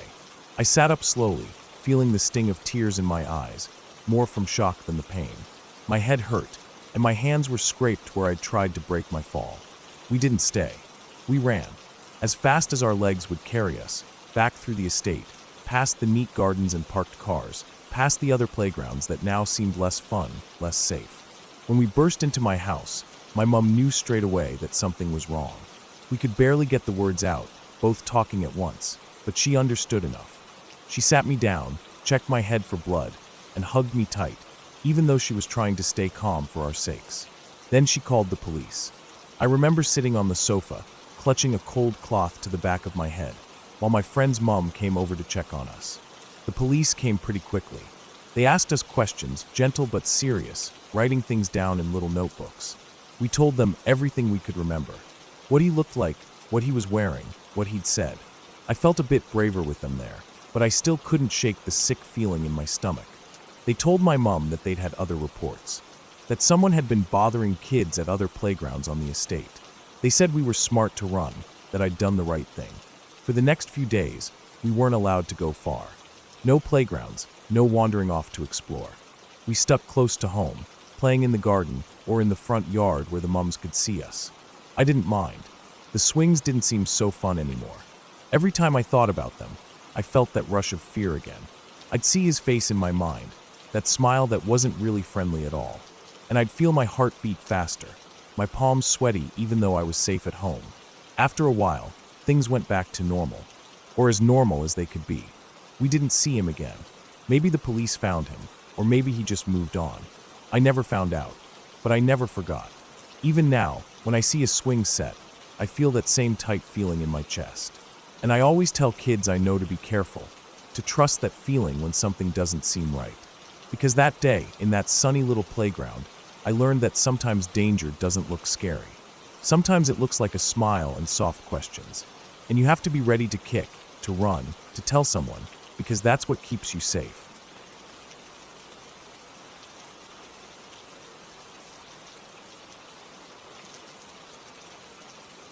I was always scared of ghosts and demons. Even as a little kid, I hated hearing about them. I would try to tell myself they weren't real, that people just made them up to scare kids or to explain weird things that happened. But my grandmother didn't think that way. She was this strict, old-fashioned Christian woman who also drank way too much. She used to tell me she saw demons around us, like they were just hanging out in the corners of rooms or outside the windows at night. I never saw anything myself, but the way she would talk about them, all serious and with that smell of whiskey on her breath, it would scare me. And sometimes, when I was asleep, she would come into my room at night and draw crosses on my forehead with oil. I'd wake up and smell it, or feel the stickiness, and I'd know she'd been there. I didn't understand it then. It just made me feel more afraid. Like if she was doing that, maybe there really was something to be afraid of. The first time I remember something really creepy happening to me was after my great-grandmother died. We had gone to her funeral, which was long and kind of confusing to me at that age. I didn't understand a lot of what was happening. I just knew people were sad, and I was supposed to be quiet and respectful. After the funeral, my mom said we had to go to my great-grandmother's house to help pack up her things. She told me that some other people might be coming by to help too. I didn't know who exactly, maybe some cousins or aunts or uncles, but I figured I wouldn't be the only kid there, so I didn't complain. The house was old, and I hadn't been inside it that many times before. It smelled like dust and old wood, and something else I couldn't quite name. The kind of smell that seems to hang heavy in the air of a place where no one lives anymore. When we got there, my mom went straight to work, sorting through stuff in the living room and kitchen. She told me to stay out of the way. I didn't really have anything to do, so I wandered around the house. I ended up in the bedroom that had belonged to my great-grandmother. It was a small room with a low bed that had a quilt on it, the kind with lots of little fabric squares sewn together. There was a wooden dresser with a mirror that had dark spots in the glass, and a closet at the foot of the bed. The room was dim because the curtains were drawn, but light slipped through the cracks enough that I could see well enough. That's when I saw her, a little girl, standing in the room like she belonged there. She was wearing a yellow dress with pink flowers. I thought maybe she was one of my cousins. I didn't know all of them that well. Maybe someone had brought their kid to help, or maybe she came with someone else. She looked normal enough, just standing there with her hands clasped in front of her. She smiled at me, and somehow I wasn't scared of her at all. She asked if I wanted to play hide and seek. I was a little kid, and I didn't think too hard about it. I said yes. She said she would be the seeker, and I should go hide. She turned to face the bed, put her head down, and started to count. I didn't hear her counting, but I figured she was. I didn't know where to go, so I chose the closet at the foot of the bed. It seemed like an obvious hiding spot, but I wasn't good at the game anyway. I stepped inside and pulled the door shut behind me. The closet was small, just big enough for me to crouch down. It smelled like old clothes and cedar. I remember thinking I was probably too easy to find, but I tried to stay quiet. I waited and waited. It felt like a really long time. I kept expecting the door to swing open and see the girl grinning at me, saying she found me. But nothing happened. I started to feel weird, like maybe she forgot she was playing, or maybe she couldn't find me. After what felt like forever, I decided to come out and look for her. I reached for the doorknob, but it wouldn't turn. I jiggled it, twisted it harder, but it felt like it was stuck. I remember that moment so clearly. I started to feel a tightness in my chest, like I couldn't get a deep breath. I tried again, putting both hands on the knob, shaking it, but it wouldn't move. It was like it was locked somehow, but I knew it couldn't be. There was no lock on that door. Not the kind you twist, not the kind you push in. Just a plain old doorknob. I started to panic. I pounded on the door with my fists. I yelled for my mom. I screamed so loud my throat hurt. The closet felt smaller and smaller. I felt like the air was running out. My heart was racing, and my vision started to go dark around the edges. I felt like I might pass out. I kept hitting the door, begging for someone to help me. I was crying so hard I could barely see. My nose was running, my face was hot, but my hands were cold. I felt like I was trapped forever. Then, just like that, the doorknob turned. The door swung open a little bit. I pushed it the rest of the way and stumbled out. There was no one on the other side. The bedroom door was closed too. I didn't stop to think. I just ran. I flung open the bedroom door, bolted down the hall, and ran out the front door. I didn't even notice I was peeing myself until I felt it running down my legs. It was like my body just gave up on holding it in from all the fear. I ran across the porch and into the front yard where my mom was talking to a neighbor. I was crying and gasping for air. My mom turned around and saw me and started yelling at me for wetting myself, saying what was wrong with me. I tried to tell her, but I couldn't get the words out. I was shaking too much. She didn't understand why I was so scared. She thought I'd just had some kind of accident, or maybe I'd been playing where I shouldn't have been. Later, when I calmed down enough to talk, I told her about the girl in the yellow dress. My mom looked at me funny and said no one else had been at the house. Everyone had gone to another relative's place for food after the funeral. No one came by the house except us. I didn't argue. I didn't know what to say. I just felt cold all over, like something wasn't right. I kept thinking about the girl's face, how normal she looked, how she didn't seem scary at all. But if she wasn't really there, then who was she? What was she? That night I had trouble sleeping. Every time I closed my eyes, I saw that closet door. I kept hearing the sound of my fists pounding on it, the sound of my own crying echoing in my ears. I didn't want to be alone in my room. I didn't want to close my eyes at all. I was sure if I did, I'd see that yellow dress again, or hear someone whispering to me from the dark. But nothing happened. Eventually I fell asleep out of sheer exhaustion. As I got older, I tried to make sense of it. I told myself maybe I imagined the girl. Maybe I was just a lonely kid looking for someone to play with, and my mind filled in the blanks. Or maybe I had seen someone at the funeral, a cousin or someone, and my brain just brought that memory back while I was wandering the house. The closet door could have been stuck. Old houses have old doors, and sometimes they don't work right. Maybe the knob was just stiff, or maybe I turned it the wrong way in my panic. And when it finally opened, maybe it was because I'd been twisting and pulling at it so much that it just gave way. I've thought about that day so many times over the years. Every time I remember it, I feel that same cold fear in my chest. The helplessness, the confusion. I never went back into that house again after we packed it up. I didn't want to. I didn't even like driving past it when we'd go that way. It just gave me a bad feeling. My mom never talked about that day again. I think she thought I just made the whole thing up or let my imagination get the best of me. But I know how real it felt. I know how scared I was. Now, as an adult, I can look back on it and see how it could have been explained. Maybe I did imagine the girl. Maybe the door really was stuck. Maybe everything had a logical reason, and I just let fear take over.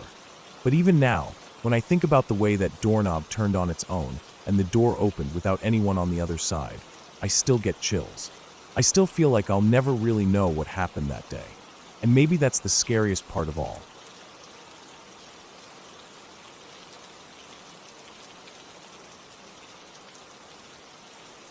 I grew up in a small town in Florida, one of those places where everything seems quiet, especially at night. The kind of place where people leave their doors unlocked, where everyone knows everyone else's business, and where, once the sun goes down, the street's empty and the world feels like it's fallen asleep. The town wasn't much to look at. We had a main street with a few stores that closed early, a gas station that stayed open a bit later, and a lot of empty fields and patches of woods that always seemed darker than they should have been at night. During the winter, the population grew with snowbirds coming down from up north, but even then, it was still quiet. At night, after about 9 or so, the town just sort of went still. When I was 16, I had this boyfriend who lived across town. He didn't have his license yet, so on Friday and Saturday nights, I'd usually go see him. His place was on the other side of town, a good 15-minute drive from where I lived, maybe a little more depending on how many of the few stoplights I hit. His neighborhood was different from mine. The houses were smaller, closer together. Some of them looked run down, yards with overgrown grass, old cars sitting up on blocks, that kind of thing. It was a rougher part of town, but I didn't think much of it back then. I was young, and I felt like I could handle myself. Besides, it wasn't like there was much to be afraid of in our town. Or so I thought. That night, it was a Saturday, I think. I left his house around 10 or 10:30. It had been a normal night. We hung out, watched a movie, talked, the usual. I said goodbye and got in my car. The streets were already quiet, no one out, no cars coming or going. As I turned off his street, I noticed a pickup truck go by. It was an older model, maybe late 80s or early 90s, the kind you see a lot of down here, paint faded, dents in the sides, loud engine. I remember thinking it was strange to see another vehicle out that late, especially on that side of town. But I didn't think too much about it at first. People had places to go sometimes. Maybe he was heading home or to a buddy's place. I kept driving. I didn't really notice the truck again until a few turns later, when I realized it was behind me. Not close up on me or anything like that, but back there, following along. At first, I brushed it off. It was a small town, after all. Maybe he lived out the same way I did. But something felt off. The truck was moving slow, slower than you'd expect for someone just trying to get where they were going. And every turn I took, it took two. I started to get that prickly feeling in the back of my neck. The kind you get when you feel like someone's watching you. When you know something isn't right, but can't quite put your finger on it yet. I told myself I was being paranoid. I was just tired, maybe overthinking it. But the feeling didn't go away. It got stronger. Every street I turned down, that truck followed. I decided to pass it, to get a better look, and maybe put some distance between us. My heart was starting to race now, my hands gripping the wheel a little tighter. When I pulled out to pass, I glanced over. The man driving was middle-aged, maybe in his 40s or 50s. He had this look on his face that I'll never forget. His eyes locked onto mine, and there was no expression, just this cold, focused stare. It was like he wasn't even really seeing me, or maybe like he was seeing me too much. His face was tight, his mouth a hard line, and the way he looked at me sent a chill through my whole body. I can still picture it, even now. I sped up, trying to get away, my heart pounding in my ears. I told myself not to panic, just to get home. I knew the roads well. I figured if I could get to my neighborhood, I'd be safe. I could see my dad waiting out in the driveway. That thought kept me going. The truck stayed behind me, though. No matter how many turns I made, no matter how fast or slow I went, it stayed back there. The town felt emptier than ever, like it was just me, that man, and the dark. The roads were dark, too. Most of them didn't have streetlights, and the ones that did had lights that flickered or barely worked. My headlights cut through the black, but it felt like the night was swallowing the light. Trees lined the sides of the roads, their shadows stretching across the pavement like long fingers. Every now and then, I'd pass a house, but the windows were dark, no one awake, no one to see what was happening. I remember my hands sweating on the steering wheel, my breath coming fast. I tried to keep calm, tried to focus on getting home. I thought about pulling over at the gas station, but it was closed. I thought about stopping at a house, but I didn't know if anyone would answer the door, and I didn't want to take the chance that he'd catch up to me. So I kept driving. When I finally got close to my neighborhood, I felt a little relief, but it was mixed with fear. What if he followed me in? What if he saw where I lived? I slowed down as I turned onto my street, glancing in the rearview mirror. The truck stopped at the main road, just sitting there. The headlights stayed pointed down the road, the truck not moving, just idling. I could see it in my mirror, see the shape of it, the glow of the headlights. It felt like it was watching me, like the man was still staring, even though I couldn't see his face anymore. I pulled into the driveway fast, my tires crunching over the gravel. My dad was standing there, just like I knew he would be. He must have seen the truck too, because he was looking past me, down toward the road. I jumped out of the car, my legs shaky, my heart still racing. I felt like I could finally breathe again. The truck stayed on the main road for a few more seconds, then slowly rolled past our street. My dad kept watching until it disappeared around the bend. I didn't sleep much that night. I kept thinking about that man's face, that look in his eyes. I kept hearing the sound of the truck's engine in my head, kept seeing those headlights in my mirror. I wondered what he wanted, why he followed me, what would have happened if I'd stopped somewhere, or if I hadn't made it home. My dad stayed up for a while too, sitting on the porch, keeping an eye on the road, just in case. But the truck didn't come back. Not that night, anyway. In the days after, I kept thinking about it. Every time I got in my car, I checked the mirrors a little more than I used to. Every time I saw an old pickup truck, my heart would skip a beat. The town felt different to me after that night, like it wasn't as safe as I thought it was. Like there were things hiding in the dark, people with bad intentions, waiting for the right moment. I never saw that man again. I never found out who he was or why he was out that night, why he followed me, why he looked at me the way he did. But the memory of that drive stayed with me. And even now, all these years later, when I'm driving alone at night and I see a truck behind me, I feel that same cold fear creep up my spine. Because sometimes you don't need ghosts or monsters to feel scared.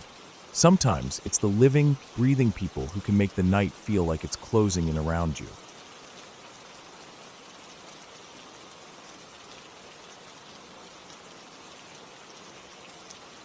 It started like any other week. I was busy with work, tired from the usual stress of daily life, and looking forward to the weekend when maybe, just maybe, I could finally catch my breath. My apartment complex had hired a crew to repaint all the buildings. The place wasn't falling apart or anything, but I guess management decided it was time to freshen things up. I didn't think much of it at first. Just a minor inconvenience, having to dodge ladders and buckets of paint on my way in and out. The painters they brought in were an out-of-town crew. The kind of guys who looked like they didn't care much about how they came across. A little rough around the edges, with worn clothes and hard faces. They weren't outright rude, but I noticed the stares. The lingering looks when I walked to my car or came home. A few whistles here and there. The kind of stuff you try to brush off because confronting it feels like it would just cause more trouble. I figured they'd finish the job and move on, and I could go back to my usual routine without worrying about being watched. A few days into the work, the apartment management left notices on everyone's doors. They were going to power wash and paint the balconies, so anything we had out there needed to be moved inside. I had a cat at the time. He was an indoor-outdoor type, even though I lived on the second floor. I kept a little setup for him on the balcony. A litter box, a few plants he liked to chew on, a small chair where he'd nap in the sun. Since his box was out there, I usually left the sliding door cracked open so he could go in and out as he pleased. It was just easier that way. I didn't think twice about it. The morning they were supposed to start on my building's balconies, I was in a rush. I grabbed some of the bigger items off the balcony, left the rest for later, and went to work. I completely spaced on the fact that leaving the slider open meant those painters would have access to my apartment. I didn't even lock the screen door. Just didn't cross my mind. When I got home that evening, the first thing I noticed was that my roommate wasn't there yet. I walked through the front door, dropped my bag on the counter, and froze. Right there, sitting on the ledge of our fish tank, was something so personal, so out of place, that it made my stomach flip. It was an intimate item of mine, something that belonged in the privacy of my underwear drawer, not on display in the living room. My heart started pounding. I just stood there staring at it, trying to make sense of what I was seeing. My mind raced through the possibilities. My first thought was that my roommate was playing some bizarre, wildly inappropriate joke. It seemed like the only explanation, but the more I stood there, the less that made sense. That wasn't like him at all. I went to my room, opened my drawer, and saw that everything was still there. Cash I kept hidden, a little stash of pot, undisturbed. Nothing else was missing or out of place. Just that one item, pulled out and put on display. The more I thought about it, the less it added up. If someone had broken in, why wouldn't they take the money? Why wouldn't they grab the weed? And why go through my things only to leave something so private where I'd find it the moment I walked in? I tried to shrug it off. Maybe I was overthinking it. Maybe there was some logical reason I wasn't seeing. I put the item away, double-checked the locks, and tried to move on. But I couldn't shake the feeling of being watched, of being invaded. The next day, I came home from work and stopped in my tracks before I even got inside. Sitting just outside my door was a small, two-tiered wooden table. It looked old, like something you'd find at a thrift store. On it was what could only be described as a shrine, a small fertility god statue, incense that was still burning, half-melted candles, a few crystals, some rocks, and a potted plant. It was all arranged so deliberately, like someone had spent time setting it up just so. My skin crawled. I started knocking on my neighbors' doors, asking if they'd seen who put it there. Nobody had noticed anything. No one claimed it. I called a few friends, thinking maybe, just maybe, this was some twisted prank. I warned them that if it wasn't funny, and I was going to call the police and have everything fingerprinted. But every single person I called swore they had nothing to do with it. In fact, most of them told me to call the cops right away. I didn't want to go back inside alone. I waited in my car until my roommate got home.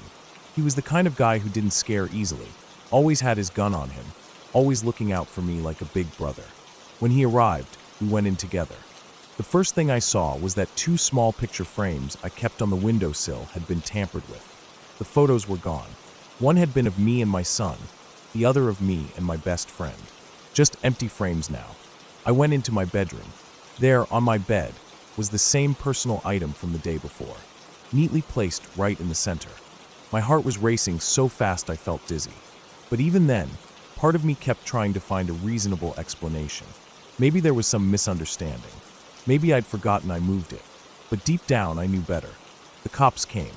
They took fingerprints, took photos of the shrine, and told me flat out that I should be very concerned. They suggested I move. That hit hard. It wasn't just me being paranoid. Something was really wrong. The next couple of days were a blur. I made arrangements to leave as soon as possible. My roommate was completely on board. The day after the cops came, sometime during the night, the shrine outside my door was taken down. We didn't hear a thing. Then the next day while we were at work, it appeared again. This time, my roommate didn't wait for me to see it. He took it down himself before I got home. Finally, moving day came. We started taking apart furniture, packing boxes, trying to get out as quickly as we could. When I lifted my mattress off the box spring, my stomach dropped. There, wedged between the mattress and box spring, was an old-school film camera. Not mine, not my roommate's, just there. Along with it were a couple more picture frames, taken apart, the photos missing. One had been a collage of me and my friend. Only the more revealing, sexier pictures were gone. I felt sick. We called the police again. They came out, took more photos, collected the camera, and said they'd check it for evidence. I told them I didn't want to know what was on the film unless it was absolutely necessary. I didn't want to think about it. I didn't want to know what someone might have seen or what they might have done. To this day, no one ever contacted me about it. I don't know if they developed the film or if anything came of it. Maybe they didn't find anything. Maybe they did and decided it was better not to tell me. I'll never know. I moved out that day and never looked back. My roommate never had anything strange happen again after I left. The police were pretty sure it was someone on the painting crew. They had access. The timing lined up, but no arrests, no resolution. Just me, carrying around the memory of those few terrifying days, trying not to think about what could have happened. And that's what haunts me the most. Not knowing who did it. Not knowing what they wanted, or what they might have done if I hadn't left when I did. It doesn't feel real when I tell the story. It feels like something that happened to someone else. Like a scene from a movie. But it was real. And it was terrifying.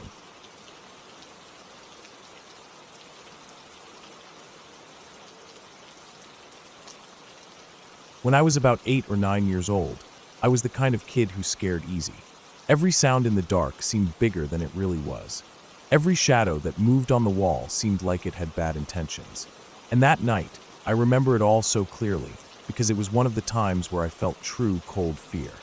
The kind that keeps your heart pounding and your body frozen until something forces you to move.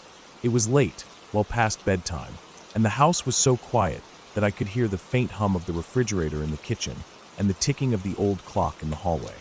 My room was small, tucked into the back corner of the house, and from my bed I could see the faint glow of the streetlight sneaking in through the window blinds.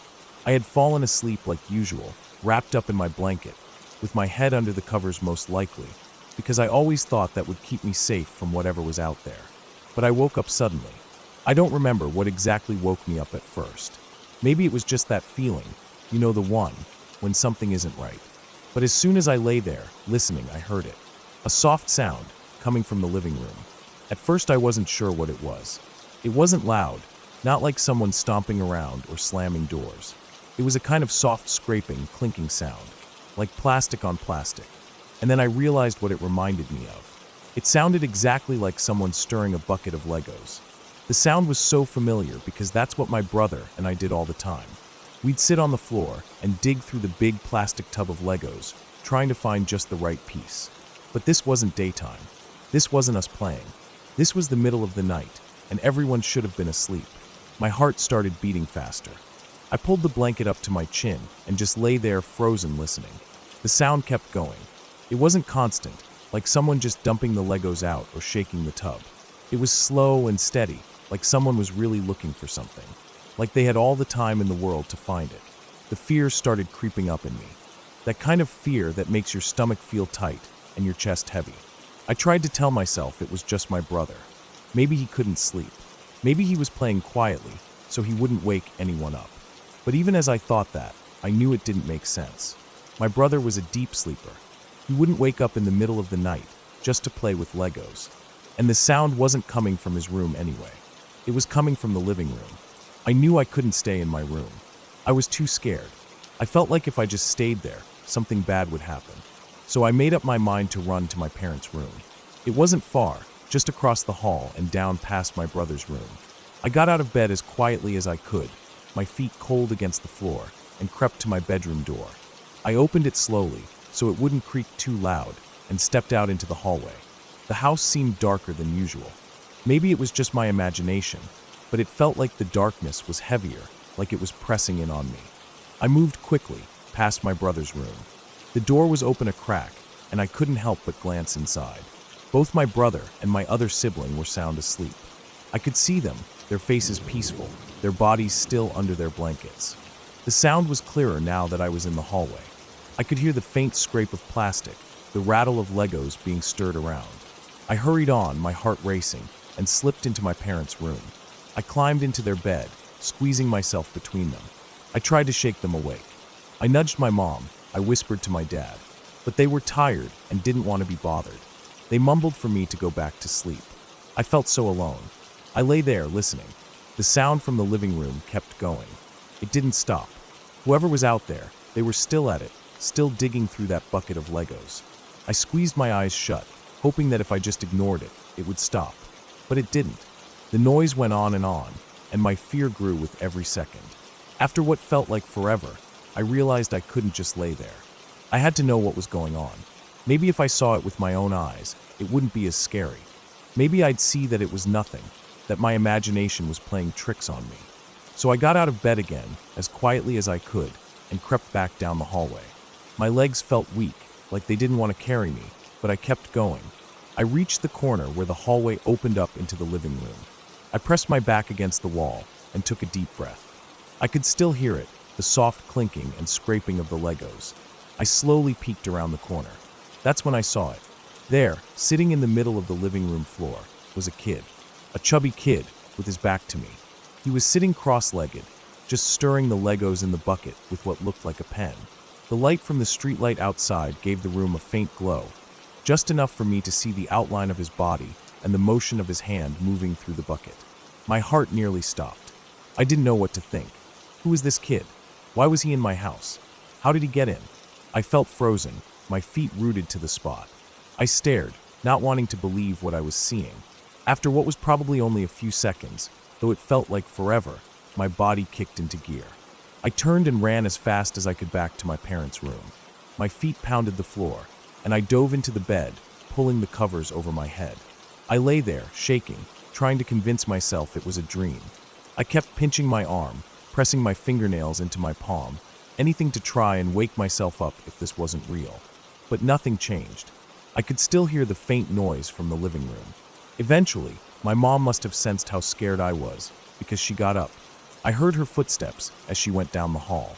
I waited, holding my breath, listening for any sign of what was going on. When she came back, she said that the bucket of Legos had been tipped over onto the floor. She didn't mention seeing any kid, and I never asked if she saw the pen. I don't know if it was there or not. I didn't want to know. After that night, I couldn't stop thinking about what I saw. I replayed it over and over in my head. The way the kid sat there, so calm, like he belonged there. The way he stirred the Legos, slow and steady. It didn't make sense. There was no way a kid could have gotten into the house without someone noticing. All the doors were locked. All the windows were shut. I tried to come up with explanations. Maybe I was dreaming after all. Maybe I had imagined it in that strange space between sleep and being awake. Maybe the shadows and the shapes in the dim light played tricks on my mind. But no matter how much I tried to believe that, deep down I knew what I saw. I saw that kid. I saw him sitting there, playing with our Legos like it was the most normal thing in the world. In the days that followed, I kept checking the living room. I'd look for signs that someone had been there, some clue to explain it all. But there was nothing, just the tipped-over bucket and the scattered Legos that my mom eventually made us clean up. I didn't tell my friends. I didn't tell my brother. I didn't want to sound crazy. But the memory stayed with me, clear as day. And even now, all these years later, I still think about it sometimes, when the house is quiet and the night feels too long. I still hear that soft scraping sound in my head, and I wonder what really happened that night, and who that kid was.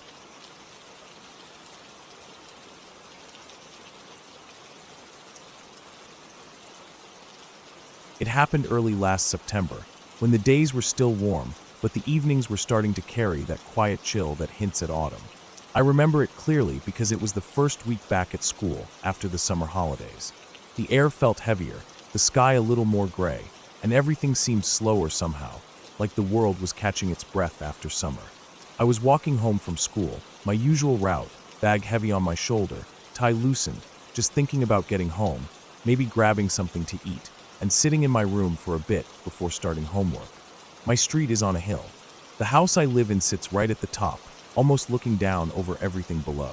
From my bedroom window, I can see the whole street stretching out beneath me, the rooftops, the lampposts, and beyond that, the large field that belongs to the farm. That farm's always been there, with its rusty machinery, the big red barn that looks like it could collapse any second, and the fields that roll out towards the main road. I've walked past it 1,000 times. It was just part of the scenery. Nothing special, nothing that ever made me stop and think. But that day was different. The moment I turned onto my street, I saw it. There, in the field next to the farm, was this white tent. The kind you see on the news when something bad has happened. Crime scene kind of bad. There were police cars parked behind it, their blue and red lights flashing, though no sirens. The whole scene seemed weirdly quiet. A few officers were moving about, some standing near the tent, others walking along the edge of the field like they were looking for something. And then I noticed the people. There was a small crowd gathered at the top of my street, right near my house. Neighbors mostly, some people I recognized, others I didn't. They were standing there, silent mostly, some whispering, others just staring out at the field like they couldn't believe what they were seeing. I felt this tightness in my chest, a strange mix of curiosity and unease. I quickened my pace, wanting to know what was going on, but also feeling this weird sense of dread as I got closer. When I reached them, I stopped and looked out at the field. I could see the tent more clearly now, the white fabric almost glowing in the late afternoon light. The police were moving around it, some carrying what looked like equipment, others just standing guard. I stood there for a few seconds before I couldn't help myself. I had to know. I asked someone in the group, just quietly, what had happened. The reply came back low, like they didn't really want to say it out loud. One of the farmer's workers had found a body, or what was left of one. They'd been out harvesting the crops and came across it, buried shallow in the soil. It wasn't fresh, just a skeleton. The police had come, set up the tent, started their investigation. And they'd arrested the farmer, at least at first, because he owned the land, and they had to start somewhere, I guess. I remember just standing there, staring out at that field, feeling this coldness creep over me. That field was right next to my house. I could see it from my bedroom window. I had walked past it so many times, never thinking twice about it. And all that time, there had been a body out there, just lying under the soil. It was unsettling in a way I can't really put into words, like the ground itself wasn't safe anymore. As the evening wore on, more and more people gathered. Cars slowed down as they passed, some stopping altogether. The crowd outside my house grew. Soon, the media turned up, local paper reporters first, then the local news crews. Cameras, microphones, people asking questions, trying to get statements from anyone who would talk. It was strange, seeing my quiet little street like that, filled with people and noise and flashing lights. I tried to stay out of the way, but it was impossible not to get drawn into it all. A couple of reporters even came up to our door, asking for comments, wanting to know what we'd seen, what we thought. I didn't know what to say. What could I say? I didn't know anything more than anyone else. That night, I didn't sleep well. I kept getting up and looking out my window. From there, I could see the white tent, illuminated by portable lights the police had set up. Officers still moving around, still searching, still working. The field looked so different at night, like something out of a film. The kind where you know something terrible has happened, but you don't know what's coming next. The police were there for days. 3 or 4, maybe more. They dug up the ground around where the body had been found, looking for more evidence, more remains, anything that could tell them who it was or what had happened. I watched it all from my window. It became a kind of grim routine. Get up, check the field, go to school, come home, check the field again. The sight of the tent, the police, the digging, it was burned into my mind. Then, after a few days, the news broke. The bones had been identified. They belonged to a woman who'd gone missing more than 10 years earlier. A prostitute, one of several who had disappeared around here back then. The police believed she'd been killed by a serial killer who had targeted women like her in the area. The farmer was cleared, not involved at all. Just an unlucky man who happened to own the land where the body had been hidden all those years. After that, people started laying flowers at the edge of the field, by the fence that bordered the street. First a few bouquets, then more. Every day there seemed to be new ones, flowers, cards, even little candles. For weeks it went on. People came and stood there for a while, paying their respects, some quietly crying, others just staring out at the spot where the body had been found. But as the flowers piled up, so did my unease. Every time I saw someone standing there, I couldn't help but wonder, what if one of them wasn't there to mourn? What if one of them was the person who'd put that body in the ground? I couldn't shake the thought. It became this obsession in my mind. I'd watch from my window, heart beating faster, trying to remember faces, looking for anything that seemed off. A man standing too long. Someone who came back more than once. Someone who didn't quite fit in. I was convinced, absolutely convinced, that the killer would return. That they'd want to see the place again, to relive what they'd done. I stopped sleeping properly. Every night, I'd be up at the window watching. Every sound outside made me jump. A car door, a voice, the wind in the trees. It all made my stomach knot up. I'd lie in bed, staring at the ceiling, imagining footsteps on the stairs, the front door creaking open, someone creeping through the house. I even started having nightmares, dreams where I'd see someone standing in the field, watching me, or worse, standing right outside my window looking in. My parents noticed I wasn't myself. They tried to reassure me, told me it was all over, that whoever had done it was long gone. But I couldn't believe that. Not really. The thought that someone capable of that was still out there. maybe walking past our house, maybe standing at that fence pretending to grieve. It was too much. Slowly, as the weeks went by, the visits to the fence became less frequent. The flowers began to wilt, the cards faded in the rain and wind. The police packed up and left. The field went back to being just a field. But for me, it was never the same again. Even now, when I look out at it, I see that tent in my mind. I see the flashing lights, the figures moving in the dark. And I still wonder about the people who came to lay flowers. I still think about the faces I saw.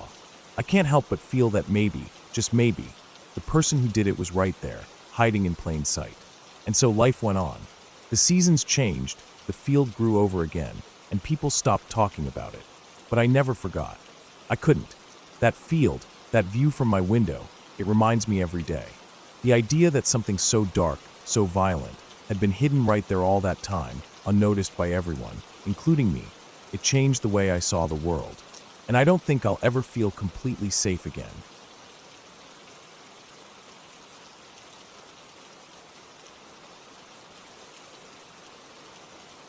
I remember that night so clearly. It's strange how certain memories just stick to you, as if your mind knows you'll replay them over and over. I'd been working at the children's hospital for a while by then, long enough that I thought I'd seen most of what could happen on the psych unit. But that boy, that night, it made me realize how wrong I was. I had the late shift, sitting behind that high counter in reception, surrounded by paperwork, files, and the constant low hum of fluorescent lights. The whole place smelled like antiseptic and stale air, like it always did. I was tired, but I kept working, trying to keep my mind busy so the hours would go by faster. Earlier in the week, the boy had already caused a big scene. He'd somehow gotten hold of a chain. None of us knew how or where it came from, and tried to fight his way out. I wasn't there that night, but I'd heard all about it from the nurse and tech who'd managed to stop him. They were still shaken up, even though they tried to act like they weren't. The story spread quickly around the staff. We all pictured it, that kid standing in the hall swinging a chain around, wild-eyed and desperate. The nurse told me later that when she'd cornered him, she could see how scared he was, like he wasn't really seeing them, just seeing his way out. They were lucky, we all said. They got the chain away from him, without anyone getting hurt. A couple of nights later, he was still on the unit. Still not discharged, still not settled down. He had good moments, sure, but more often he was on edge, acting out, pushing limits. I think part of it was that he didn't trust us. Not that I could blame him, given what he'd been through before he came to us. But that night, something about his behavior felt different. There was this tension in the air, like everyone was waiting for something bad to happen. The nurse tried to keep him busy, tried to redirect him, but nothing worked. Eventually, she put him in the timeout room, hoping he'd calm down if he had some space. The room wasn't locked. We couldn't do that. It was just a small room with soft walls and no furniture, meant to be safe if a kid needed to cool off. I was at my desk, trying to get through the pile of charts and forms. The stack never seemed to get smaller, no matter how much I worked on it. The clock on the wall ticked slowly, the minutes dragging. The hallway outside was quiet for the moment, though I could hear the faint murmur of staff talking at the far end of the unit. I let out a long breath and kept my head down, focused on writing notes, checking names, making sure everything was in order. I didn't even hear him at first. The sound that finally made me turn wasn't loud, a soft shuffle, maybe, or the creak of a shoe on the floor. But it was enough to make me look over my shoulder. And there he was. The boy was standing right behind me, closer than anyone should have been able to get without me noticing. His eyes were glazed over, unfocused, but at the same time, there was this sharpness to them, like he was somewhere between being lost and being completely locked in on one goal. His breathing was rough, ragged, like he'd been running or crying or maybe both. My stomach dropped. I felt that cold rush, the kind that makes your heart pound and your skin prickle. I pushed my chair back slowly and stood, trying not to make any sudden moves. The counter felt like it wasn't high enough, like it wouldn't protect me if something happened. I didn't know what to say. My mouth felt dry. I think I mumbled something about getting the nurse. I remember hearing my own voice, shaky and quiet, and thinking how useless it sounded. But I stepped away, moving toward the side door that led out of the reception area. The boy didn't move at first. He just stared at me, breathing hard, eyes fixed on me in a way that made it clear he wasn't seeing me so much as seeing an obstacle. As soon as I got to the door and opened it, he snapped into action. He lunged at the wall, and hit the button that controlled the lock on the main door. I heard the buzz, that loud mechanical sound as the door released. And then he jumped, literally jumped, up onto the counter, trying to get over it and through the door before it locked again. The whole thing happened so fast, but at the same time, it felt like it was happening in slow motion. I saw his hands hit the edge of the counter, saw his feet scramble for grip, saw the desperation in every part of him as he tried to pull himself over. But the door clicked shut before he could get to it. The lock engaged again with a heavy, final sound, and he froze there for just a second, realizing he hadn't made it. That moment, seeing his face, seeing the mix of fury and hopelessness, stuck with me. He dropped back down to the floor, breathing even harder now, chest heaving, and I backed away, calling for the nurse. My voice was louder this time, clearer, because the shock had worn off enough that I knew we needed help, fast. The nurse came running, and together we guided him back toward the timeout room. He didn't fight as hard as I thought he would, maybe because he was worn out, maybe because some part of him knew it was over for now. But the rest of the night was tense. Every sound made me jump a little. Every time I looked up from my paperwork, I expected to see him standing there again, somehow having found another way out of the timeout room, another way to get past us. The nurse stayed close by, keeping an eye on him, talking to him quietly when she could, trying to keep him calm. He didn't settle much, but eventually he stayed in his room, too exhausted to keep trying. After that night, I kept thinking about all the what-ifs. What if he'd found another chain, or anything he could have used as a weapon? What if he'd gotten over that counter and through the door? What if I hadn't turned around when I did? The thought of him standing behind me, silent and so close, still makes my heart race when I think about it. I realized how vulnerable we all were, how even with all our procedures and safety measures, things could go wrong in an instant. It wasn't that I was scared of him, exactly. I was scared of his desperation, his panic, the way he seemed like he was fighting for his life, even though we weren't his enemies. I stayed on at the hospital for a little while after that, but that night stuck with me. Eventually, I decided it was time to leave. It wasn't just that incident. There were a lot of reasons, but that night was one of the things that pushed me toward the door. I kept wondering where that boy ended up, if he found a safer place, if anyone ever helped him feel like he didn't have to fight so hard just to get through the day. I hope so. I still hope so. Working at that hospital taught me a lot. It taught me about resilience, about fear, about how people cope with pain in ways that don't always make sense to the rest of us. It taught me how easy it is to miss the signs that someone is at their breaking point, and how hard it can be to stop them once they're there. And it taught me that sometimes the scariest moments aren't the ones where you see danger coming from a mile away. They're the moments where you turn around and realize danger is already standing right behind you, waiting for you to notice.